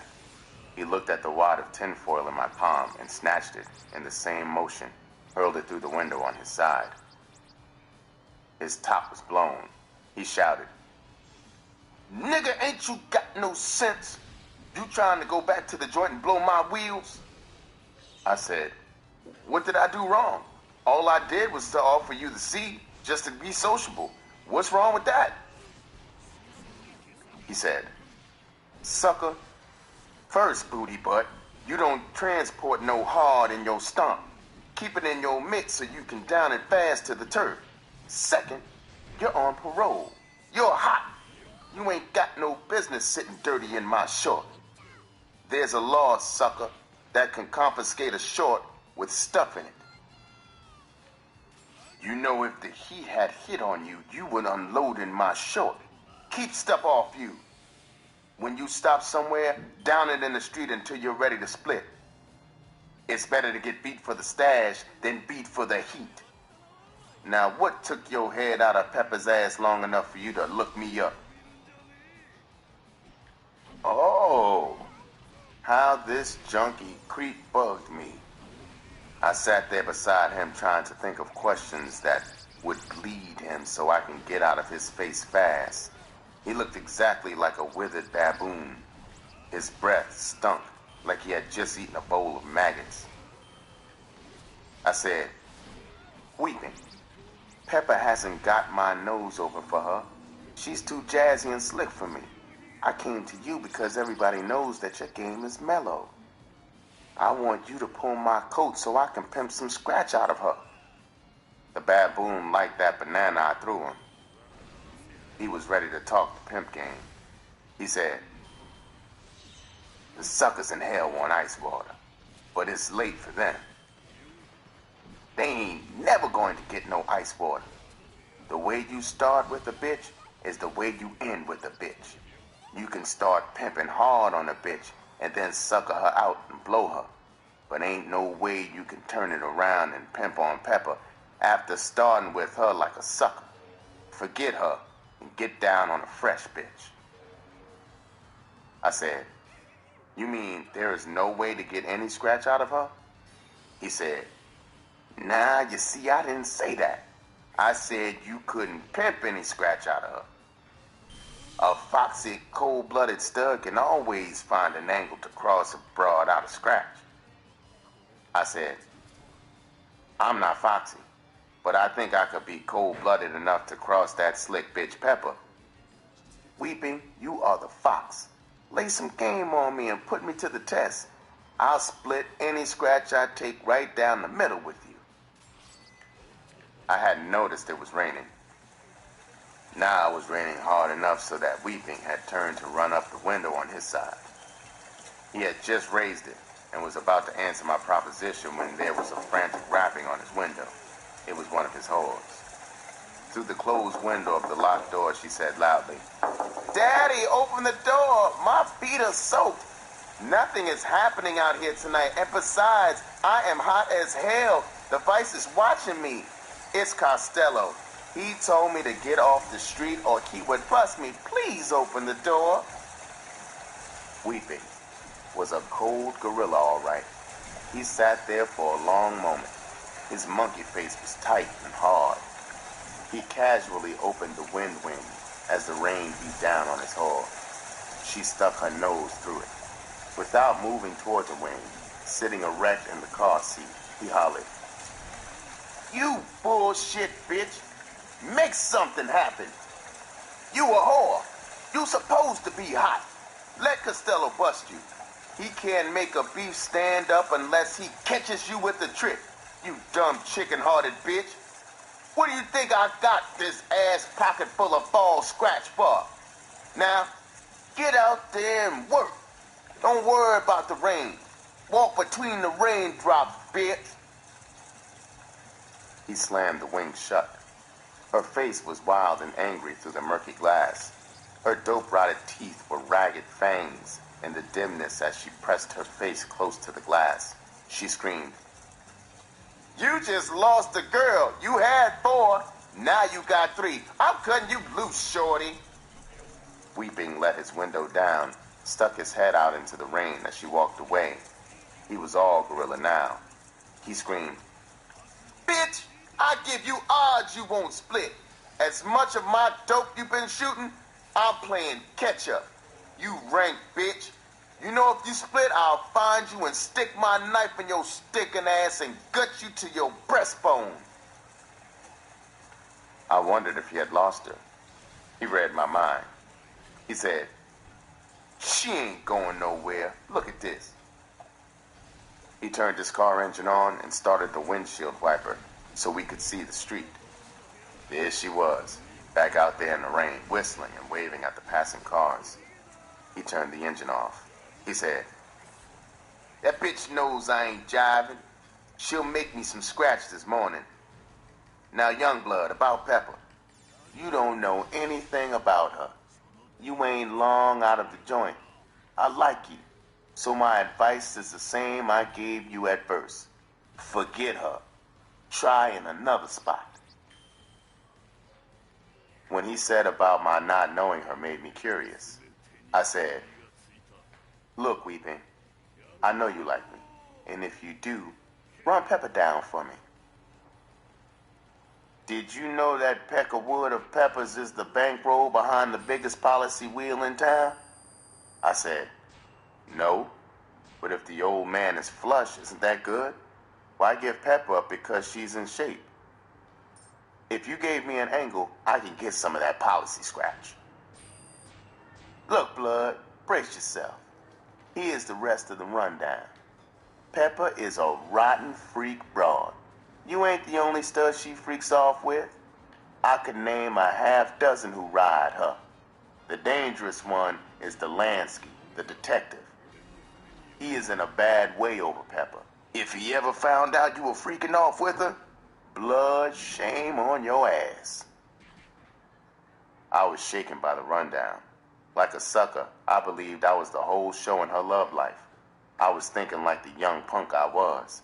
I said, are you sure there are that many studs laying her?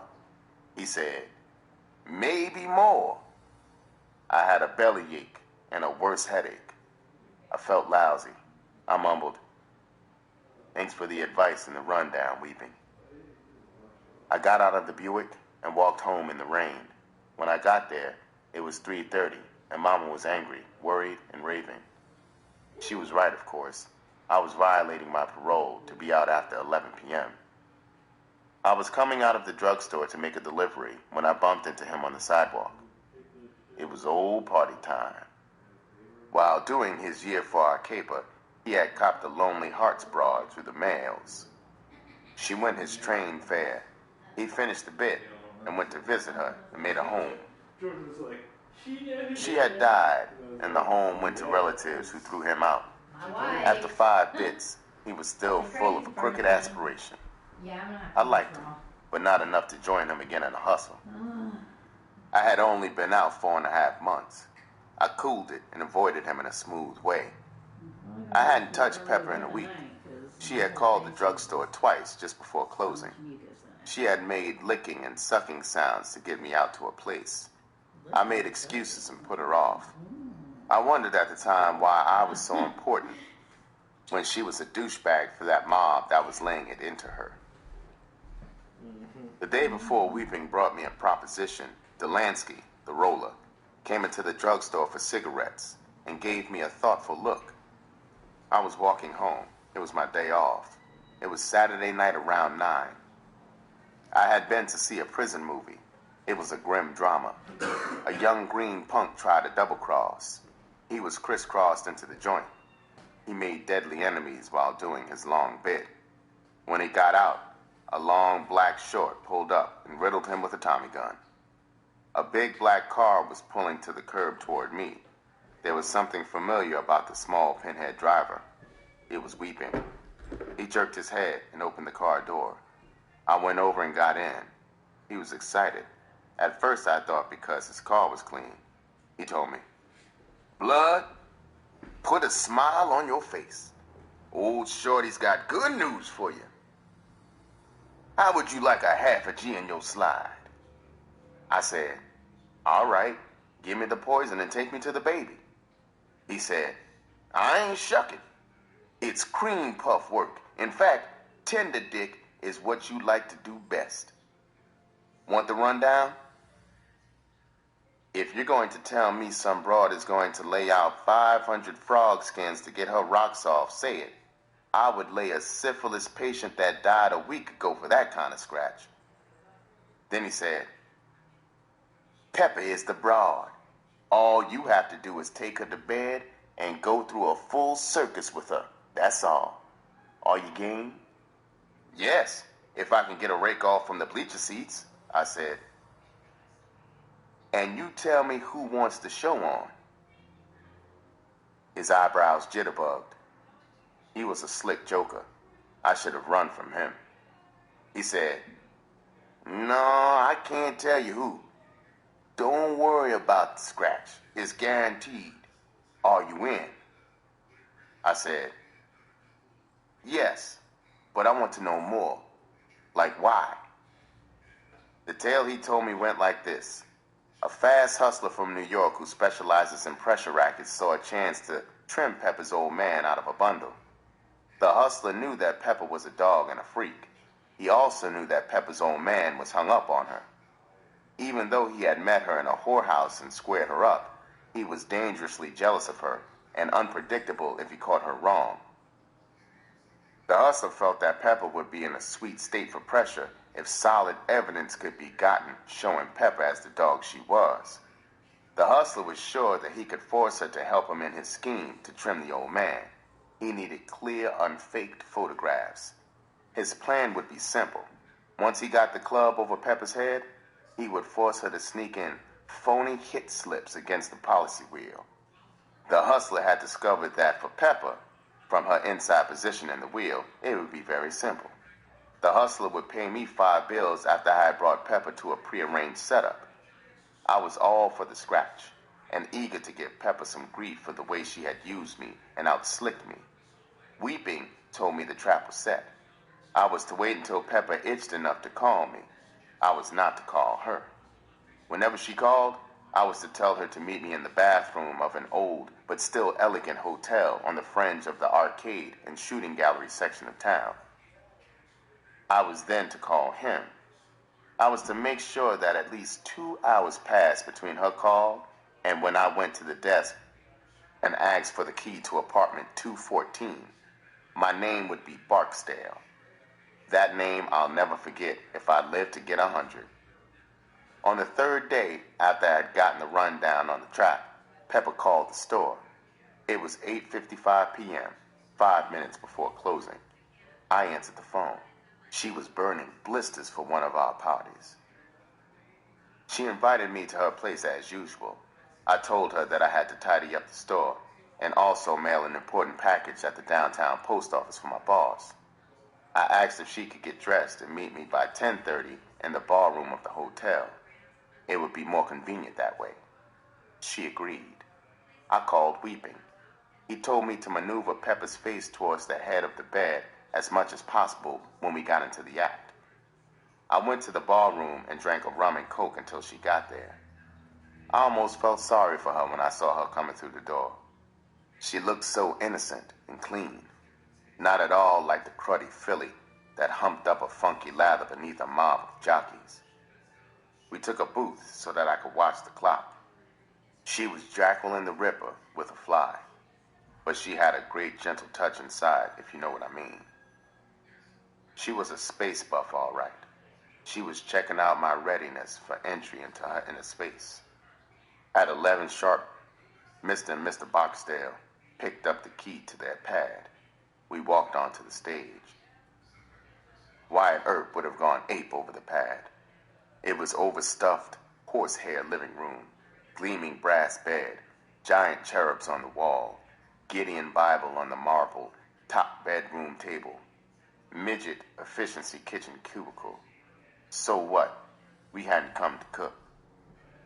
High on the wall over the bed were the two gold-colored cherubs. Their eyes were holes, their mouths popped wide holding the light fixtures. When we got into the brass bed, we got the show on the road.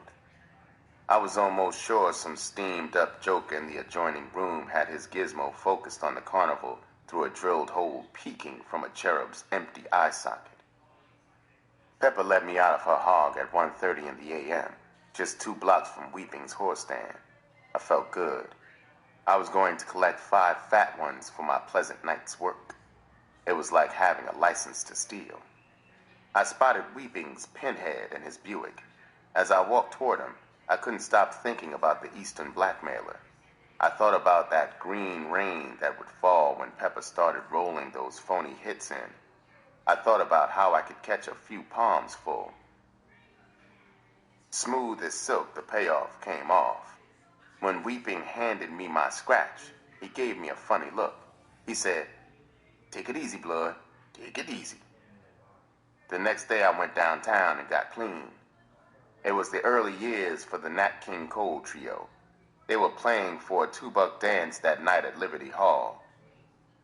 Party and I were in the balcony at a table overlooking the crowded dance floor. We were slaving like sandhogs trying to tunnel into the flashy high yellows on our laps. They were almost stoned, ready for the killing floor. Party saw him first coming in the front door of the auditorium. He knifed me in the side with his elbow. Then Khan style from the side of his mouth he whispered, "Delansky, the heat." The bastard's head was on a swivel. He was looking everywhere at once. I felt mad butterflies with stingers ricocheting in my belly when his eyes spotted me and locked on me. I froze. His eyes were still riveted to me as he walked up the stairway straight for me. I pretended to ignore him. He walked up behind me and stood there for a long moment. Then he dropped a hand like an anvil on my shoulder. He said, "Get up. I want to talk to you." My legs were shuddery as I stood in a small alcove with him. He said, "Where were you around 10 and after last night?" Relief and courage flooded me. That was easy. I hedged. "Why?" He said, "Look, punk, don't get cute. Where were you?" "Don't answer." "I know where you were. You were out on Crystal Road in the nighttime burglarizing the home of Mr. and Mrs. Frank Ibbets. Nighttime burglary is 5 to 10. My courage and relief swiftly drained out. Frank Ibbets was Pepper's own man. He was roughly frisking me now. He ran his hands into my side pockets. With one hand, he brought out the $300 left for my payoffs, plus 20 clean dollars. The other came out with a strange brass door key. He said, "Geez, for a flunky in a drugstore, you got a hell of a bankroll. Where did you get it?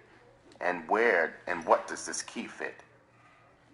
I said, "Officer, that's crack game money. I have never seen that key before." He grabbed me firmly like he had captured Sutton and walked me through the dancers out the door to his short. He took me down and booked me on suspicion of grand theft burglary. He also booked the scratch and key as evidence. Mama came down bright and early the next morning. She was in a near fainting dither. She was clutching her chest over her heart. She said, "Bobby, you are going to kill your mama.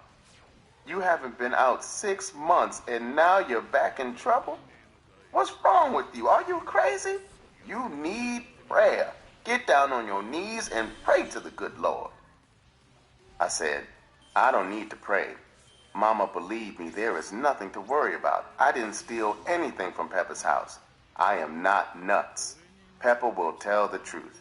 Mama, I was with her." I got my first nightmare inkling of the corkscrew crisscross when Mama broke into tears.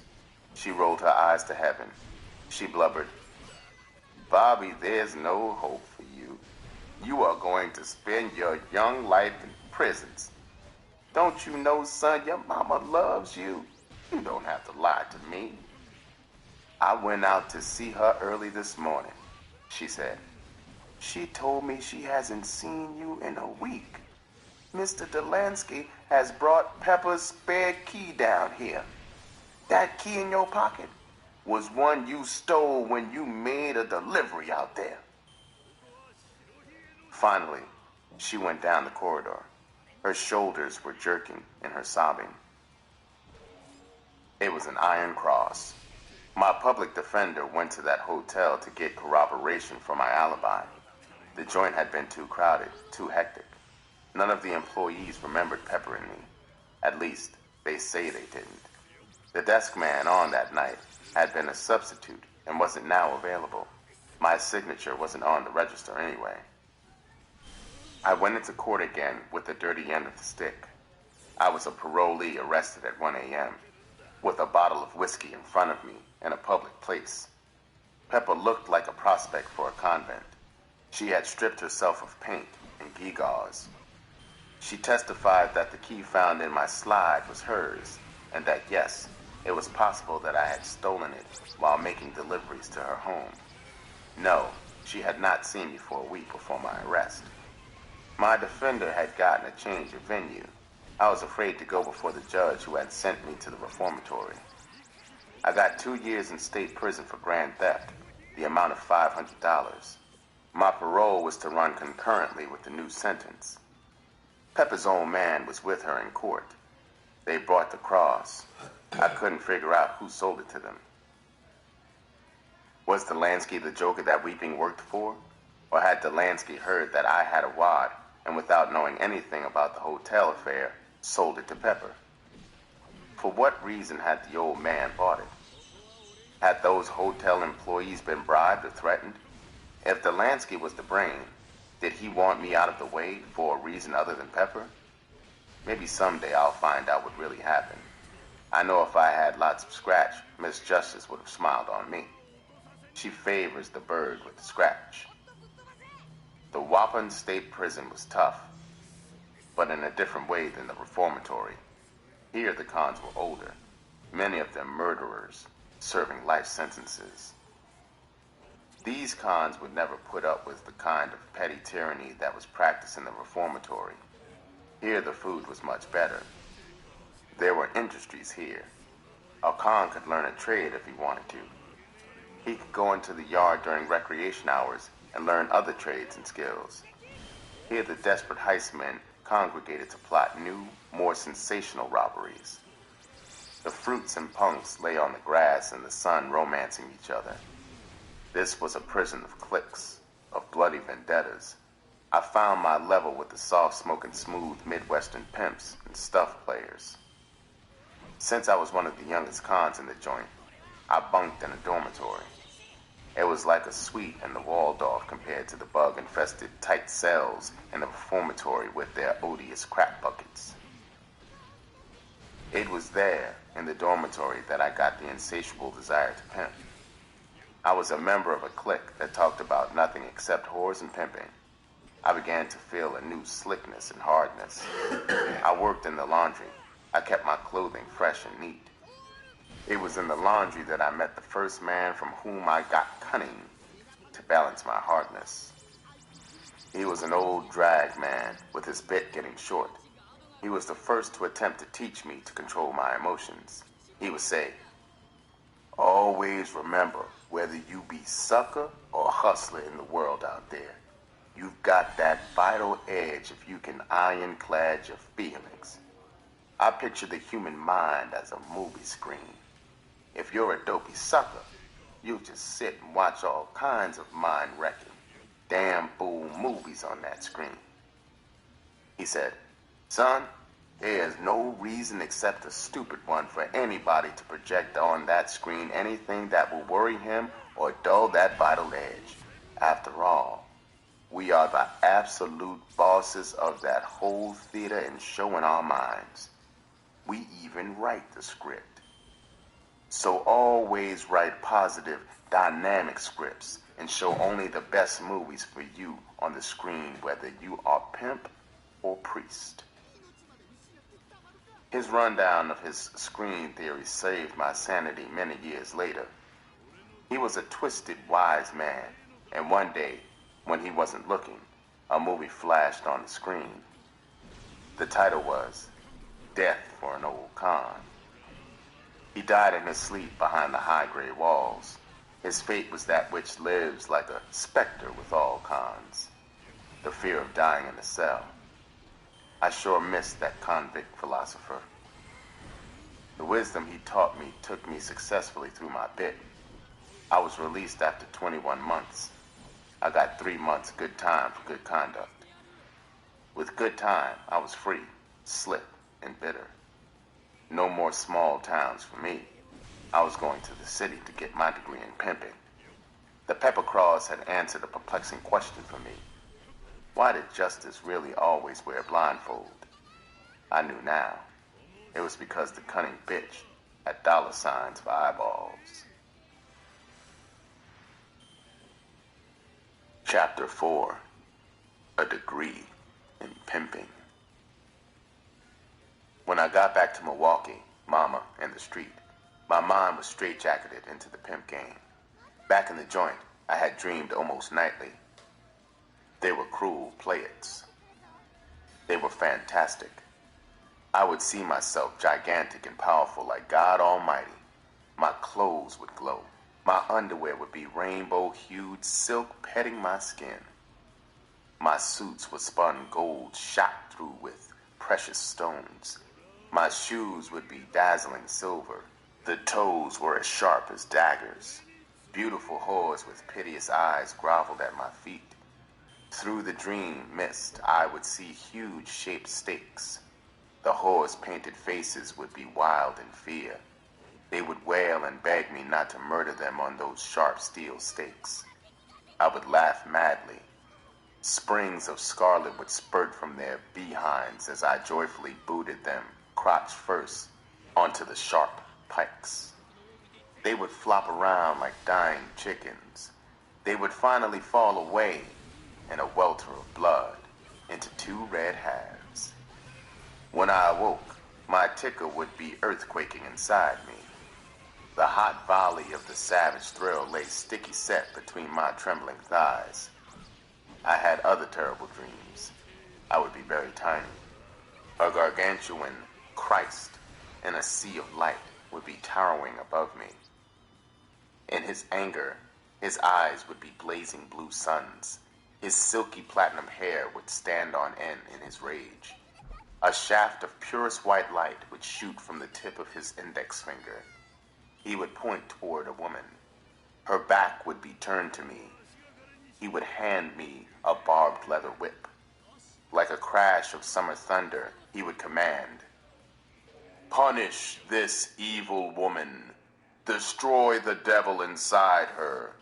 The Lord so directs thee." Eagerly, I would grab the heavy whip in both hands. I would bring it down with all my force on the woman's back. She would just stand there. The scarlet would drain down from her slashed back. She would be standing to her knees in a river of blood. She would turn her brown, agonized face toward me. It would be Mama.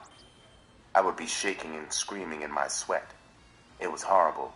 I could never cut the dream off until its end. It had to run its fearful course. The dreams about Mama came until her death.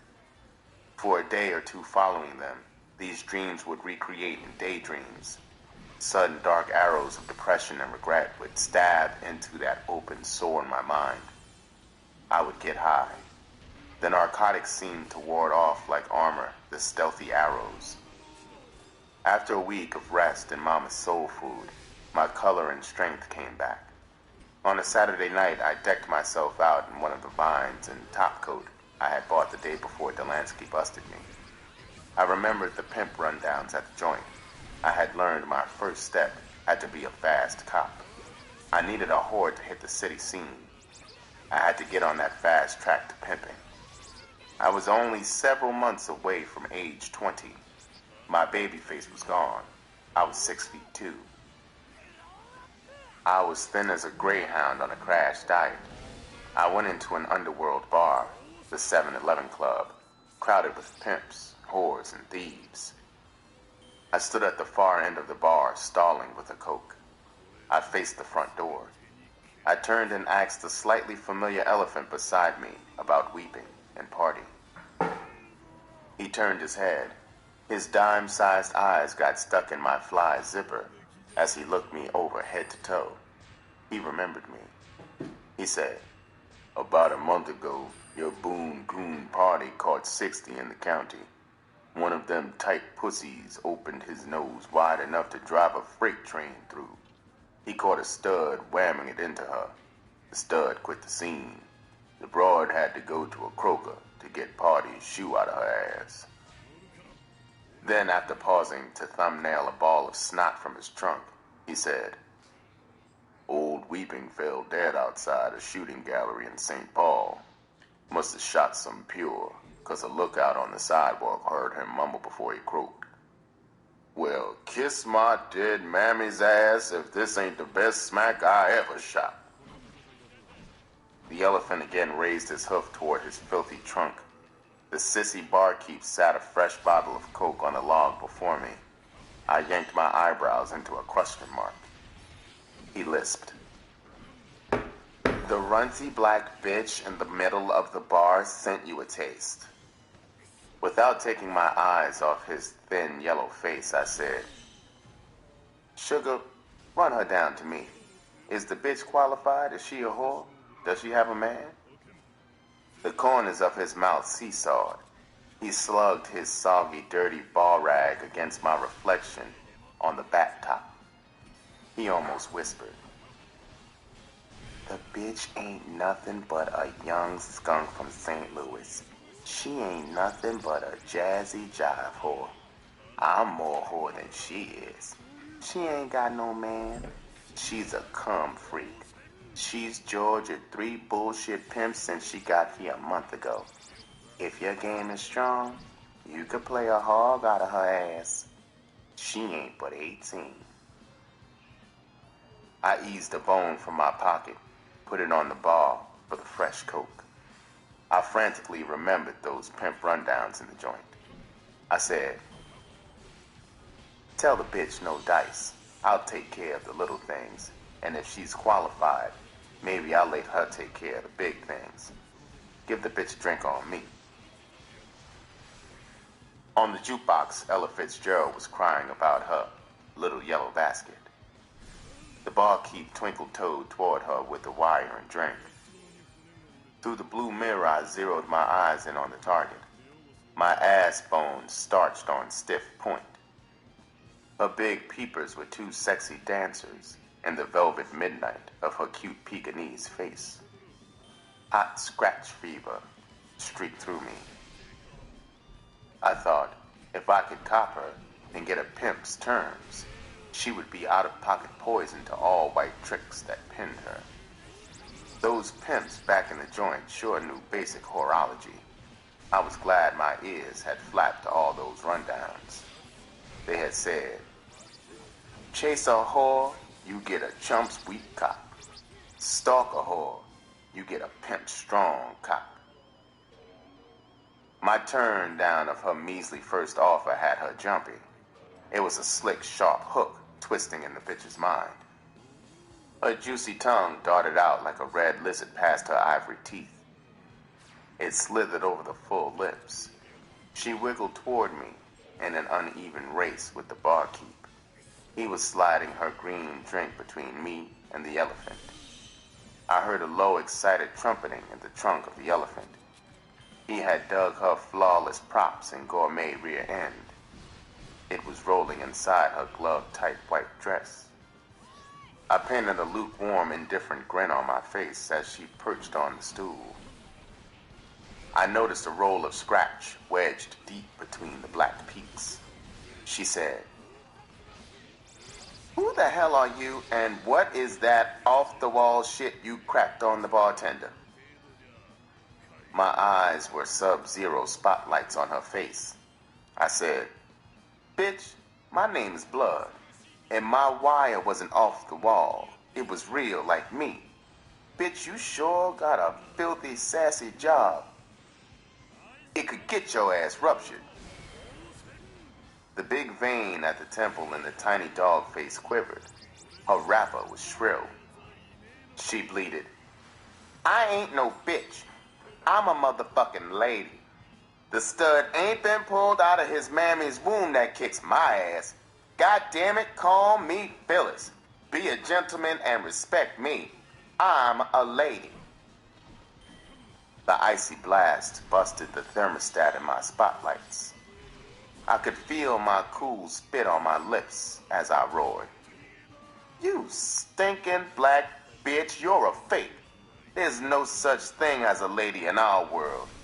You either got to be a bitch or a faggot and drag. Now, bitch, which is it? Bitch, I'm not a gentleman. I'm a pimp.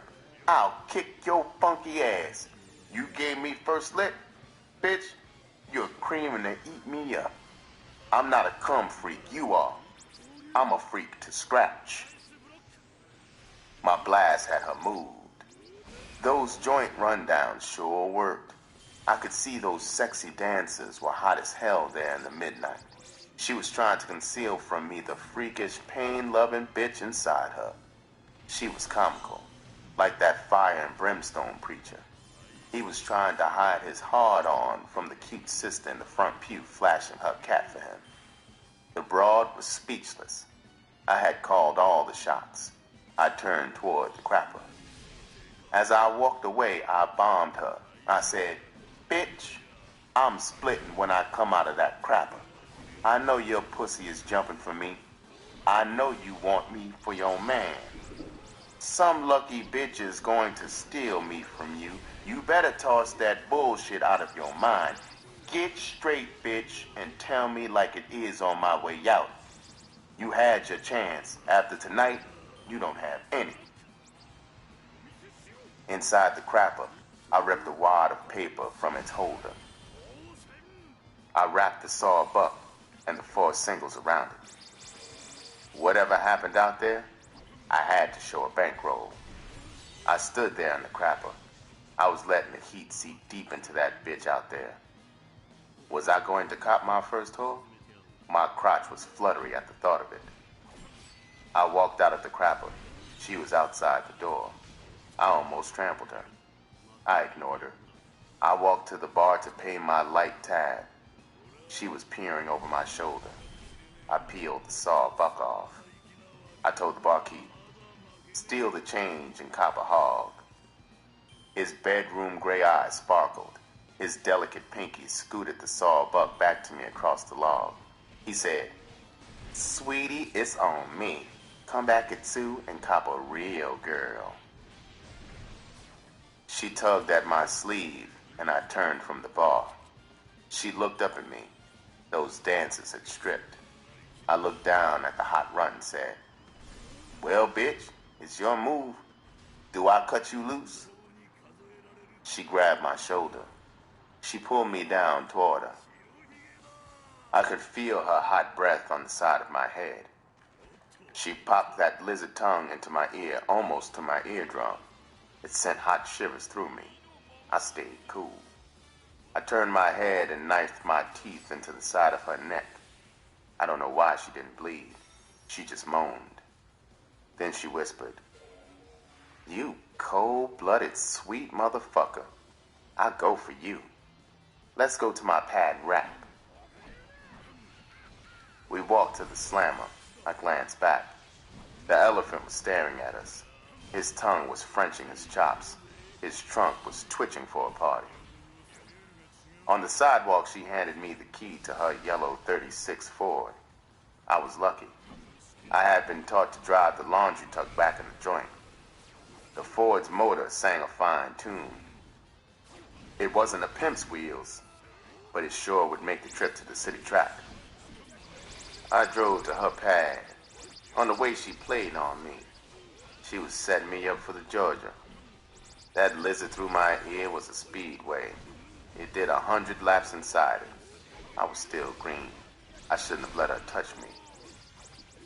A pad was a trap for suckers, all right. She had pasted luminous white stars on the hotel room's blue ceiling. There was one blue light. It glowed sexily from behind a 3-foot plastic copy of Rodin's The Kiss. There was a mirror over the bed.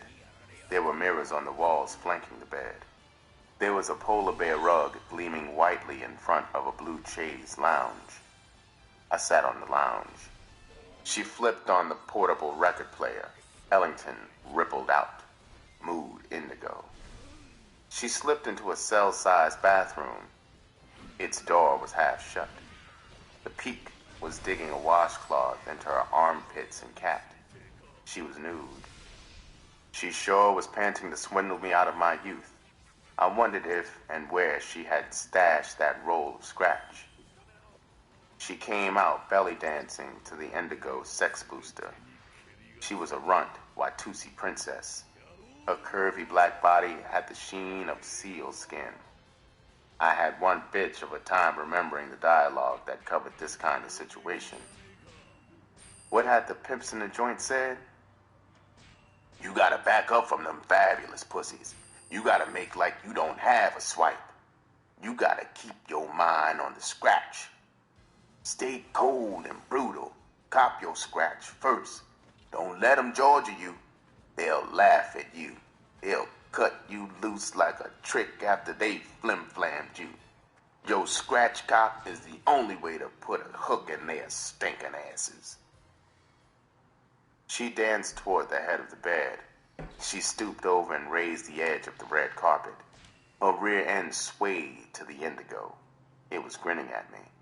It was theater in the round, for sure. She danced toward me. She had two thin reefers in her hand. That box at the side of the bed had rejected, and Indigo was encoring. She stood between my legs. Even through the trouser cloth, I could feel the hot dampness of her outer thighs. The inner surface of my kneecap tingled under the heat. She quivered and rolled her jet satin belly under my nose. Her humming of the Indigo was low and throaty. She sure qualified as the package the pimps had warned about. My 21-month cherry was aching to chunk out. She took a lighter off the cocktail table. She ran the sticks in and out of her mouth to get an even burn. She lit them and handed me one. She said, "Daddy, this is light green pot from Chilligut country. It will make us mellow. Why don't you take your clothes off?" I took a deep pull of the stick of reefer. I looked up into the sultry, dreamy eyes. I parroted, "Bitch, don't put shit in the game. Business always comes before pleasure in my book. I'll take my clothes off when I know I'm taking them off with my whore. I don't sucker for the Georgia. Jaw loose from respectable scratch, bitch." I had heard it verbatim in the joint. It worked like a lie detector. The motor in her belly threw a rod. Her eyes had a faraway look. She was busy tailoring the con for me. She collapsed to a yogi squat on the polar bear rug. Her moon was winking at me. Her voice was bullshit sweet. She warbled, "Sweetheart, daddy, you already shot me down. I'm your sweet bitch. I got a C-note coming from a trick with his nose open for me.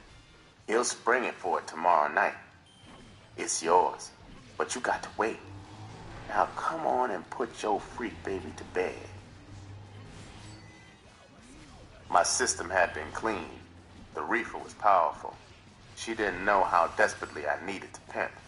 She couldn't know she was the first. I couldn't let her escape. I had to have a whore. That reefer was sending currents of anger and hatred through me in time with Indigo. My mortal enemy squatted on that white rug. I thought, I'm going to murder this runt black bitch if she don't give me that scratch she had in her bosom. Like a brute cop giving a heist man a last chance to confess, I said, "Bitch, give me that scratch you had between your titties." Her peepers ballooned in surprise and anger. She gritted, "You're pimping too hard, skinny ass nigga. I've changed my mind. Get your lid and Benny and split." The Indigo was on a torrid upbeat. Like brown skinned lightning, I leaped erect from the shades. I flung my right leg back. I could feel the tendons at my hip socket straining. My eyes sighted for a heart shot. My needle-toed 11 AAA shoot rocketed toward her. The lucky runt turned a fraction of a second in time. The leather bomb exploded into her left shoulder blade and knocked her flat on her belly. She lay there groaning. Then, like in the dreams in the joint, I kicked her rear end until my leg cramped. Through it all, she just moaned and sobbed. I was soaked in sweat, panting. I lay on the bearskin beside her. I thrust my mouth against her ear. In an icy whisper, I said, "Bitch, do I have to kill you to make you my whore? Get up and give me that scratch." She turned her head and looked into my eyes. There was no anger in them now, only fear and strange passion. Her tremulous mouth opened to speak. For a long moment, nothing came out. Then she whispered, "You got a whore, blood. Please don't kick me anymore. I'm your little dog. I'll do anything you say. I love you, pretty daddy." Her talons stabbed into the back of my neck as she tried to suck my tongue from its roots. I could taste her salty tears. She wobbled to the record player. She lifted a corner of it. She slid that wad of scratch from beneath it. She rejected indigo. She put another platter on the turntable. Lady Day was singing a sad lament. "My man don't love me. Treats me awful mean. He's the meanest man that I ever seen." I was standing on the bearskin. She came toward me with the scratch in her hand. She laid it in my palm. I rifled it in a fast count. It was respectable. It had to be over 2 bills. I was ready to let that cherry pop. I scooped the 90-pound run up into my arms. I bit her hard on the tip of her chin. I carried her to the side of the bed. I hurled her onto it. She bounced and lay there on her back. She was breathing hard. Her legs were a wide pyramid. I got out of my clothes fast. I snatched the top sheet off. I ripped it into 4 narrow strips. I tied her hands to the bedposts. I spread-eagled her legs. With the longer strips, I tied her legs to the top of the springs at the sides of the bed. She lay there, a prisoner. I put her through the nerve-shredding routines Pepper had taught me. She blacked out 4 times. She couldn't pull back from the thrilling, awful torture. Finally, I took a straight ride home. On the way, I tried to smash the track. I reached my destination. The blast of hate was big enough to spawn 1,000,000 embryo black pimps. I untied her. We lay there in the dim blueness. The fake white stars glowed down on us. Lady Day still moaned her troubles. I said, "Bitch, I want you to hump like hell in these streets for a week. We're going to the big track in the city. Oh yes, this week we got to get that title to the Ford change. I don't drive no bitch's wheels. It's got to be in my name, understand?" She said, "Yes, Daddy, anything you say.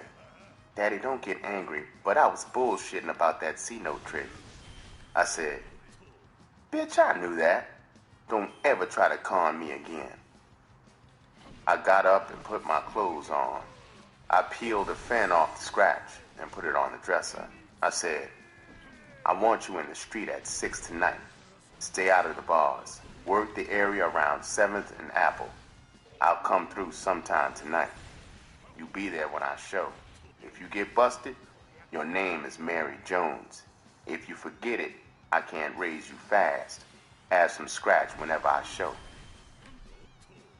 I went down to the street. I got into my Ford. It roared to life. I drove toward Mama's. I felt good. I wasn't doing bad for a black boy just out of the joint. I shuddered when I thought, what if I hadn't kept my ears flapping back there in the joint? I would be a boot black or a porter for the rest of my life in the high-walled white world. My black hole was a cinch to get piles of white scratch from that forbidden white world. Mama was pressing a young customer's hair. She saw me get out of the Ford in the front of the shop. She called me inside with a waggle of the pressing comb. She said, "I have been worried. Where have you been all night? Where did you get that pretty little car? Did you find a job?" I said, "A friend of mine let me borrow it. Maybe he'll sell it to me. I stayed with him all night. He's got 103 fever. I'll try to find a job tomorrow. She said, there's a roast in the oven. Shut the gas off and eat. I hope, son, you haven't been with Pepper. I looked down at the nut brown shapely girl getting her hair pressed. I said, Pepper? She's too old for me. I like young, pretty brown-skinned girls. Pepper's too yellow for me. The young broad flashed her eyes up at me. She smiled. I winked and ran my tongue over my lips. She dug it. She blushed. I put her on file. I turned and walked to the sidewalk. I went upstairs and attacked the roast. I took a long nap. At 5:30 p.m., I went down and got into the Ford. I drove to 7th and Apple. I parked. At 5 minutes to 6, I saw Phyllis coming toward me. She was a block away. I fired the engine and pulled away. It sure looked like I had copped a whore. I went back at midnight. She looked mussed up and tired. She got into the car. I said, well, how goes it, baby? She dug in her bosom and handed me a damp wad of bills. I counted it. It was a fin over half a C. She said, I'm tired and nasty and my shoulder and ass ache. Can I stop now, Daddy? I would like a pastrami and coffee and a bath. You know how you kicked me last night. I said, bitch, the track closes at 2. I'll take you to the sandwich and coffee. The bath will have to wait until the 2 o'clock breakdown. You needed your ass kicked. She sighed and said, all right, Daddy, anything you say. I drove her to an open-air kosher joint. She kept squirming on the hardwood bench. Her butt must have been giving her fits. She was silent until she finished the sandwich and coffee. Then she said, Daddy, please don't misunderstand me. I like a little slapping around before my man does it to me. Please don't be as cruel as you were last night. You might kill me. I said, baby, never horse around with my scratch or try to play a con on me. You blew my stack last night. You don't have to worry so long as you never violate my rules. I will never hurt you more than to turn you on. I drove her back to the track. She got out of the car. As soon as she hit the sidewalk, 2 white tricks almost had a wreck pulling to the curb for her. She was a black money tree, all right. The next day, I took her to a notary. In 10 minutes, we walked out. She gave me the 3 bills back that I had paid her for the Ford. It was legal now. She wasn't beefing. Her bruises were healing, and she was ripe for another prisoner of love scene. She finished the week in great humping style. I had a 7-bill bankroll.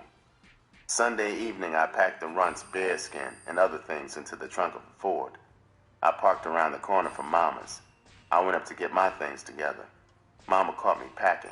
Tears flooded her eyes. She grabbed me and held me tightly against her. Her sobbing was strangling her. She sobbed, son, don't you love your mama anymore? Where are you going? Why do you want to leave the nice home I fixed for you? I just know if you leave, I'll never see you again. We don't have anybody but each other. Please don't leave me. Don't break my heart, son. I heard her words. I was too far gone for her grief to register. I kept thinking about that freak black money tree in the Ford. I was eager to get to that fast pimp track in the city. I said, Mama, you know I love you. I got a fine clerk's job in a men's store in the city. Everybody in this town knows I'm an ex-con. I have to leave. I love you for making a home for me. You have been an angel to stick by me through those prison bits. You'll see me again. I'll be back to visit you. Honest, Mama, I will. I had to wrestle out of her arms. I picked up my bags and hit the stairs.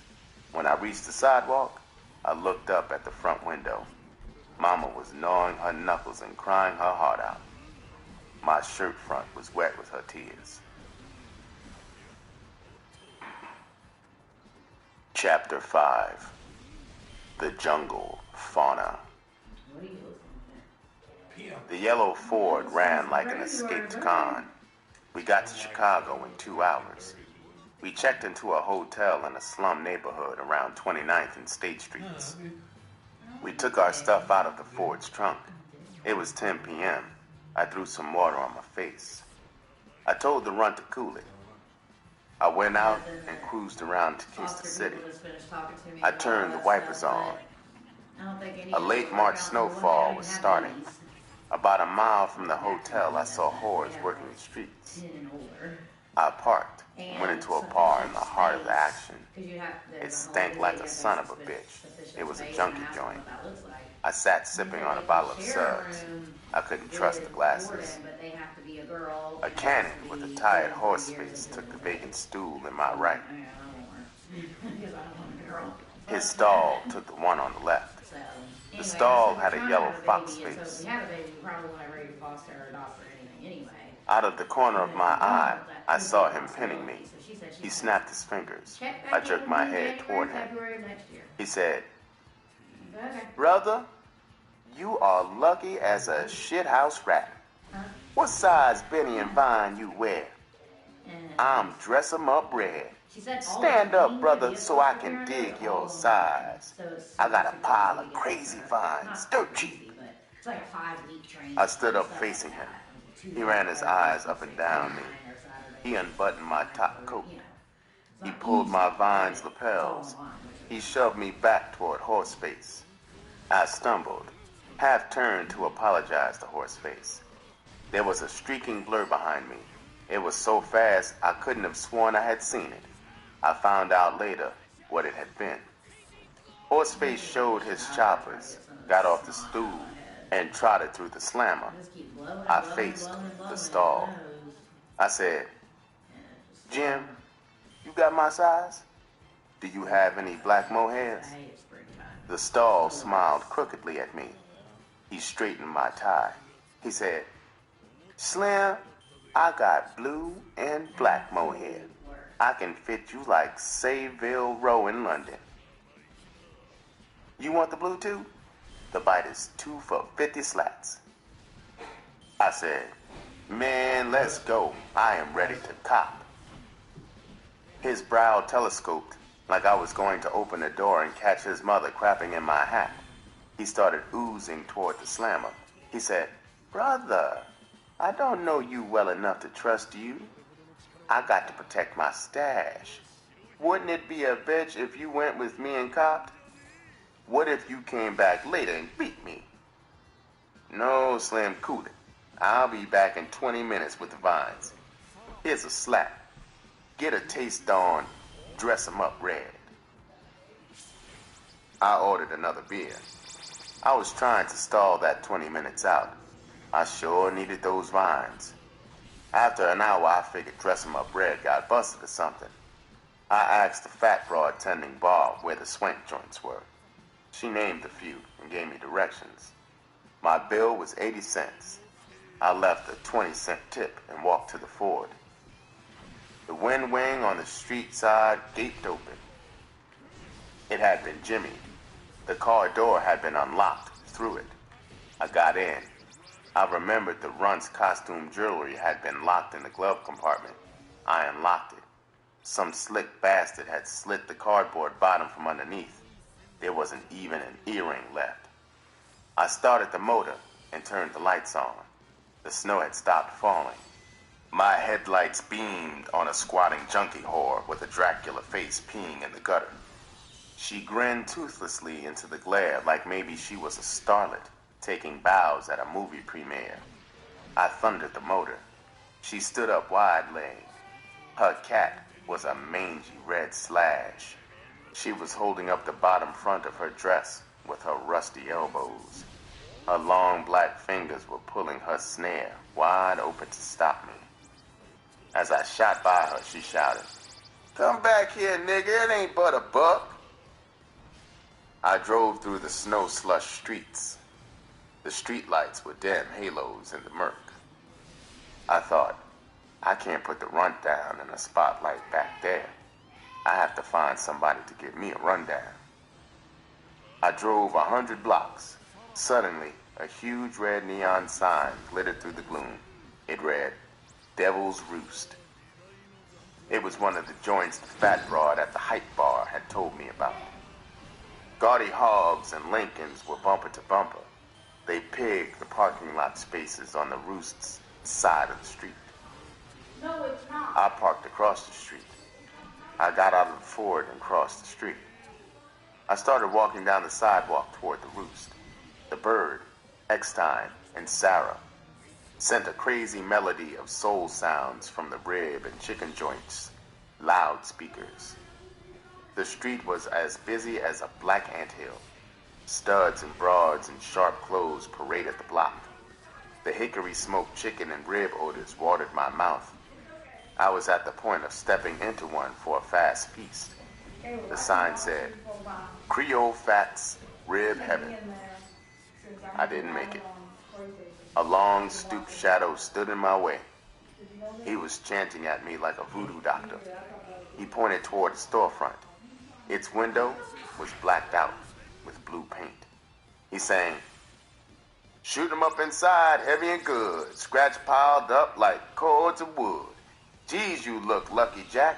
7-Eleven point right back. That's sure you, Jack, going fast. Come out quicker.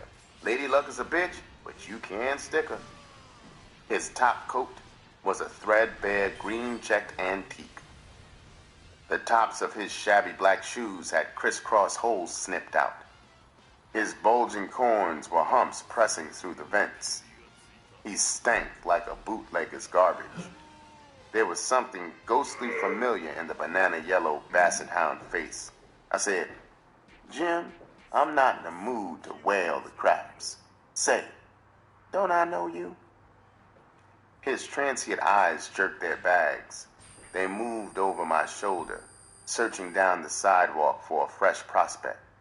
His bald head glistened like a tiny yellow lake under the street lamp.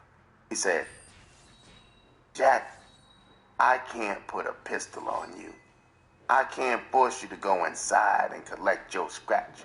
Kid, you too young to know me. You might have heard of me. I'm Pretty Preston. I gave the whores blues in the night when I was pimping at my peak. Who are you? His name triggered my clear memory of him. He had driven a gleaming black LaSalle car. I had shined his shoes back in the pressing shop days. Then he had been sleek and handsome, like a yellow Valentino. I remembered his diamonds. They had winked and sparkled brightly on his fingers, in his shirt cuffs, even on his shirt front. I thought, could this really be the same dandy? What happened to him? I said, Preston, I know you. I'm the kid who used to shine your Stacy's back on Main Street. Remember me? I'm pimping myself now. You sure pimped up a storm when I was a kid. What happened? Why are you steering for this? And that's how it goes, ladies and gentlemen. Damn, all we 3 hours in this motherfucker. But anyway, until next time, I love y'all. Appreciate you. Stay free, stay safe, stay on. Hope you and your people never harm. And we up out this bitch, dog. Peace.